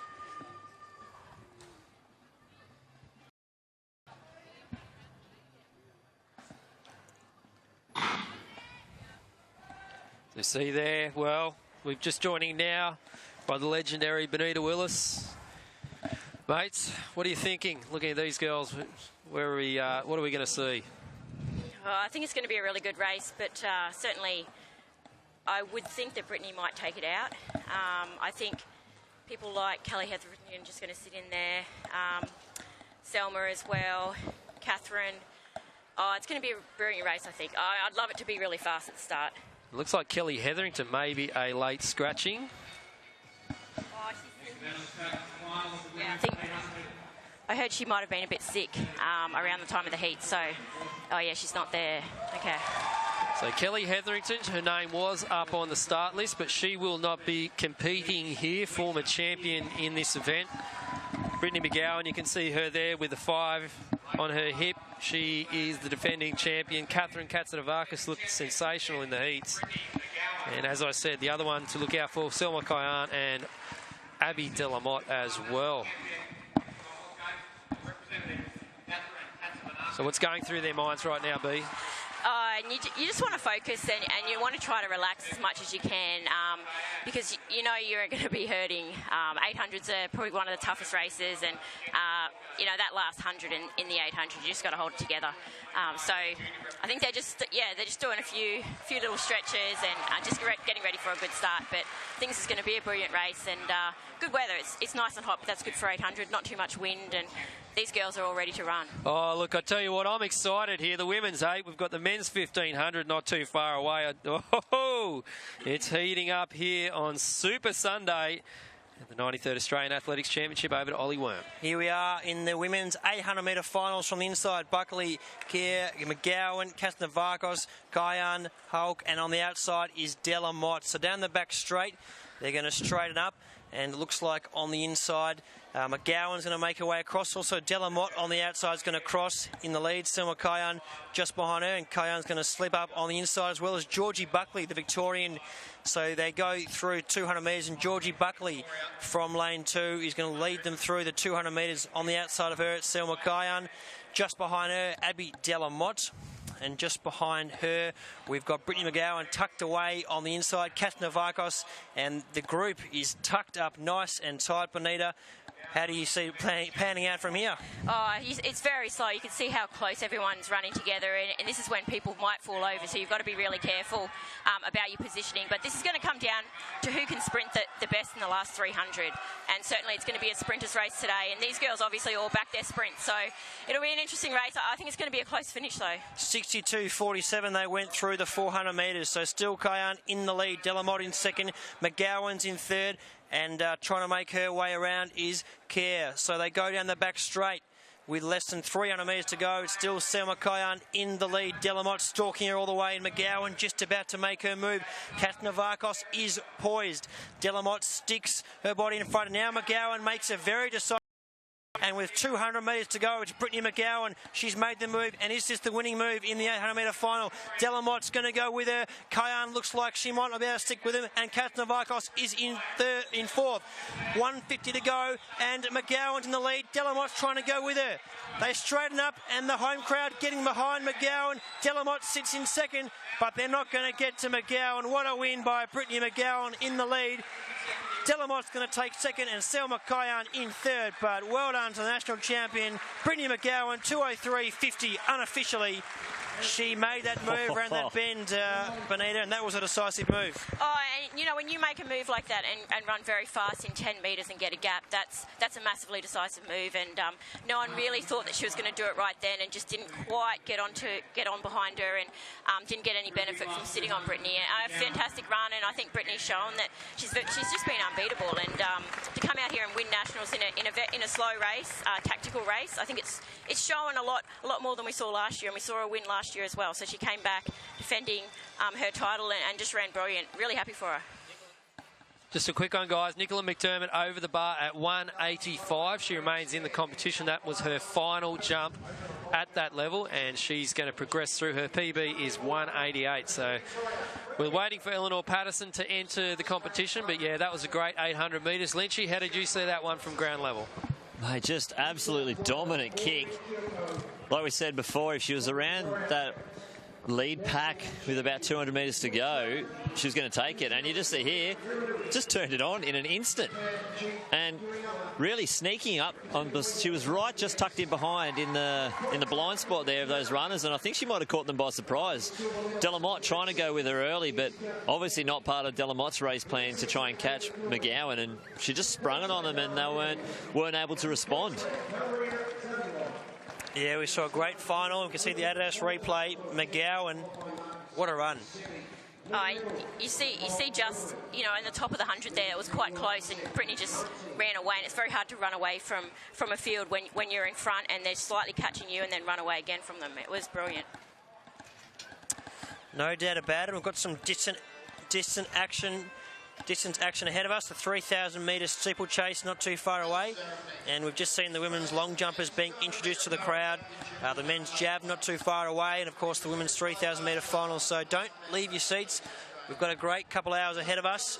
Some great distance events and some great field events as well. So it's all happening here, and a great way to finish what's been a great 93rd Australian Athletics Championship. And Mossy, there's plenty more to come, mate. Absolutely, and just off screen, I could see Abby Delamotte absolutely stoked to get her silver medal in the 800 metres, stepping up for it. And yeah, she's taken down some big scalps there. But yeah, Brittany McGowan, sensational. We've got the women's long jump there heating up as well.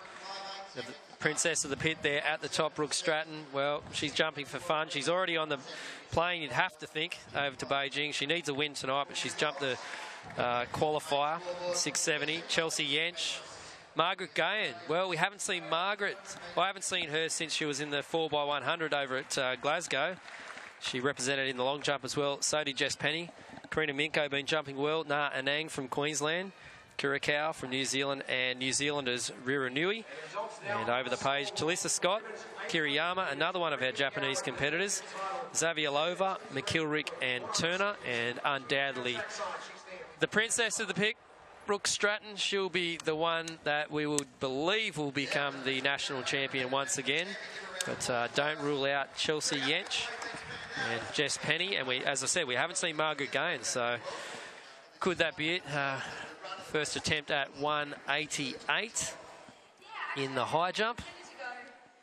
And it may be O'Hagan or Lamb. Not quite sure. Lamb it is, one of the New Zealand competitors. There she is, Eleanor Patterson, Commonwealth champion, defending national champion. She enters the fray at 188. Saw Margaret Guyon just having her first round attempt in the women's LJ. Look at Eleanor Patterson.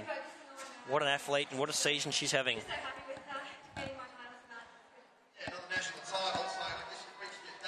PB of 196.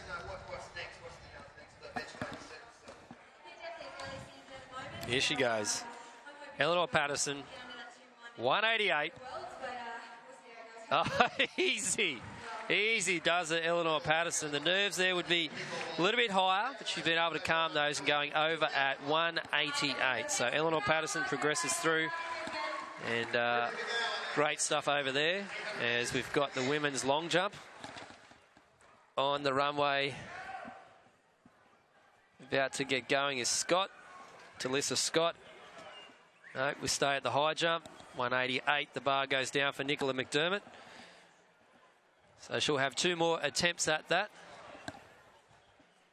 Men's pole vault getting underway. One to watch, Blake Lucas, the son of prominent mortgage broker Steve Lucas. Watch, and Lynchy's got a special guest down there, mate. That's right. Lynchy trackside with Britt McGowan. Yeah, that's right. Brittany McGowan, 2 national titles in a row. 800-metre champion. How is it? How does it feel? Oh, you know, winning last year was just so amazing, but winning this year and defending the title is just, it's blown all my expectations completely. Home track as well. Yeah. Good to do it in front of the crowd. Oh, Brisbane's really turned it on today. I've got sweat dripping everywhere, and yeah, no one's wearing any shoes, and half people aren't even wearing shirts, so classic Brisbane weather. I did get in trouble for wearing thongs before, but I've got the shoes back on now. So what were the tactics in there? It seemed like you just wanted to sit behind the leaders and you really just flicked the switch at 250 to go. Yeah, I was actually hoping to only go at 150 to go, but I actually felt really, really good and really big wind down the back straight, but pushed through it, and yeah, I'm really happy with that. And what's next for you now? You want to get that qualified for Beijing? Yeah, I mean, there's so much time, you know, we don't have to do it till August, and I'm really, you know, working with a new coach this year and new training, so we're just absorbing the training at the moment and working on the important basics, and hopefully getting some speed stuff soon. Are you going to go through a Canberra winter? Oh, definitely not. No. We'll be overseas, so luckily we get to avoid that. All right, well, thank you, Brett. Congratulations. I'll chuck it back up to you guys. Massive shout out to Derek Rubis. You're great. Woo! There you go.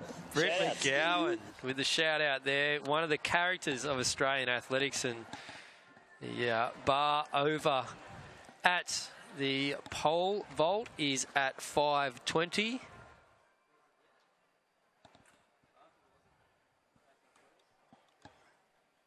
Curtis Marshall is over the bar. So we see here the men's 3,000 metre steeplechase. From top to bottom, Elliot Appleby, the South Australian Cox, Adams, Stevens, Buckingham, Hagan, Yao from Papua New Guinea.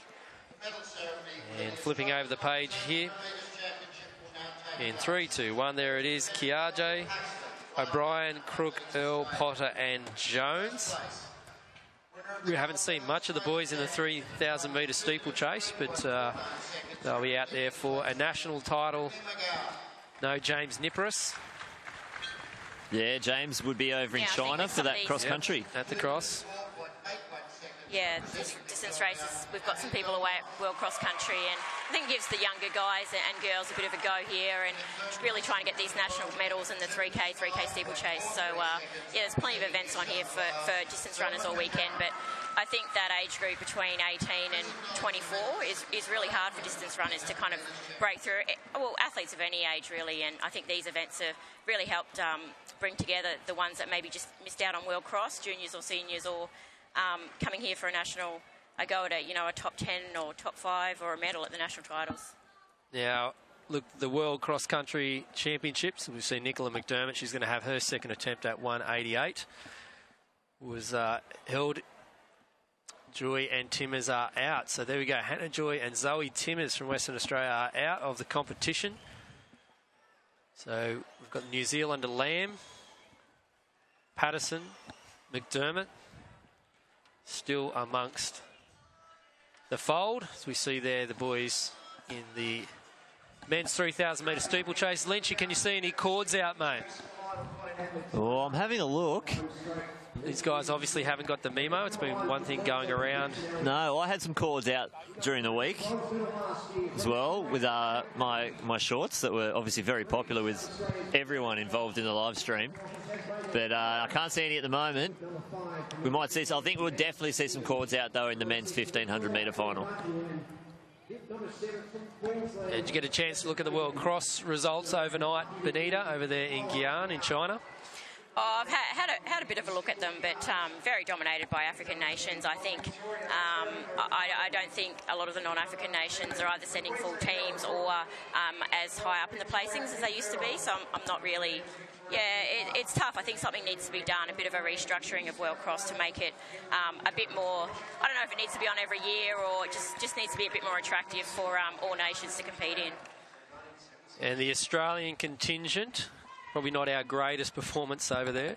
No, it wasn't our greatest performance. I think we had a few in the top 30, but yes, we'd like to do a bit more to develop that, I think. So away in this 3,000-metre steeplechase final, and they negotiate the first steeple. Looks like Adams getting off to a good start on the outside, and be interesting to see how this one unfolds, Benita, whether the tactics are play, quick time or slow time, but a couple of the main players aren't here, unfortunately. Yeah, I think there's a bit of a gap in the men's steeplechase. You know, we've got a few guys that are out that are our best guys, but these guys all up and coming. I think they really need to develop their strength over the winter and come back again next year to try to run even faster. So it's great that they're all up here and competing in the national championship. And sometimes when they don't have the best guys in the event, it makes them go a bit faster. So yeah, it looks like it's gone out pretty quick. Men's pole vault, the bar's at 5 metres 20. We'll keep you posted. And they clear their first attempt at the water jump and about to head into the home straight.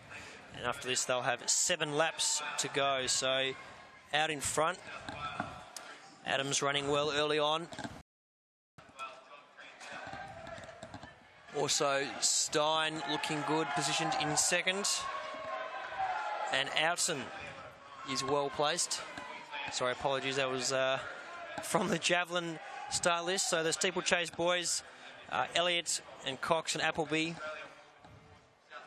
are the ones to watch out in front. So meet record for this, 8:27.00 from 1976, Peter Larkins, and the national record 8:16.22. So some class athletes mentioned there.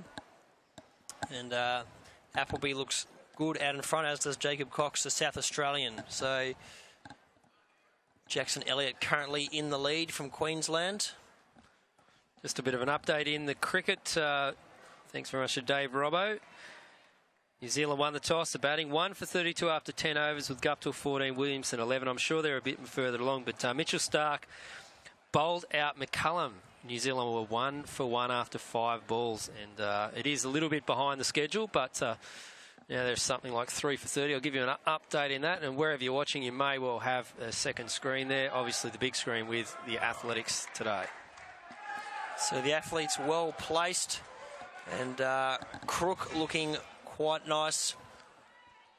Position Darryl Crook sitting nicely in third. So the athletes just starting to settle themselves out. Elliott, Appleby, Cox and Crook there, the first 4.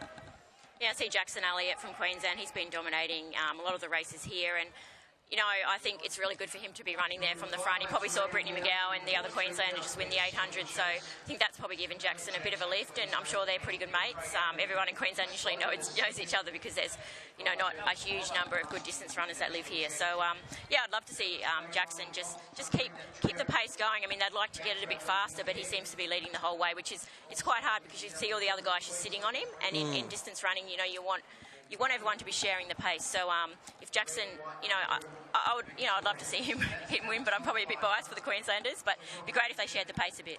Yeah, well, looks like there will be a bit of a change up in front after that water jump. Perhaps Elliott not clearing as well as he would have liked, and they're coming around into the home stretch. They'll have 4 laps to go after they've negotiated this steeple and get the bell. And Blake Lucas, so I know this is the Frenchman from Box Hill, on the runway in the men's pole vault, and Appleby is in the lead in the steeplechase at this stage. And, just behind him, well positioned, we've got the likes of Elliott, Crooks and Cox. So it's all happening here, and we've got many finals ahead of us this afternoon. That women's 800 metre final run, gutsy performance by Britt McGowan as she took that out.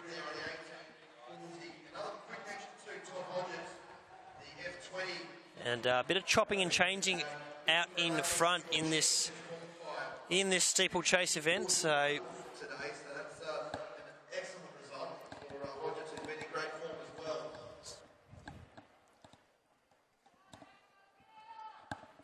Here we go. Eleanor Patterson, the bar is at 191.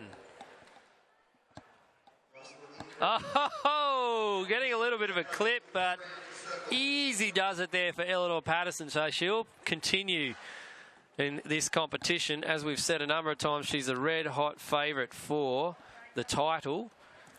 And just looking at our next competitor there. Unfortunately, we don't have a name attached. Lynch, you might even... No, he's gone. Everyone's going. But back to the action here with Elliot in the lead in the 3,000-metre steeplechase. So Elliot from Appleby and Cox sitting nicely in third, but Elliot Appleby look to be the two. They're going to battle this one out, Bonita, and less than 3 laps to go here. It's shaping up to be quite a close finish, and unfortunately James Nipper's not here today, but he would certainly be one to watch if he was. Oh yeah, and James Nipper's has done quite a lot of races this year, just out in front and running by himself, and I think these guys would have loved to have had him in the race, but I think Jackson's just put on a bit of pace, and you can see the field strung out a lot in that last lap, going back to this next water jump here, and I think when they do that, it makes them a bit tired, but it also lets these two front guys, they get away from everyone else. So I think it's been a good move by Jackson, and we've just got to see now we've got to see who's winning. I think it's a winning move. I think they're going to be 1 and 2. I don't know which order, but certainly it's very hard to make up that kind of a gap to third in just 2 laps to go. You know, they've probably only got another 2.5 minutes left or so, less than probably 2 minutes to go, just over. So not much left now, and it'll be between these two, I think, for the win. Yeah, Appleby and Elliot battling it out, and the clock just ticking over 6:20, and they've got 2 laps to go. If you look to the women's high jump, bar at 191, unfortunately not clear.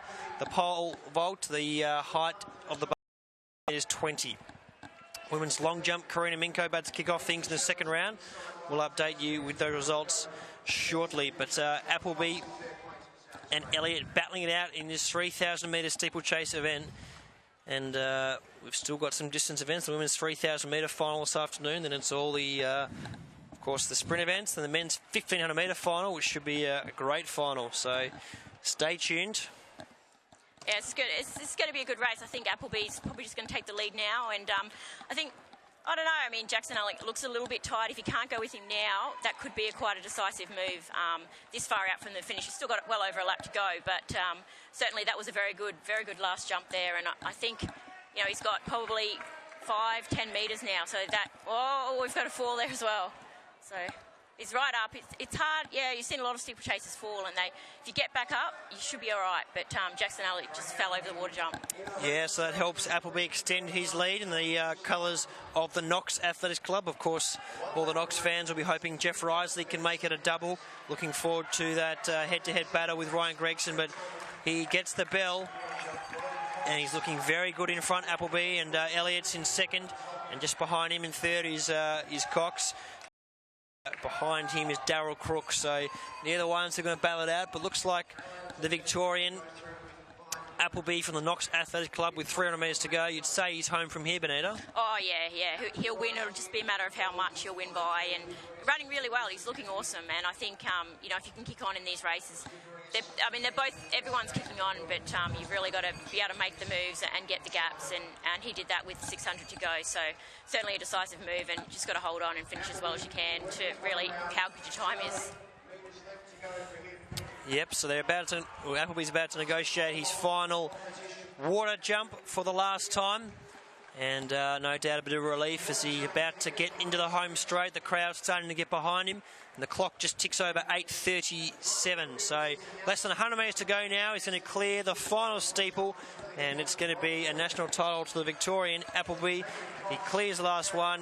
Crowds behind him, and well done to the Victorian. Appleby's going to take out this national title under 9 minutes, and the clock ticks over 8:54.84 unofficially.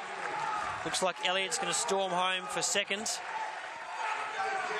and Darryl Crook will take third. So 8:54.84, the unofficial time in the 3,000 metre steeplechase. Was a good battle. We saw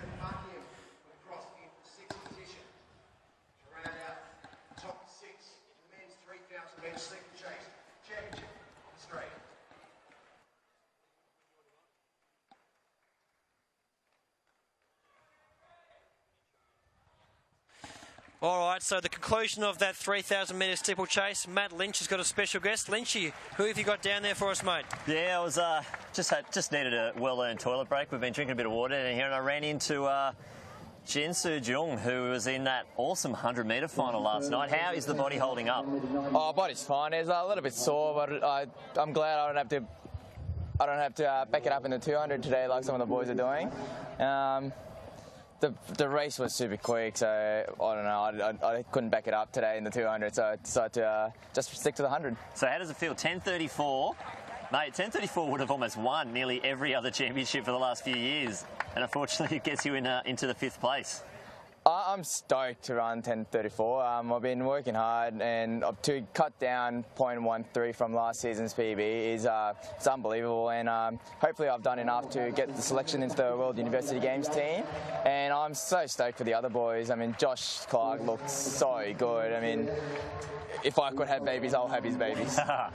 You and Ben Jaworski have been mates for quite some time. He ran 10:34 in the semi, and now you've run 10:34 in the final. You had equal PBs, or almost equal PBs before, and now you've got equal PBs. It's good to sort of share that journey.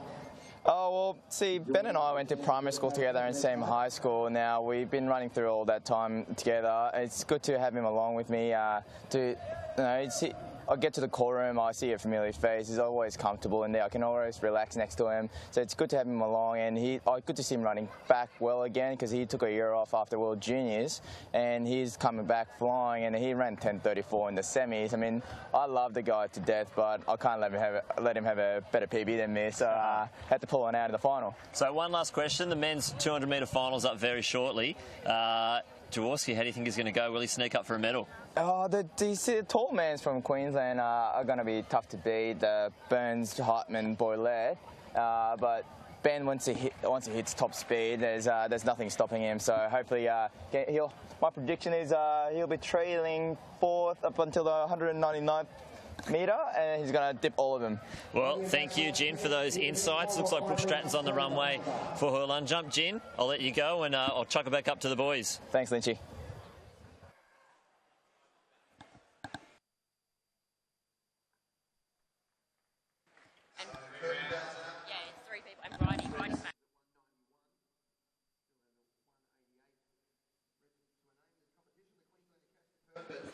So Brooke Stratton about to have an attempt in the women's long jump. We've got the 3,000 metres for you very shortly, a 3-person field.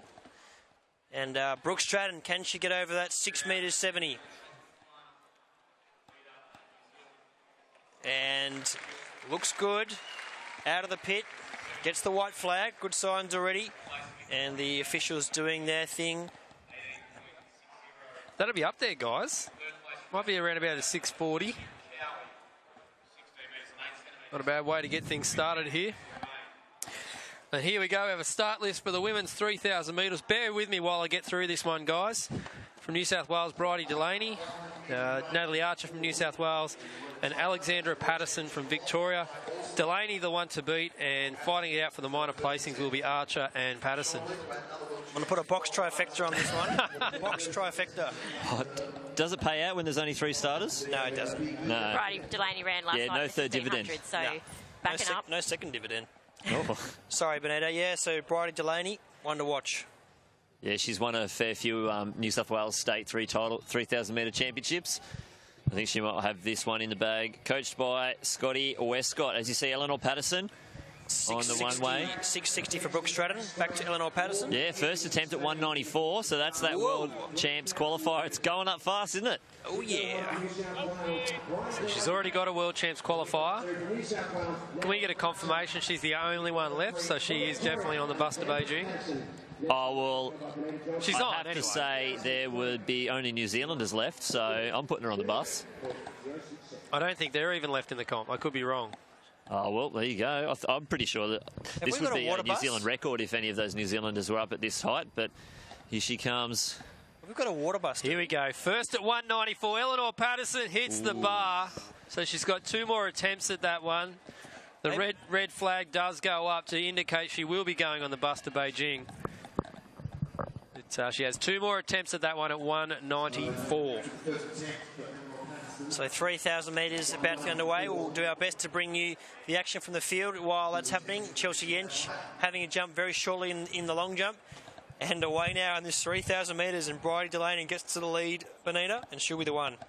Yeah, she'd definitely be the one to watch here. I know Bridie, she ran last night in the 1,500 final, so she's run the 1,500 heats on Thursday final last night and now backing up for the 3K. And I'm not sure that she was always going to run the 3K because she would have just been focusing on the 1,500. So she might have been a late entry, I'm not sure, but it'll be a good little race here. They might work together for a while, but I'd say that Bridie might get going after a few laps. Of course, Bridie Delaney representing Australia, I think 2 or 3 years ago in the World Cross, taking out the Australian Championship. Got Jared Bannister about to have a throw in the men's jab. Big. Not as big as he's thrown in the past. Chelsea Yench on the runway about to have her second round attempt. Here she is, Chelsea Yench. She'll be right in contention for this long jump crown, trying to challenge Brooke Stratton, who jumped 660 with her last attempt. Here she goes on the runway, Chelsea Yench. Her training partner, Robbie Crowther, won the national title, so she'll be one to watch. Doesn't look overly pleased, gets the white flag, but not her biggest jump, and she'll be pushing over that 6 minutes 70. Eleanor Patterson having a crack at 194. Ooh. Clear. Unlucky. So Bridie Delaney sitting in second spot at this stage. Looks like in the lead is Archer, and Patterson sits in third. So they're the girls we've got coming around the bend now, Bonita, and pace doesn't look like it's on too quickly here. No, it's not. It's not terribly fast. We'll see. We'll get a K split after this next lap, but it doesn't look terribly fast. But also, Bridie's run last night, so she's just sitting in there, and she looks comfortable. And when there's only 3 people in the field, and it's fairly hot time of the day to run a 3K as well. So the pace will never be fast in these distance races, longer distance races in Brisbane during the day. But I think the idea is just to win. It doesn't really matter about the time. And I think the girls 3. Hard. It's hard when you don't have a big field, but they're just running. I think they're just running for prestige today.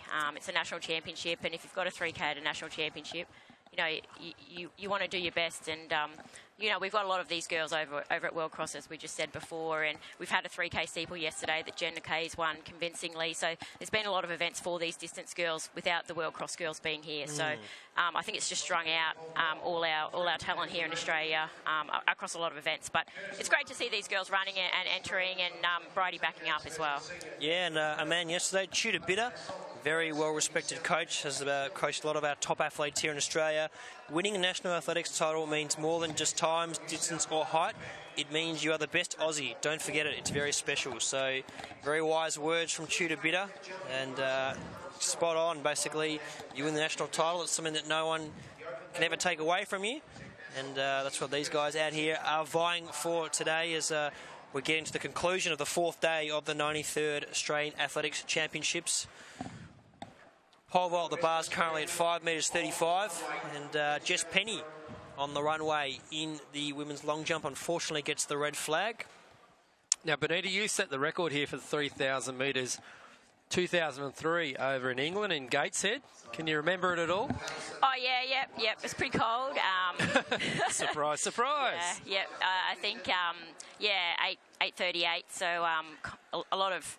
I think it was pretty fast at the start, pretty fast at the end, and backing off in the middle. But Jo Pavey, who's the British girl that did so well last year in the Commonwealth Games and the Europeans, just beat me in this race. And certainly, a race that I always remember in my career. But it was really cold, but I guess that's England. I remember Pavey at last year's Commonwealth Games. She was, the crowd, the roar as she was going around was just insane. Eleanor Patterson, last attempt for in the high jump, and she doesn't do it. Well, Patterson, she's disappointed in that. She may well have come here for records, but with a qualifier under her belt and the national championship, she'll be going to Beijing later in the season. Yeah, just an update. There's only one Australian left in that men's pole vault.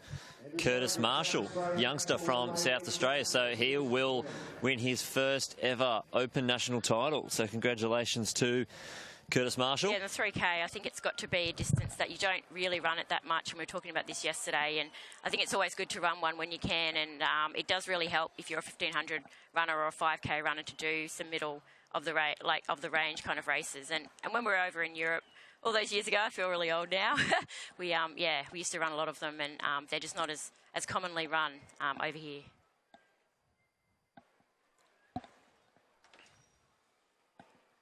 So Padanor having a walk off, and the clock, Delaney's made her way into the lead. The clock ticking over 5:35.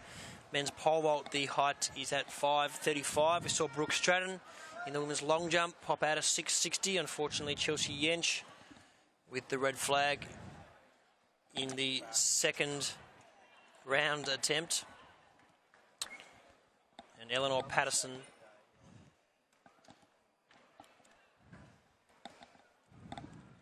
we've got our man Lynchy down on the ground, going to get a bit of an update from the women's long jump. So shortly we'll be able to give you an update of how far they've jumped. Eleanor Patterson just doing some signatures there, and Bonita with the 3,000 metres. Where are things at? Yeah, I'm just saying we just went past 2K, and I think 6:17 was a 2K split there. So 2.5 laps to go. I think Bridie's just she's made a bit of a move. Not as decisive as Brittany McGowan's, but in these distance races you've got to be a bit slower when you're making moves. So she's had a long wind up, and now she's got a good gap of 20 metres, and it looks like it's extending as we go into 800 to go. So really good run, and she's not running that slow. She's running really well considering she's already run 2 other races here in Brisbane. So I think it's a really good run here, and she's really going to be wanting that national title. I'm not sure. She might have been a bit disappointed last night, so sometimes when you have little disappointments, you want to come back stronger in other races. And the world's best athletes, you know, it's something that you've got to get your mind around and forget about it and move on. And I think she's running really well. She's doing good. No doubt about it, and she really extends her lead. We see Appleby receiving his gold medal for the men's 3,000 metres. He's the Australian champion, so good to see him get the victory. And men's having a crack at 5:35, unfortunately not clear. Almost into the third round of the women's long jump, and Karina Minko about to have an attempt. We'll see Damien Birkenhead up very shortly. Not yet, though. Men's javelin getting the jab out there. Not too far off that red line. Matthew Oudson of New South Wales pops a big one out at just over 75 metres. And Delaney's looking very comfortable out in front. And she gets the bell, clock ticking over 8:15. So Delaney has stretched her lead. Archer sitting nicely in second, and Patterson is in third. But Bridie Delaney should have done enough at this stage of the race, Bonita, to take the Australian crown. Oh yeah, yep, definitely. She's going to win, and it'll just be a matter of how much she's going to win by. But no, she's picked up her pace. Every lap's gotten faster in this last K, and maybe that was a tactic that she decided to use. And I think, yeah, she's running really well. Got a great style, Bridie, and she's one of those younger runners that, you know, have always improved every year that she's been racing. So, you know, I think it'd be great for her to win this title and get the medal, and then kind of move on to the European season. Yep, and we saw Damien Birkenhead, unfortunately, not his biggest throw at that stage, so he popped his foot, got the foul. And we'll just get Bridie Delaney into the home straight. She's going to take out the national title, no doubt about that. And shortly after this, we'll cross down to Lynchy, who's got a bit of an update in the women's LJ. But Bridie Delaney, dominant victory in the 3,000 metres. Clock's about to tick over. 9:24.00 unofficially. And Lynchy, give us an update on the women's long jump. Yeah, we've got Brooke Stratton. We've only got 2 rounds underway. I was there. Second round was finishing. Brooke Stratton fouled first round, but 6:60 on her second attempt. Chelsea Yench, 6:59 on her first, and she's done a 6:43 as well. And it looks like Audrey Kiriakou, the youngster who's a World Youth and World Junior representative, 6:31 on her second round. So I'm going to say that's going to be a PB for Audrey, and that's your top three: Stratton, Yench and Kiriakou. Thanks, Lenchy.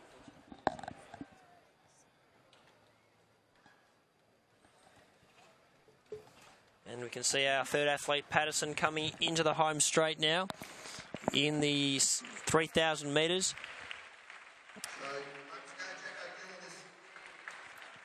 Men's shot put 20.49, so another world championship qualifier for the New Zealander. Outstanding today. And we're moving to the final round of the men's shot put competition. Listen, guys, don't go anywhere. Plenty of action still to come for those that do love their distance events.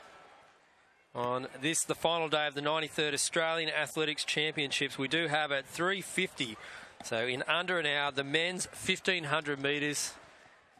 It's one of, in my opinion, one of the most anticipated events of the day today. Risley, Gregson, who will it be? Have you got an inside tip, Benita? No, not really. I've just been talking to Collis before, but I haven't got any inside tips on Risley or Gregson. But I mean, I think it's going to be a great race, and no doubt about that. And it'll be a championship race. It may not be fast. You just never really know. It'll come down to who has the best tactics and who believes they can win in that last lap. And you know, Risley's on a roll. He won the 800, and Gregson ran really well at Melbourne Grand Prix and in the first round here. So I think it's going to be between those two. You guys, I know you guys want Risley to do the double. Or you're betting that? Is that a well, gambling? No. It's just something, I don't know, I just had this gut feeling it would happen. But look, I'd be more than happy for Gregson to win it, without a shadow of a doubt. Josh Wright, well, he probably hasn't shown what he's got, but maybe he's been sort of foxing, so he's there, and Collis. So it's got a few little twists and tails, and as we saw in the women's 1,500 metres with Heidi C winning, that sometimes you focus on everyone else and someone just comes and blitz, and she won by 10 metres. Oh, she was fantastic, and Abby Delamont as well just ran really well in that 800. So it's been a breakout of these younger runners that are coming through that we've even missed a bit, and you know, haven't really talked about them as much as what their performances deserved at the end. So I think when people break out brilliant performances like women's 800. And the women's 1,500 with Heidi CM, that was fantastic and a brilliant win. So, yeah. Never know. What if one wears the headband? Are you going to go for whoever wears the headband? Well, Collis has been known to wear a headband in the past.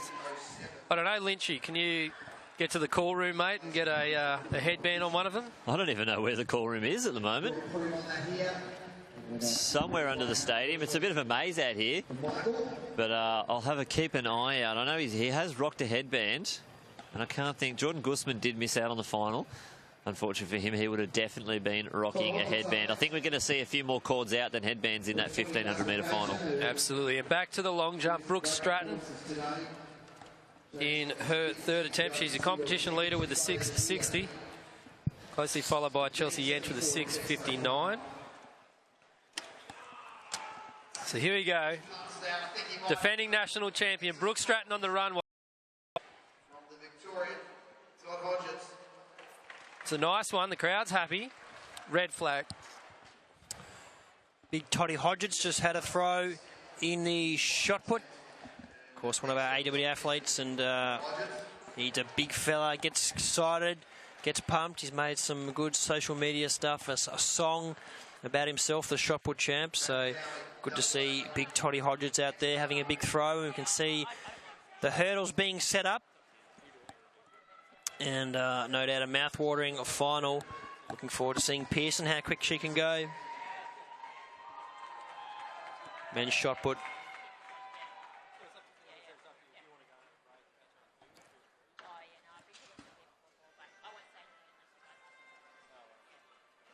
Some more medal ceremonies. Bridie Delaney about to receive her medal. And Damien Birkenhead just retrieving his shot put. See if the big fella can get it out over that 20 metre mark. And that These 100 metres and 110 metre hurdles finals are going to be absolutely massive. Dave Robertson is at home, and I know he's bloody excited, and so am I, because looking forward to that showdown. But in the shot put, the Corio Colossus, Damien Birkenhead, is in the ring. He has a look out at that red line. That's his goal. Can he get the shot over it? Let's find out. The big fella. Not quite. Not quite. Gets the white flag, and we can see the girls getting ready for that 100 metre hurdles final. And we're going to bring you the start list, Mossy. Here it is, the starting lineup for the women's 100 metre hurdles. Here we have Clay, Costa, Pearson, Jenica, Bean, Tadial, Ito and Morrison. Now, the ones to watch here undoubtedly will be Sally Pearson. Michelle Jenica, well, she's run a personal best this morning, has gone sub-13 for the first time. Bean won't be too far away from the minor medals, and either will Taddeo. So that's probably one of the interesting battles is between Brianna Bean and Abby Taddeo. But undoubtedly the favourite will be none other than your Olympic champion. She's won championships at Worlds, indoors, everything. Commonwealth champion. She holds the records of Olympics. She hasn't got the world record, but I reckon it's not too far away. And she has the Commonwealth, Oceania and Australian records to boot. Sally Pearson, Michelle Jenica to Brianna Bean and Abby Taddeo fighting it out there. And she's just giving a wave to the crowd. Gave everyone a little bit of a scare in the lead up last night with a bit of a hamstring tightness or twinge. There's Shelley Jenica, just a nice little wave to the crowd. She'll do her little dance. There she is. You ever thought of having a dance like that, Bea? No, I've never tried that dance. I don't think I've got the hips for it. I've got the style. I can't pull that off. Distance runners can't pull that off. Chelsea Yench on the runway and gets a decent jump out in the women's long jump. We'll bring you that result shortly as we're fixated on the women's 100 metre hurdles final. This and the men's race promises to be a cracker, and you can see the field focusing in.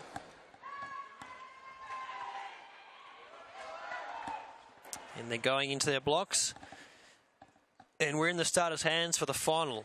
The Australian Championships, the 100 metre hurdles. Ones to watch, Pearson in 4 and Jenica in lane 5.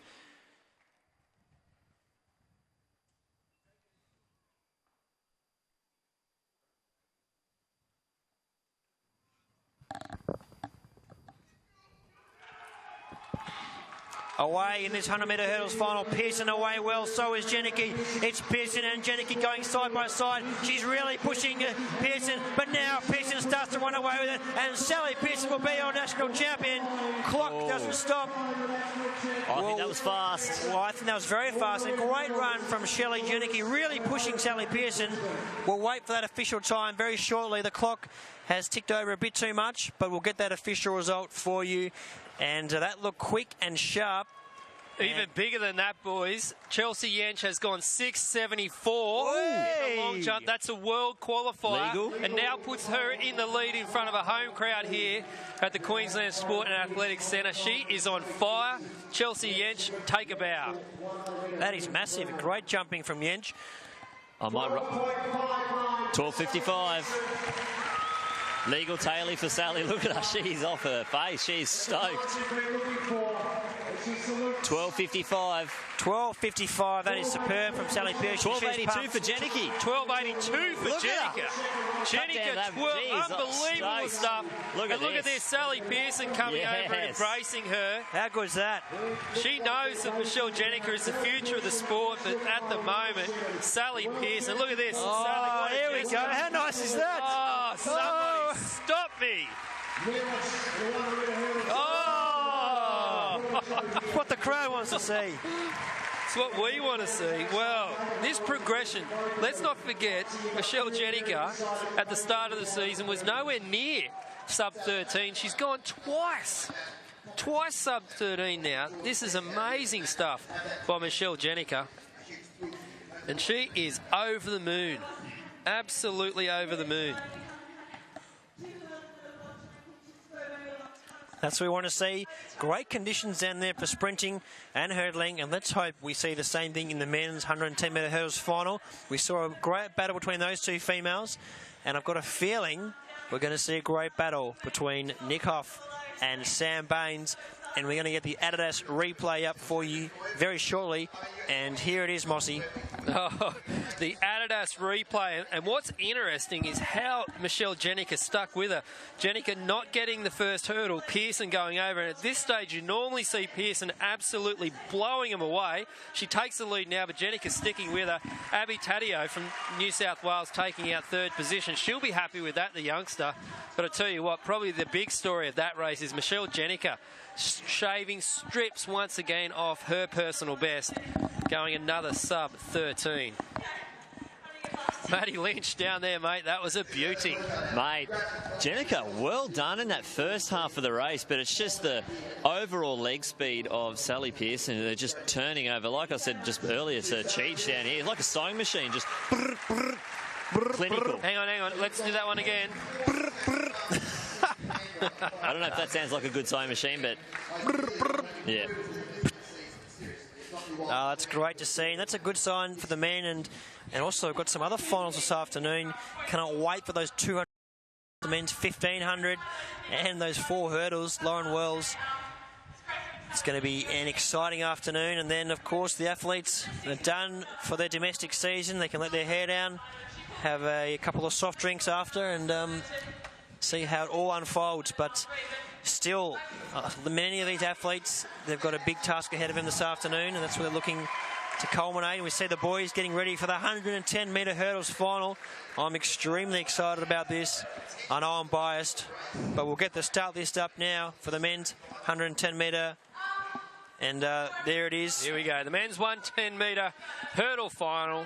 Mackenzie, the Western Australian. Metcalf, the Kiwi is Hawkins. Baines, Huff, Yasawa, Conway and Tong. It is Hoff, rather. Hoff definitely the out-and-out favourite. He's the defending champion, came 4th at last year's Commonwealth Games, but don't rule out Sam Baines. Progressing nicely from Victoria, part of the OMAC club. Sure I'll tell is. you what, though, Hoff goes into this one absolute favourite, and Baines will be pushing him all the way. Yeah, no doubt about it. We saw Nick Huff go number 2 all time, so he deserves to be the favourite. But we see Baines getting away, and his first 2 runs, we've seen him improve each run. Probably his first run went to the 4th hurdle. Second race he ran his race to about the 6th or 7th hurdle, and we should see how well he can go today, and whether he can really push Nick Huff as they go head-to-head in this final. And let's not forget other athletes. Jack Conway ran well in the heats. Josh Hawkins, the New Zealand visitor. Pan Tong. So there's athletes in there capable of really mixing it with the best. And we just see Eleanor Patterson receiving her medal in the women's high jump. She really put on a show, and what a season she's had. Commonwealth Games gold medalist, and big things from her in the future, no doubt. Would love to see her clear 2 metres throughout her career and beyond. And Chelsea Yench has really made this women's long jump final a great battle.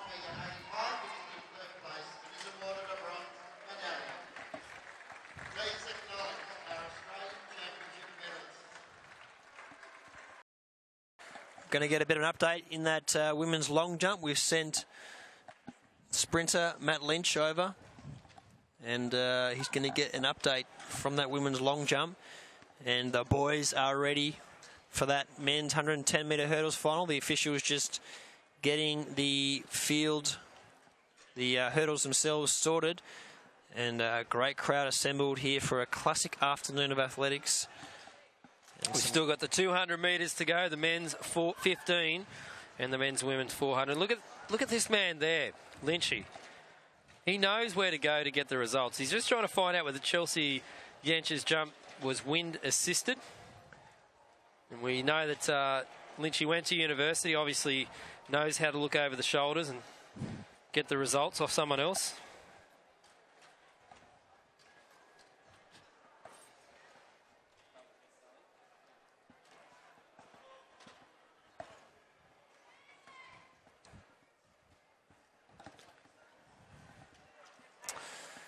So the boys eagerly awaiting this final of the 110-metre hurdles. Conditions seem ideal, and we're not far away. Another presentation to get underway. The men's shot put. Going to present the medals for that. We can see the official result of the women's 100-metre hurdles. Pearson 12.59, Yannicka 12.82. So Taddeo in third, 13.33. Jacko Gill came across from New Zealand, 20.75 he threw. Damien Birkenhead popped out 19.04. Big throw, and he gets on the podium now, presented his medal by Scotty Martin, the man he's got a fair bit to do with. Matt Cowie in second, 15.69, and Toddy Hodgetts, 15.74, is in third, and Jacko Gill, our New Zealand visitor, takes it overall. We just had confirmation Chelsea Yench's jump was wind assisted with a 3.2, so it's not a qualifier, but she still is in the lead of this competition. So Chelsea Yench out there with a 7.74. Let's hope that the next time she goes that wind's not going to be right on the 2.0. And Brooke Stratton, though, in these final 3 jumps, she'll be pushing as well. So this is great to see. She's gone 6.60 twice so far, Brooke Stratton. So still here in the track, the boys, the 120, 110 hurdles. And the ones to watch here, Huff and Baines. We see a javelin competitor. Might be Peacock there. Look at that, it's up, it's launched. Not a bad throw. Round about that 77-metre mark. So, the boys are on the track now. Looks like the officials have finished getting everything ready. And I'm getting pretty excited to watch my man, Sam Baines, lining up. He's had a great season, some injury niggles early on, but he's got himself right. And all reports, Baines is in for a good run tonight. But Nick Huff, he's been the man of the tour in the hurdles, number 2 all time. Let's see how this one unfolds. Let's hope they had an eye on that girls' race and saw them go both under the qualifier. Maybe they can pull each other along and go 13.47. That's what we want to see. So Peacock's throw there was a 78.71 in the 3rd round of the men's javelin.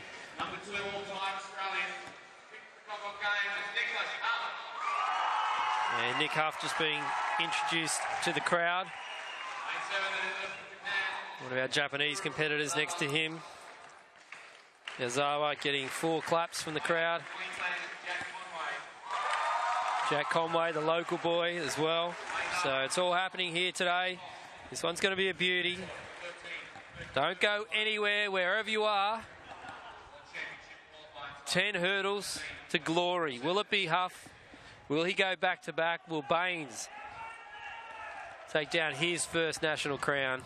The crowd getting behind Bainesy, but the bigger intro, Nick Huff had a huge standing ovation. So fascinating battle on our hands, and they're going into their blocks. You can hear Adam Rabone down there, the hooligan getting behind Bainesy, but here we go.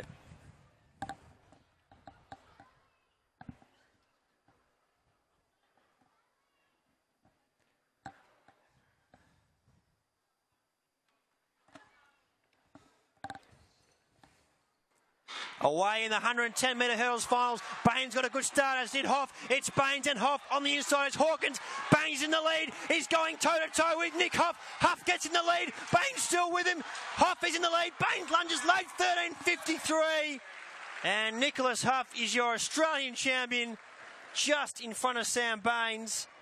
And what a battle that was. Halfway through the race, they were side by side. Nick Huff edged in front. And Bainesy is a disappointed man, but what a run by Nick Huff. He's had a great season, probably deserved to be the national champion. 13.42 has been rounded down to. That's massive, that's a qualifier. 13.42. That's huge, and Bainesy's run 13.54. That's a PB for him, so PB's all round. That's a massive round down, massive qualifier. It was at 13.47. This is the season of the round downs, Matt Lynch. Oh, mate, I was keeping an eye on that clock. I knew it was going to round down. I was waiting for it, and it did it, mate. That is absolutely huge. Huff, what an absolute legend. Oh, and I'm going to get Huff straight away. Yeah, He's come straight over straight to away. us. Let's go straight on the camera.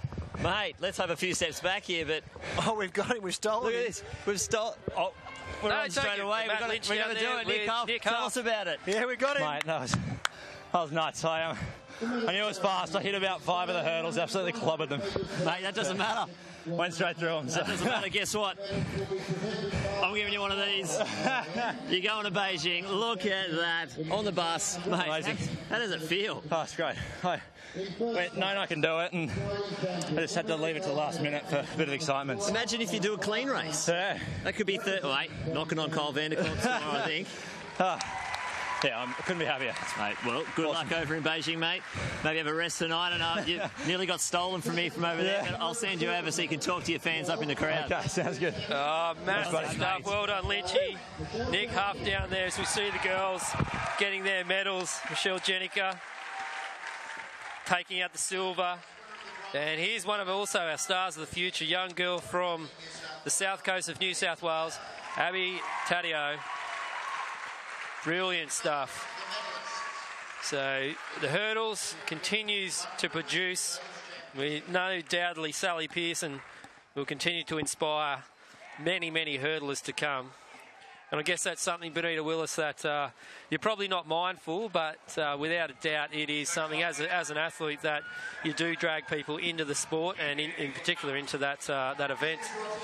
Yeah, I think just the competition that between these two girls and seeing how Sally embraces it, and she knows that by Michelle improving, it's going to improve her performance as well. I think that's fantastic rivalry between the two, and sometimes it just takes one person to pave the way and show other people that it can be done, and you can get faster in a country that's so small. And yeah, I certainly wasn't aware of it when I was competing, but I think it does take one person to kind of lead the way, and then it gets a lot of people up there, and the competition and the level just keeps getting higher because the competition is good over here. Absolutely, and we have a little treat for you guys down trackside with our champion once again in the women's 100-metre hurdles. It's Matt Lynch with Sally Pearson. Yeah, thank you very much. I'm a bit tangled up here, but Sally, we finally got those tailwinds that we've been looking for all season. It's it was a tremendous race. Really good finish for me. Obviously, with the time, I couldn't have been more happier with the tailwinds helping me there as well. Yeah, exactly.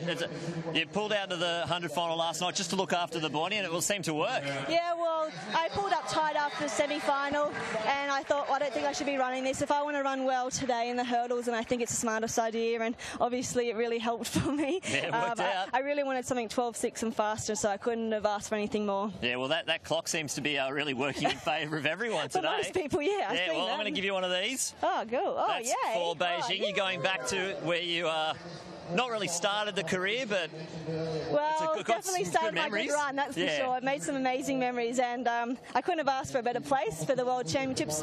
I'm really ready to dominate this year, and I'm really excited, and it's so good to have two Australians on a World Champs team. Yeah, exactly. Yeah. Michelle getting well under as well. Seems to be the place to go sub-13 for the first time. This is where you did it. Well, maybe we should just have the hurdles national championships here every year. We'll just do the sprints We'll just do the runs here. We'll send the distance guys somewhere else, and we'll just have sprint champs. They can go to Melbourne. They seem to run well in Melbourne. Yeah, exactly. There you go. Sally said it. AA, it's up to you guys now. National champs here all the time. Back up to you guys. Thanks very Sally. much there. Matt Lynch trackside with the greatest ever athletes Australia has ever produced in Sally Pearson. Still plenty of action still to go here, guys. We've got the 200 metres. There's a couple of B finals, the women's and the men's. And the A finals, and then it's the 1500. So stick around for that. Plenty of action to go down in the long jump. Her fourth attempt. It's Brooke Stratton. She's been thrown down the gauntlet by Chelsea Edge. What can she come up with here?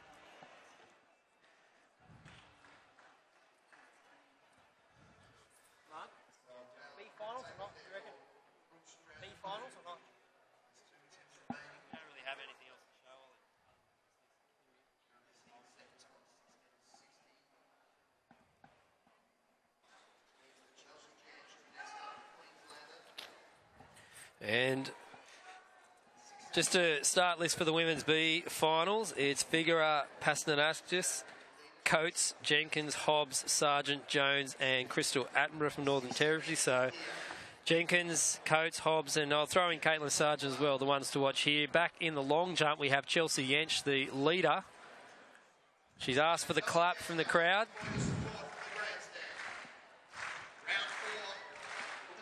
Here she goes, Chelsea Yench. She's jumped a windy 7.74. The wind looks pretty good here. What can she come up with, the Queenslander? No, not quite as good as that other one, but nonetheless, she'll be having a chat with Coach Gary Bourne. She's currently the competition leader, Chelsea Yench. So we're starting to come to the conclusion of the 93rd Australian Athletics Championship here. The women's B 200 metre final. The girls are ready and raring to go over there. Yeah, men's javelin still going, and also the men's pole vault. In fact, it looks like the pole vault may have completed. Pole vault has been completed. We'll look to get results as soon as we can.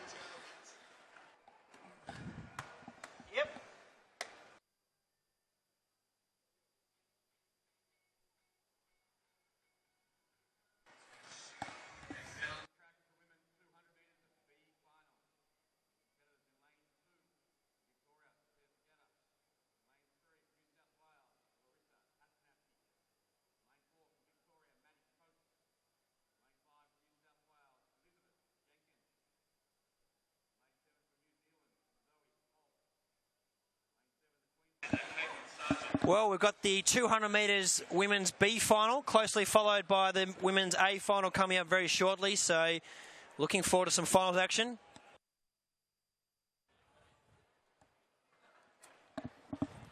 And we'll just go down trackside to Lynchy with the wind, mate. How's it faring for these two girls in the 200 metre B final? Well, I've got to say, it's actually settled down a little bit.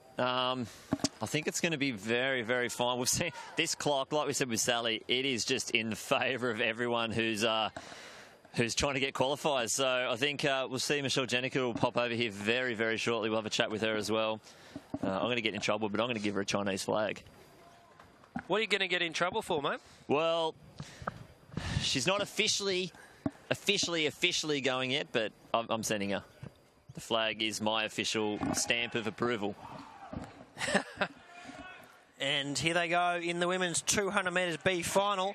And off to a good start, running well. Caitlin Sargent on the outside. On the inside, Jenkins looking like she's running well. And on the inside, Maddie Coates. But straightening up, Liz Jenkins with Sargent on the outside. Maddie Coates really starting to... Jenkins in the lead. Maddie Coates is coming, so Sargent. And Maddie Coates swamps them all and gets to the lead. Maddie Coates, 23.84. That is a top run from young Maddie Coates. Great way to finish the season for the long-legged Victorian. And that is a great segue to the women's A final coming up shortly. It's all happening here, Lynchy. Yes, it surely is. And I can tell you in the cricket, 3 for 99 after 26.2 overs. It's just ticked over to 3 for 100. So you'd have to think that Australia are in the box seat. And we've still got plenty of action. The pole vault has completed. We're looking to get some results. It's Lynchy down with you with Michelle Jenica. Yeah, thank you very much. That clock is doing wonders today, isn't it? Worked for Nick Huff, you saw it before, but 12.82. You were stoked at 12.92. How does that feel? I really don't know what to say. I wasn't expecting to run anywhere near that fast today, or to be that close to Sally. So I'm really just so pumped with how I've gone. And yeah, I don't really know where I'm going from here. So what was you going through your head halfway through the race? You were just right off her shoulder.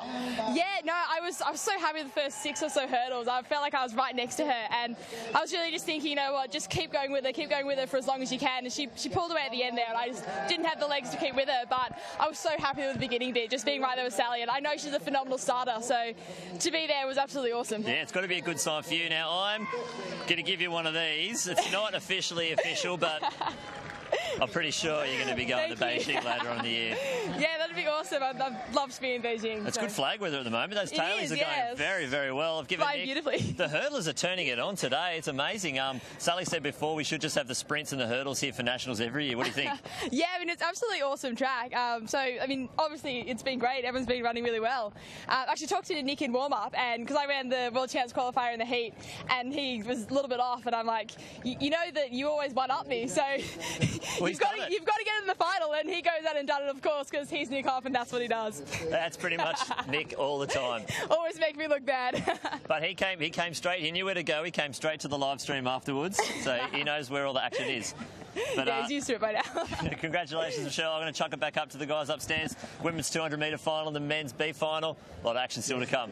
Absolutely. Matt Lynch trackside with Michelle Jenica taking out silver medal in the women's 100-metre hurdles, and also jumping a qualifying, running a qualifying time. It's more of a run jump for Beijing, so yet to be selected, but we've pretty much put her straight on the bus. And I was just saying to Benita Willis on the side here that probably one of the best things that could happen to athletics is if Michelle Jenica does kick on and to be somewhat of a Sally Pearson, considering she is so marketable, so popular out there in social media, and would really bring athletics into the limelight. Yeah, I think it's a fantastic thing for athletics to have people like Michelle that are so marketable and so happy, and always, you know, they've always got in mind what they want to do for the sport, but her performances are justifying her media marketability as well, which I think, you know, it's great for Sally to have her right on her tail, but it's also great for athletics and athletics in Australia here, and I'd love to see her kick on.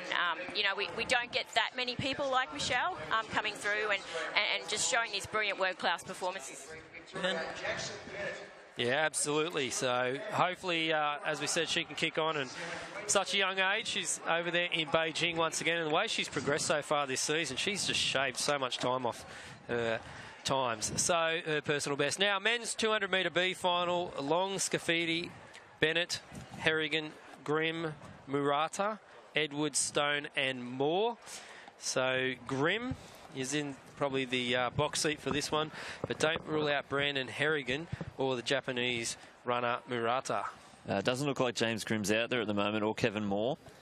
Correct. Late leavers, but I reckon Harrigan would be the favourite here. He's going to World Youth later on this year. Ollie, call him home. Thanks, mate. And away in this B 200 metres final from the inside, Long, Scafidi and Bennett. And from the outside, we've got Murata, Edwards, Stone. So straightening up, the Japanese athlete Murata straight in the lead and looking very strong out in front. Nelson Stone, unfortunately, has pulled up. Bradley Edwards comes, but Kazuya Murata from Japan will take out this B final, 21:38 unofficially for the Japanese visitor, Kazuya Murata. Great running in the B 200-metre final, and that is a perfect introduction to our A finals for the men's and women's 200-metre sprints, and those are going to be great battles. And don't forget, we've got the 1,500-metre final, the men's final. That's going to be absolutely amazing. Lynchy down trackside. What win rating do we have there? Mate, 1.7. Oh, does it get any better, mate? It's delightful. Oh, how good is this? Where else would you rather be?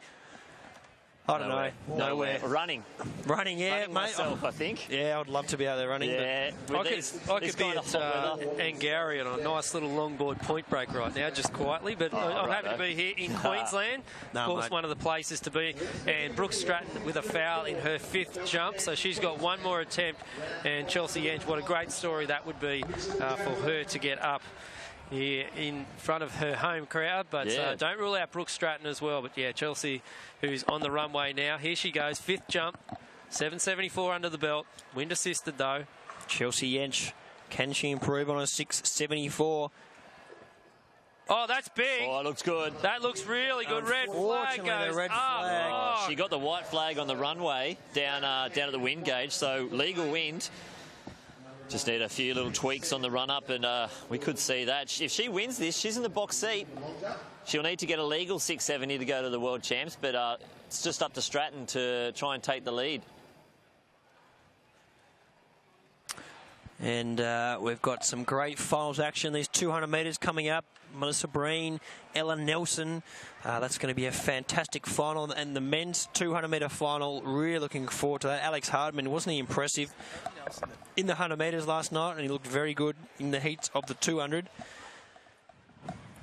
It's just mouth-watering finals, and we can see on the screen there is Ella Nelson, and in the pink we've got Melissa Breen. So this is going to be a great battle. 200 metres to run. The World Champs qualifier 23-0. Mossy, I'm getting excited. Oh, I think you've hit your peak just quietly.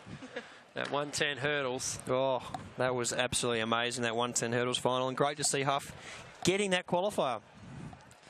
That's what we wanted to see. Athletes getting qualifiers today, handing out as many red flags as possible. And well, we've had some great tales today, particularly in those hurdle events, and let's see if we can get some more athletes on that bus in the 200 metres, and Mossy will bring up the short list for you very shortly. Here it is. Okay, here we go. The starting lineup for the women's 200 metre final. Look at this one. All those names. This is an absolute belter. In lane 2, Butler, Wern, Breen, Whittaker, Brennan, Nelson, Wiesel, Ruby. So look at this one. Whittaker in lane 5. Breen, unbelievable stuff. She was smoking in her heat. Monica Brennan won't be too far away. The defending champion is in lane 7, Ella Nelson. But don't even rule out Annalise Ruby out there in lane 9 for a place as well. So, wow, this is sensational stuff, guys. Those names show absolutely everything. The form has been there throughout the season. I tell you what, Lynchy, this is going to be a good one. What are you thinking? I don't know who I'm going to get to have a chat with, but I know I'm going to try and get right in front of that clock and move my position. I might be a bit out of communication, but I just want to watch that clock round down as fast as possible and see that 23:20. I want to see that come up on the board. I want to see 23:0. So the fastest of the season, Sally Pearson, not in this event. She has run a qualifier with a 22:97. Nelson ran a PB 23:24, so she's just outside of it. Breen with a 23:39 and Whittaker 23:66, which will qualify her for the University Games.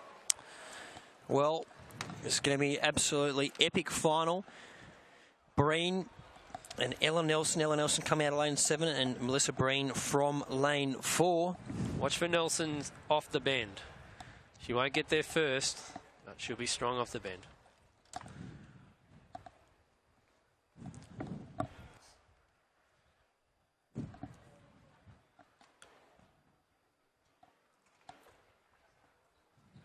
Away in the 200 metres final, off to a good start was Breen on the inside, Nelson on the outside with some work to do, and Whittaker's running a good bend. On the outside, Toa Whistle, they straighten up, looks like Ash Whittaker's in the lead, and Toa Whistle on the outside, they straighten up, Whittaker's running a great run, Ella Nelson down the outside starting to come into it, and look at Ella Nelson get to the front. Ella Nelson is going to be your national champion, 23:16! Oh!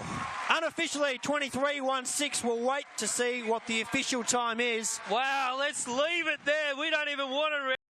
That will get bus to Beijing. 23:6. 23. Yes! That's a massive round down. Can you believe it? Ella Nelson. That is a .20 PB. Unbelievable stuff, Ella Nelson. Wow. Wow. Ash Whittaker had a great run there as well. She's run 23:26 just outside that qualifier, so fantastic run. And Breen, what a weekend she's had in the 100 and the 200 metres. So that was a great final, and well done to Ella Nelson. Well deserved. She is your national champion. What a belter of a run. And we can see Ella Nelson's dad just down there. He's excited, and we saw him on Twitter this morning show us a photo of Ella from the 2000 Olympics, and here she is today being crowned the national champion of Australia in the 200 metres. This is what it's all about, and what a final that was. Conditions ideal. We've got the Adidas replay, Mossy. Oh, look at this. And as I said to you there, lane 7, watch Ella Nelson. She almost falls backwards here. That's not her strength. Toya Wiesel looked really strong out of the blocks. And Ash Nelson, at this stage, I'm thinking, hang on, will she go one better than last year and take out the title? But Nelson, she's about 5th. And here she comes, boom. And she knows she's got it from this point forward. Ash Nelson battling on there as well, who runs really, really strongly, gets the second. But Ella Nelson, 23.16. My goodness, that was the unofficial time. And it went down to a 23.04. And look at that, Annalise Ruby, the 400-metre national champion, goes to Ella Nelson. Listen, sensational stuff. You're the defending champion now. And you are the 2-time national champion in the 200 metres. Ella Nelson, take a bow. 23.40 was Ash Whittaker's PB leading into this one. So she just continues to thrive. She did a 23.26. So this is just amazing stuff here, Benita Willis. Oh, fantastic. And I remember watching Ella run at Sydney, the Sydney track meet, just running brilliant. And it's great that she backs up and wins again. But, yeah, she would have been pretty young at Sydney Olympics. In there in the stadium watching. And once again, the Ella Nelson going to the print press, and they'll be able to put their articles in the paper tomorrow. Meanwhile, live, we'll just wait for them. That was a great final. Let's hope the men's 200-metre final is just as good. And congrats to Ella Nelson. Cool, calm and collected. Got the job done. And well done to Ash Whittaker and Mel Breen, who make up the podium. And this men's 200-metre final promises to be just as a close an encounter. And we've got 4 or 5 guys who are really challenging to ideally win a medal and book their spot on the way to China. So almost they're at the end of the championships, but the action is as good as ever. So we have the men's 200 metres now. It probably hasn't been talked about a lot before this championship, but I think in the last 24 hours it has been. Craig Burns laying down the gauntlet last night to Alex Hartman, saying that he was just a kid, a nice young boy, and Burns looking to go the 2-4 double. And Hartman said this morning, well, he can say what he wants. Nice little bit of friendly banter, but I think Hartman knows who has been the strongest so far in the season. And Nick Boylett in lane 5, well, he has been smoking along too. So Jaworski, Johns, Hartman, Boylett, Burns, Stevens, Tambakathoro and McCabe. And the one, well, look, you could throw a blanket over a lot of these guys, but for mine, Alex Hartman out of lane 4 will be the one to beat. Yeah, it's going to be a cracking final. Hartman looked extremely impressive in that 100 metres yesterday. Craig Burns, he's the man with, he's talked it up and backed himself to win this. Interesting to see how he goes. And look, any of these guys, I mean, if Jaworski can bring some of that form from the 100 metres, you think he'd be a chance in this 200. Brooke Stratton currently on the runway. Can she get in front of Chelsea Yench's 6-4? Here she goes on the runway. We'll get the white flag. And Brooke Stratton, the crowd like it. Let's see how big it is. And Brooke Stratton's always been an athlete who can lift when the pressure arises. But here we go for the men's 200 metre final. The national final and away. And didn't Hartman get a good start from Queensland on the outside? Benuve running well from Fiji, but look at Alex Hartman. He's going to straighten up in the lead, and Alex Hartman running a great race. Benuve on the outside, the visiting Fijian, and Craig Burns with some work to do. Benuve on the outside. Hartman, can he hold on? They're going to cross the line, and on the outside, the Fijian out-dips the Australian 20.74. Stratton 6.58 in her final jump, so Yench, who has got a jump to go, is still in the lead. But what a run there by Benuve Tambakathoro. That's a great win. Held on the outside. Hartman, the first Australian over the line. 20.63. Yeah, we're looking.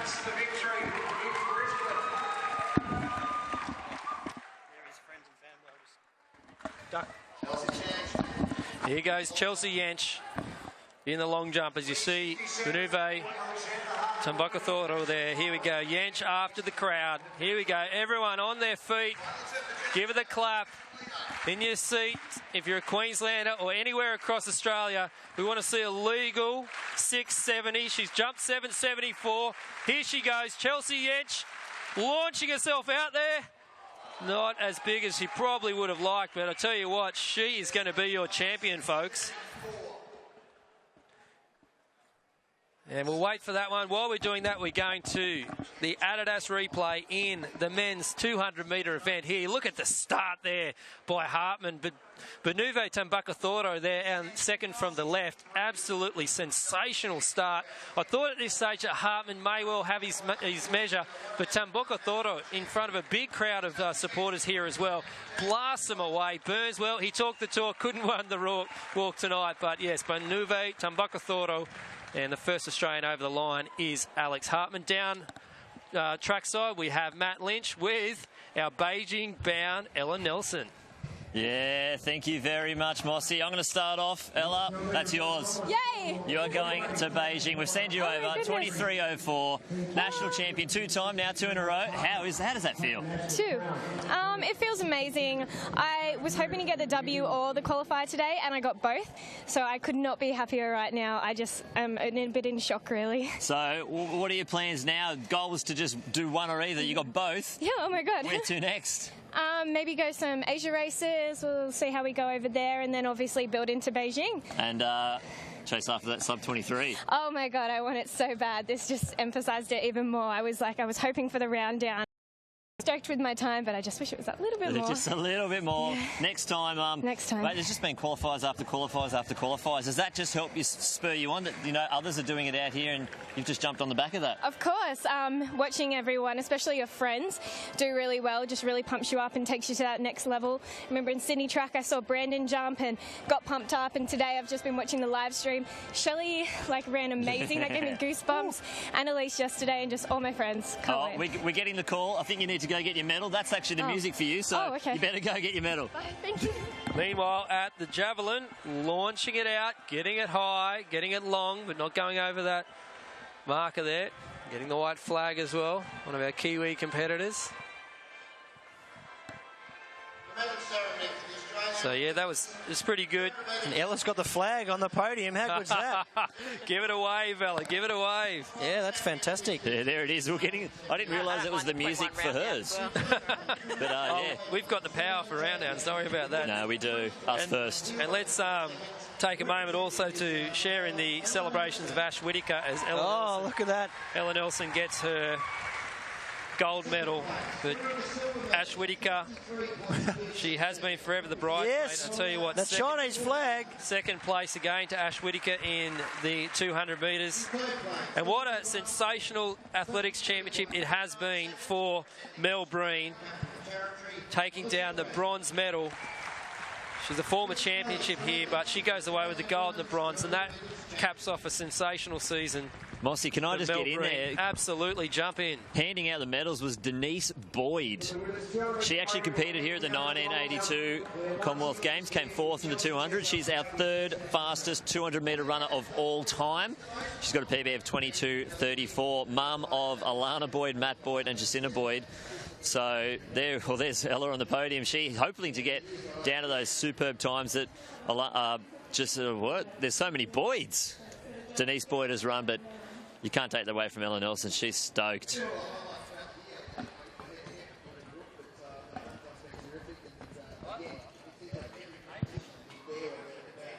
One more race left.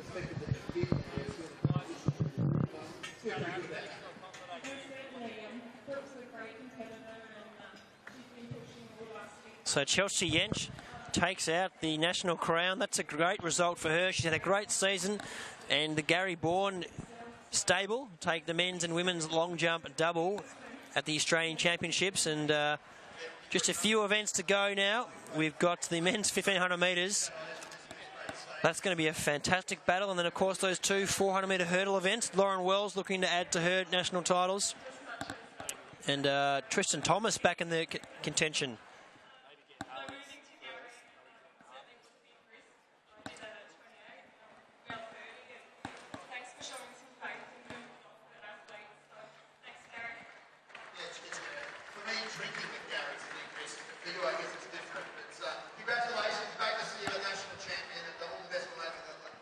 So just about to get their medals. First over the line, Benuve Tumbakathoro. And with the 8 on his chest, Alex Hartman. Jaworski on the right and Burns the left. So a great championships again for Burns. 20.67 for Hartman. That's a good run.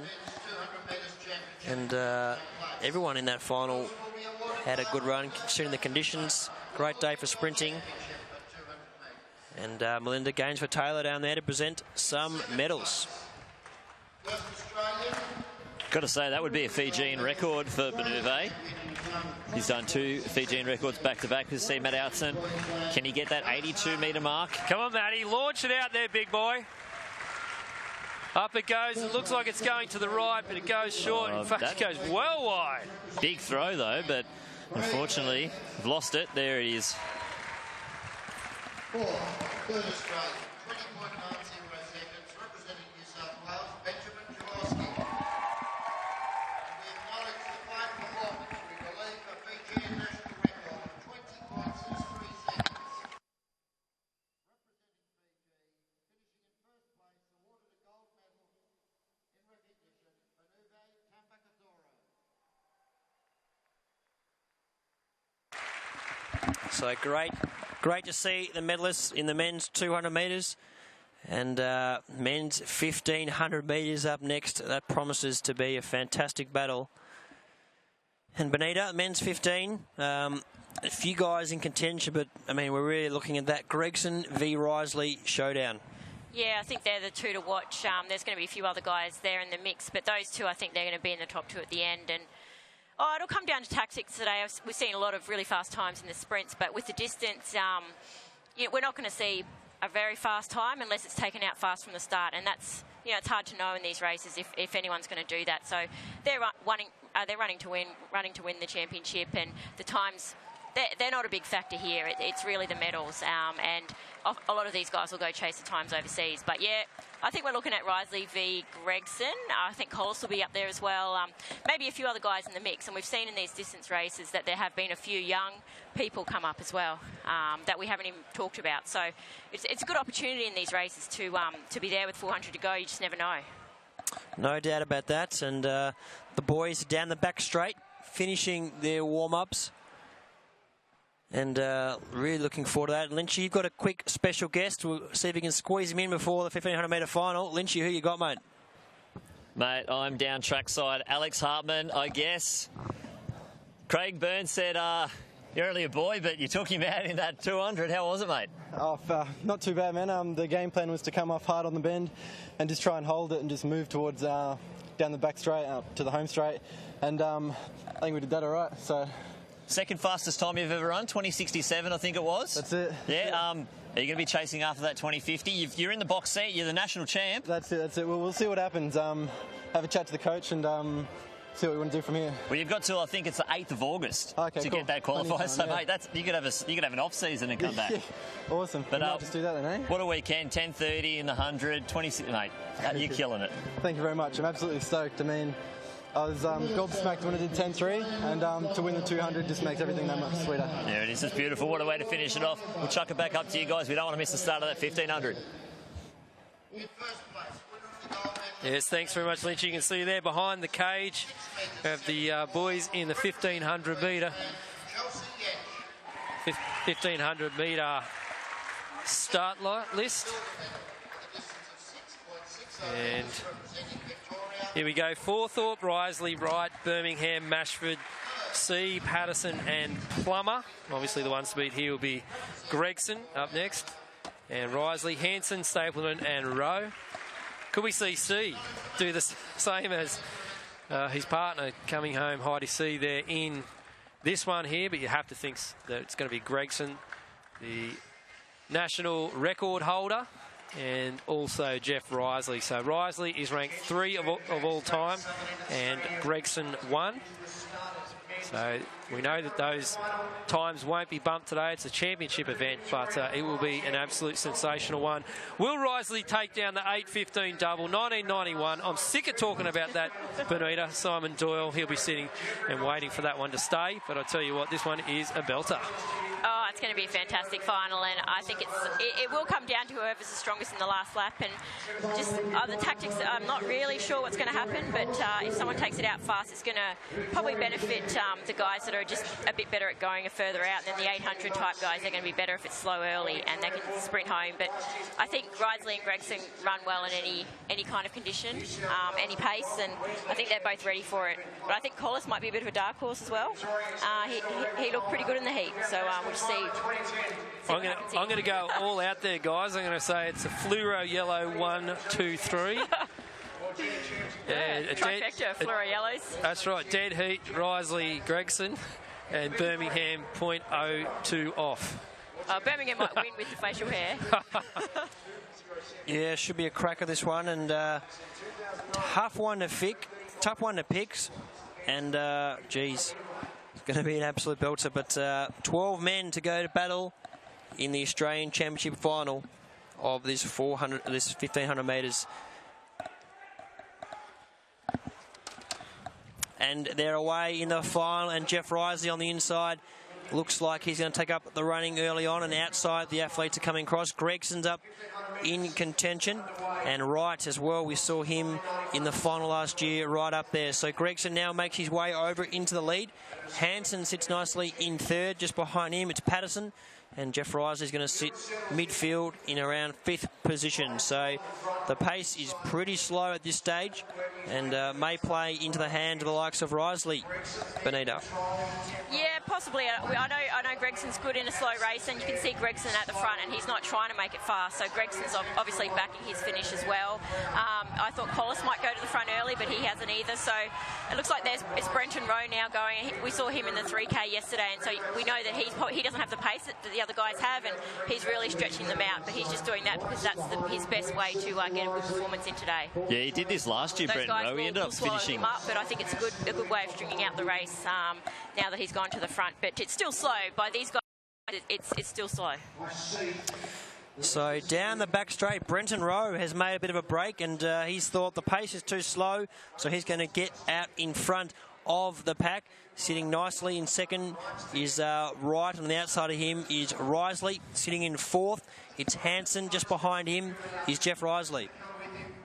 You can see no one's really gone behind Brenton Rowe, so you know that these guys are just watching each other. They don't really care that Brenton's out there because they know they're going to get him eventually, but they're not right on his shoulder, and that's just a sign that they're just all watching each other and they're watching the main contenders.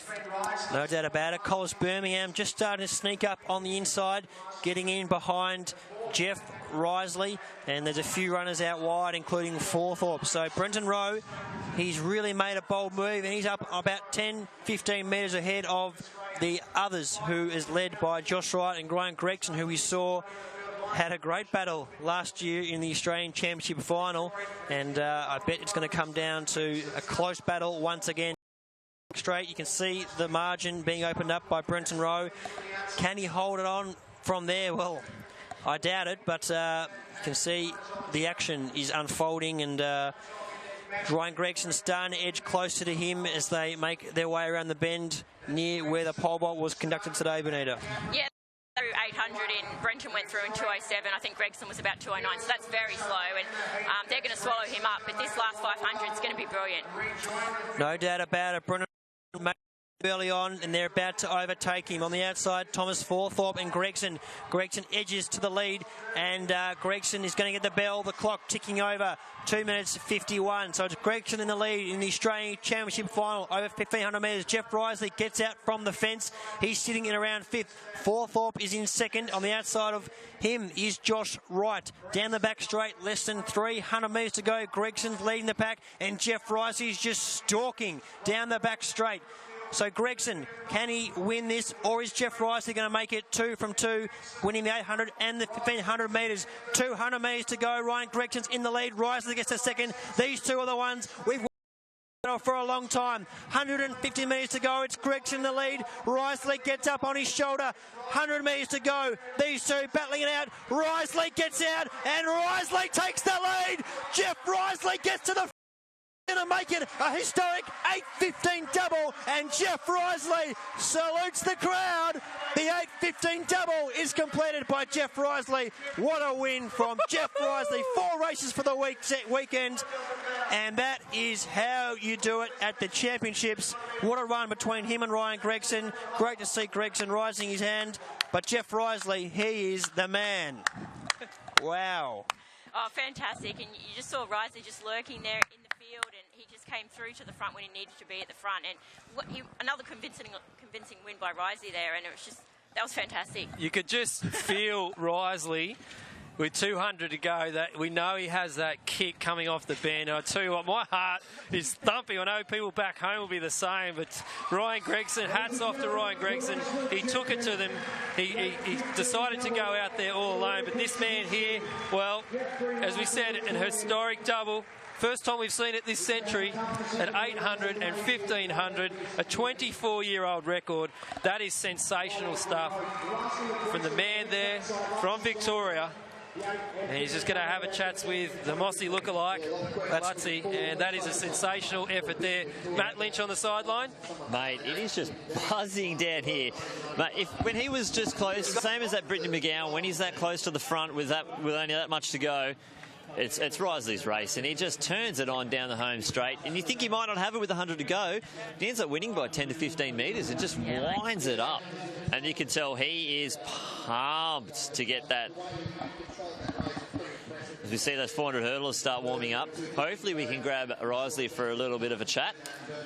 Now that is got to be one of the performances of the meet. Given how hard it is to actually do the double, the 8:15 is such a hard double to do, and Jeff Risley has done it. And Bonita, the Adidas replay here at this part, you thought Gregson may just hang on, but look at Risley come. Yeah, I didn't think Gregson was going to hang on here. Risley just looked a bit stronger, but I thought Gregson might kick again, but he just didn't have anything in the last 100. And I think Risley he was just so confident and knew he could do it. And I think a lot of it is confidence in these races, and very, very convincing. But great for Gregson. I mean, coming top 3 is still brewing in a national championship, but really good to win, because I mean, Risley's run every day now for the last 4 days in a row, and it's middle distance, so got to take my hat off to him. And I also want a special mention there to Josh Wright as well. He got the line honours in second last year in this very event. Unfortunately, he lost on a protest, was kicked out, so he came third, the boy from Central Coast, and great to see him. He'll actually, by right, be on that podium this afternoon. But yeah, I'm still tingling here. Jeff Risley, unbelievable stuff, and he's such a great ambassador for the sport. He's a bit of a showman. Some people might think he's cocky, but I think it's great. He is just brilliant. Oh, you got to love personality, and I love they're all different. You know, Gregson's got great personality, Risley as well, and that, you know, all that. What they bring to the track is just something that we want more and more to come, and their performances certainly show it as well. And that rivalry as well. Like, you saw them at the end, they're shaking hands, but they know it's business when it comes down to it. And Ryan Gregson, as you said, such a top bloke as well. Jeff Risley, well, hopefully these guys can kick on. And the good thing about Gregson, you know, and he admitted it, he hasn't really performed that well. He talked about it on the stream on home soil in the last couple of years, so he'll be very excited, I guess, to, you know, find himself up there once again. But you know, great stuff there, Jeff Risley and Josh Wright coming in for the minor placings. And we do have the 400 metre hurdles. We've got 2 events to go here on the 93rd Australian Athletics Championship. It will be the men's 400 hurdles and then the women's 400 hurdles, with Lauren Wells to cap things out here on day 4. And beautiful stuff there, Ollie Worm. Oh, that was fantastic to see. Jeff Risley, he's a top bloke, as is Ryan Gregson, and just had a feeling that Risley's been in great form all throughout the tour. He times his run to perfection every time. I think that's the key. Every time he's really stalked that front runner. In this race, it was Ryan Gregson in the 800 metres, Alex Rowe. He makes the move at the right time, and really just puts them away, and he's obviously in great shape aerobically. He's got the speed as well to kick when it counts, so credit to Risley and his coach. That is the perfect championship, the 8:15 double. He's done everything he can, and let's hope he has a great season over in Europe as well, and the World Champs. Let's hope we can see him be competitive on the world stage, you know, being able to run the rounds at a championship, because Jeff Risley and guys like Ryan Gregson as well, I truly believe they can mix it with the best distance runners in the world, just like you did, Benita. Oh, yeah, it's very hard. I mean, running really well here in Australia early in the year on the track for these distance runners and then going on to the European season, I think you've got to hold your form, but you've got to be able to peak when it's World Champs time, and certainly all the other distances as well. But I think these guys, they're going to go home, have a bit of a break, and then get back. But we want to see them run really well in Europe. That's the aim of the year every year, but they've got to come here and perform well at Nationals as well. So they've both done it, and these rivalries are just bringing better performances. Well, let's not forget that Risley was a two-time Commonwealth Game finalist as well, and that's his 5th national championship. He's first in the 800 metres that we saw earlier on in the program. So great stuff there. Defends his national championship, which we've seen already tonight in Ella Nelson, and we'll see it again in not this race but the next race, which will be Lauren Wells. She's going for 8 national championships. Pretty at 26 years of age, it's pretty handy, isn't it? Oh yeah, that's how many has Tamsin won? Tamsin won's probably 11. Double figures, yeah. Okay. I think. A few more years to go. Just chatting to Maddie B. Lauren's going to try a different stride pattern in the final, but we'll get to the women's race shortly. So here's your starting lineup for the second last event of the evening, the 400-metre hurdles. In lane 2, it's Collins, Schaffer, the New Zealander French, Smith, Toteno. Tristan Thomas makes a return to the track. Great to see you back, buddy. Nguyen and Bennett. Now, the ones to watch here, French is he has been running sensational all season, and don't rule out Tristan Thomas, who's also back in contention. He's the second fastest of all time, the Tasmanian, and he'll be red hot tonight as well.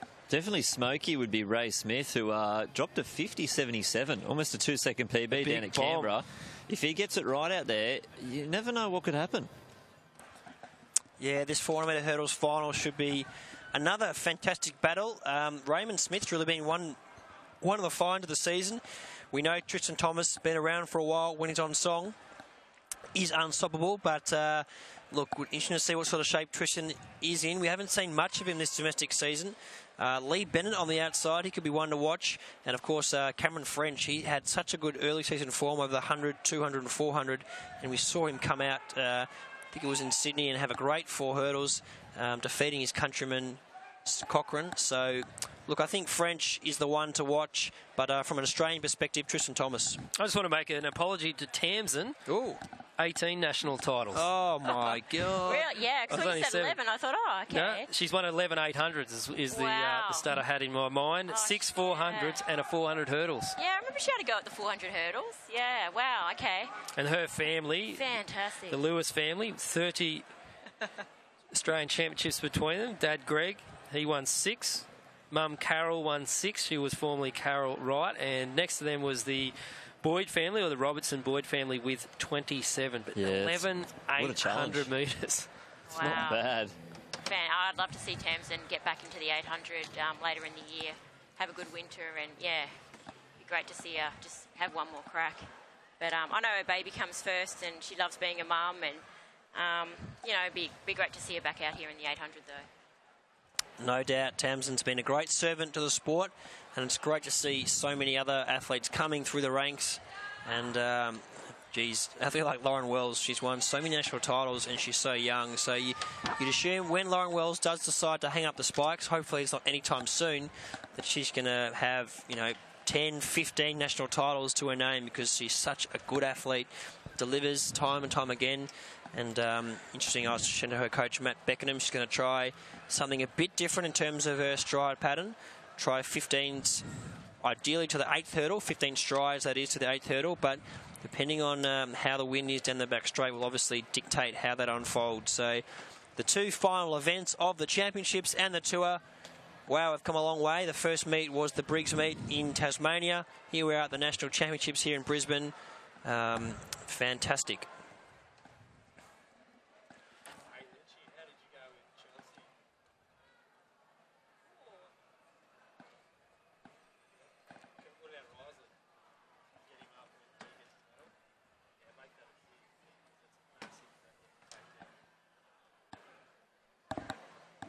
So you see the guys here just going through the motion. Tristan Thomas, Tasmanian. Came second in last year's Nationals to Ian Dewhurst. is extremely disappointed in that. Made famous with a 4x400 relay run. Big championships. And just, yeah, something quickly on Risley. I know he's been really relaxed over at the warm-up track and really enjoying everything, laughing a lot. And I think when you're enjoying your running and or whatever you do, I think you perform better. And I know that he's just in a really good frame of mind, and I think that contributed to the win as well in this 1500. A fantastic record to take down. So a win here for Thomas will take him to 5 national titles, which will be equal with BJ, who has 5, and Tristan Thomas, as I said there, the second fastest Australian athlete over this distance. You look down to some of the other names. Well, Rowan Robinson is the fastest with a 48.28. BJ Cole's in there. Matty Beckenham as well at 8, and Ian Dewhurst, who isn't here to defend his championship. I know Matty B's down the back straight at hurdle number 5, waiting for Lauren Wells. Really looking forward to see how Tristan Terrence Thomas can go here. TTT. Triple T. And this 400-metre hurdles final.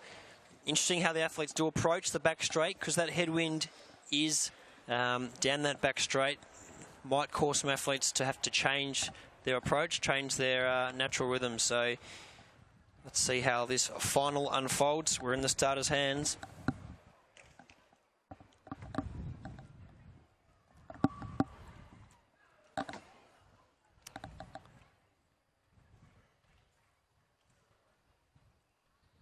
And away in this 400-metre hurdles national final from the inside, Collins, Schaefer, French, Smith, Tatino, Thomas, Newen and Bennett. Down the back straight, Tristan Thomas setting it up early on, and on the outside of him, Newen is running well. So Tristan Thomas with the Japanese visitor, Tatino, running a good race, and Cameron French looks very comfortable as they go through and attack that 5th hurdle. Lee Bennett on the outside's giving them something to chase, and it's pretty even as they go through the 6th hurdle. Tristan Thomas running a good race, the Japanese visitor, Tatino, and Lee Bennett on the outside. He's run a very gallant race. They're going to straighten up Cameron French and Tristan Thomas. Thomas in the lead with French. They're going to go head-to-head here. And Tristan Thomas in the AAS colours. French on the inside. Tristan Thomas and French. They clear the last hurdle. Going to hold on. But Tristan Thomas digs deep. 50.14 unofficially for Cameron French. But Tristan Thomas will be your Australian champion. And Tristan Thomas, he delivers the goods time and time again. We haven't seen much of him, but here he is at the national champs. He's back, baby. He's back. Tristan Thomas making up for that second last year. But as I said in the intro, Cameron French has been sensational all season, and a great run by him. He'll take our line on us, but the first over the line is Tristan Thomas. Yeah, great run from Tristo. He always has a dig, really sets it up through those first 5 or 6 hurdles. He tries 30 sides to as many hurdles as possible, whether it be the 5th, 6th or 7th hurdle. And Tristo is one of the gutsiest athletes who digs deep time and time again, and great to see him win the national title after an injury-interrupted prep. Got the women's final to wrap up what's been a superb championships. We hope you've enjoyed it. Wow, it's been a bit of a whirlwind, Silas. Hang on, I'd like to know what is being said there. Tristan Thomas giving it the thumbs down a few times there to our Japanese visitor.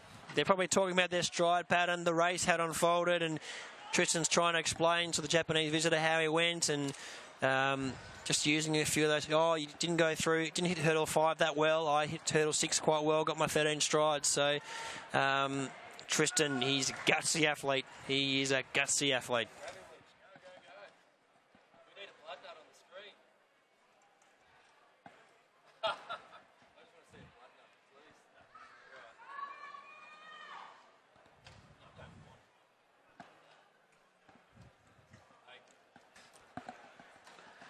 See the guys coming off there, and we've still got one more event left on the card here.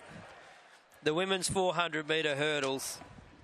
We know Benita Willis, if she wasn't a distance runner, she would have loved being a 400 hurdler. Well, I like how they always they count all their strides, and I think it's quite. It seems like it's quite tactical, but in a different sort of way. I think that's interesting about the 400 hurdles. I've always thought that was something that, yeah, but I'm not fast enough. It's certainly a tough event, and ideally you don't need a count or anything. It's just you feel the rhythm. I certainly had a crack at the 4 hurdles for one season training with Matty B. I certainly wasn't a natural, pure 4 hurdler like the likes of BJ, Brendan Cole, who I was training with, and also Lauren Wells, who just have their rhythm so down pat. They know exactly how many steps they've taken. If they can see a hurdle 10 metres out, they know exactly which leg to take. So there's a certain art to it, and it takes a lot of perfection. And you've also got to be able to adjust to the conditions and, athletes in front of you, and all different shapes and sizes. We see Bashawn Jackson, the American, he's a very small man, so he actually only takes 15 strides between each hurdle the whole way. But you've got a guy like Tristan Thomas taking less strides, obviously not running as quick. So it is a fascinating event, very technical. A guy like Edwin Moses comes to mind. He's a guy who thought about it a lot, all different philosophies and ways to run the race, and it's fascinating. Yeah, I was at the AIS in the days of Rowan Robinson, and certainly, I couldn't believe this event. I don't like watching it from head on in the last 100. Yeah, definitely. Let's not take away too that performance by Tristan Thomas. We haven't seen him all season. He's obviously been training a little bit in private, still got his fitness going. And now, well, as we said, he becomes a 5-time national champion. And that's, in itself a great achievement. Yeah, Tristo, legend, training with Tudor Bitter in Canberra. Hopefully Tudor's watching. Hello, Tudor, and you're happy with that. But no doubt they'll be searching for more and more. Whether an international campaign on the cards for Tristan, I'm not sure. But got the start list about to come up for the women's 4 hurdles, the last event of the championship. I'm excited, looking forward to seeing Lauren Wells. Let's hope she can get under that 56-second barrier. Mossy. Yes, well, can she do it? Can Emily come first? Silly, Story, Kabakura, Wells, Barua, Hawkes and Klein. So the favourite in lane 6 will be Lauren Wells. Be interested to see how Betty Barua goes from the Papua New Guinea. She can fly as well. And I didn't actually catch too much of the Japanese runner, Kabakura. But Lauren Wells, she'll be your 8-time national champion. Really looking forward to seeing Lauren Wells.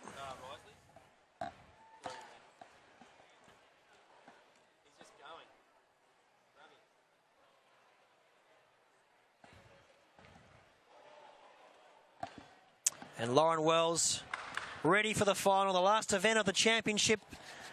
What a championship it has been.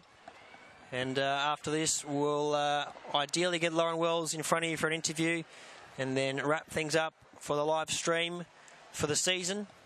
And shame we couldn't have Robbo here for the last stream, Mossy. He's here with us in spirit. Let's not bring it up. Oh, no, he's a father of 2 now, so great news for Robbo.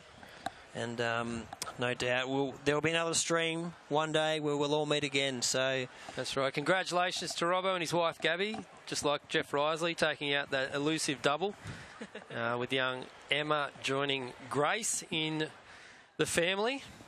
And Emma getting on the live stream within 6 hours of the birth. I think that's pretty impressive. I reckon that's got to be a world first, that's for sure.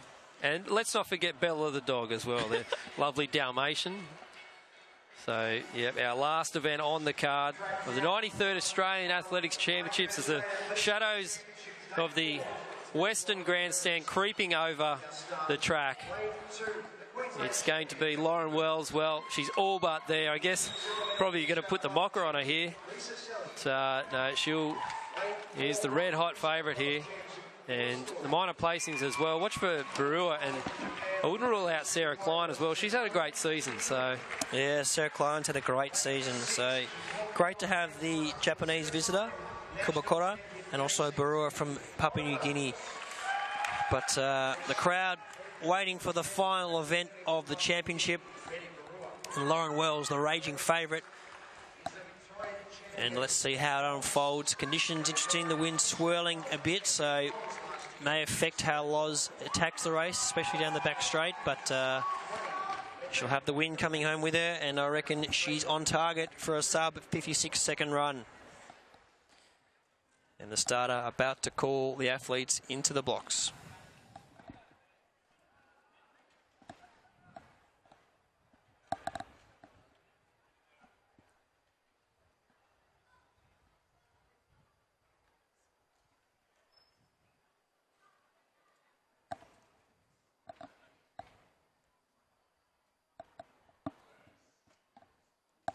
Away in this championship final, women's 400-metre hurdles first. Sally, Story, Kopakura, Wells, Barua, Hawkes and Klein. And already Lauren Wells sets the scene early as they head down the back straight. Kopakura from Japan setting her race up nicely, and Klein on the outside's running a race, but Lauren Wells, the one to watch here. She's the one we want to see get under that qualifier, 56 seconds. And Lauren Wells, as she clears the 5th hurdle, is dominating this field as she clears the 6th. Around 150 metres to go. Lauren Wells out in front. Kopakura from Japan looking good. Sarah Klein and Barua from PNG in contention, but in the home straight, it's Lauren Wells versus the clock. Lauren Wells, she clears the 2nd last hurdle. She's got one to go after this. Lauren Wells holding her form so well. The last hurdle, unfortunately, didn't clear it how she would. She's going to hold on from a fast-finishing Japanese athlete, but Lauren Wells, the national champion, 56.63. Unfortunately, that last hurdle, she'll be disappointed in that because she didn't clear it the way she wanted to clear it. But Lauren Wells, our national champion, she's got that qualifier. She's a national champion, done everything she can. Let's go a little bit higher than that. She is now the greatest 400 women's hurdler in the history. She's just taken down Debbie Flintoff-King, who was equal with her on 7 national championships. So now she is our eight-time national champion, Benita Willis. Oh, fantastic run. And I think just with that hurdle, last hurdle at the end, she still finished on really well. And it must be very hard when you have your your stride interrupted. But to finish on like she did, I think, yeah, you still ought to get the gold medal. Yes, and there she is, Lauren Wells on camera. Brilliant stuff there. Seeley running well. And as we said there, Lauren Wells now 8-time national champion. One of the youngest ever, and she's going to have a chat with Lutzi, but we have a very special guest who will be trackside with us in a moment. I say very special because he's done it. I've been talking about it all weekend, taking down the double, and I want you to congratulate him from me, Lynchy, in particular. And me. We all love him. Down to you, Matt Lynch, with Jeff Risley. Thank you very much now, Jeff. I've been told to personally congratulate you from Mossy and Wormie. They said congratulations, you've done the double. How does it feel, mate? Yeah, no, it felt good. I was giving it a bit in the last 30. I kind of looked around and I kind of knew I had it. And, yeah, I've been wanting to do it for a while. And, you know, it's not an easy thing to pull off. So, I was pumped. Yeah, we heard, 1991 since it was last done. How old were you in 91? 5. So that's not too bad.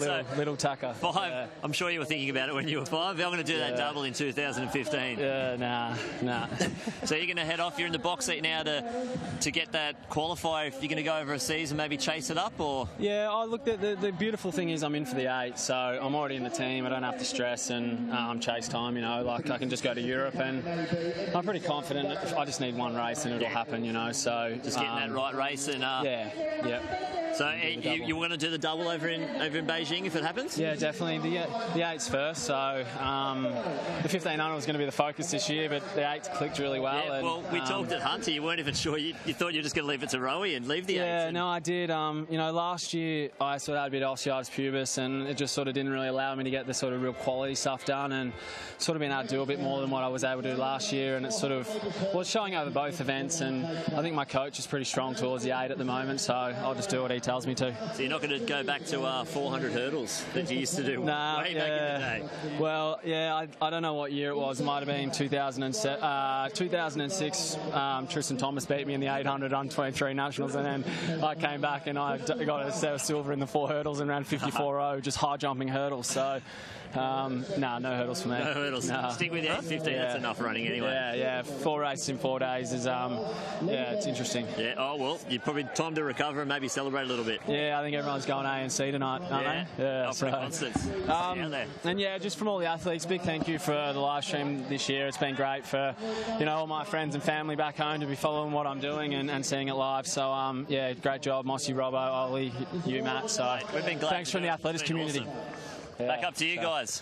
Thanks so much, Jeff. And as I've said to a number of people who've come along and said thank you very much to you. It's you guys out there with all your performances, whether you're coming first, whether you're doing a personal best or coming fifth in a heat. That's the reason why we do it. We want to show the world how good you guys are, and we'll continue to do that. And it is not just us. There's a whole wealth of people in behind the scenes, the VPA live crew, and you would have seen from last year, even the commentary, but also in their presentation, it's just stepped it right up to be world class and just sensational stuff there. Athletics Australia for giving us the opportunity. It's very much thankful. And as I said there, the shadows they're setting here at QE2 as part of the Queensland Sports and Athletics Centre. And let's just have a quick recap for you, Ollie, the highlight of the weekend. Look, I can't go past Jeff Risley on the double personally. I think that was absolutely superb. So hard to do it. 4 races over the weekend. He got it done. Look, I think that was the real highlight that stood out for me personally. Yeah, I'm going to throw that there for sure as I start to lose my voice. But that's time. It's a sign from the Lord. We've got to wrap things up, mate. It is. But thank you for tuning in, everyone. It's been an absolute pleasure throughout the whole tour.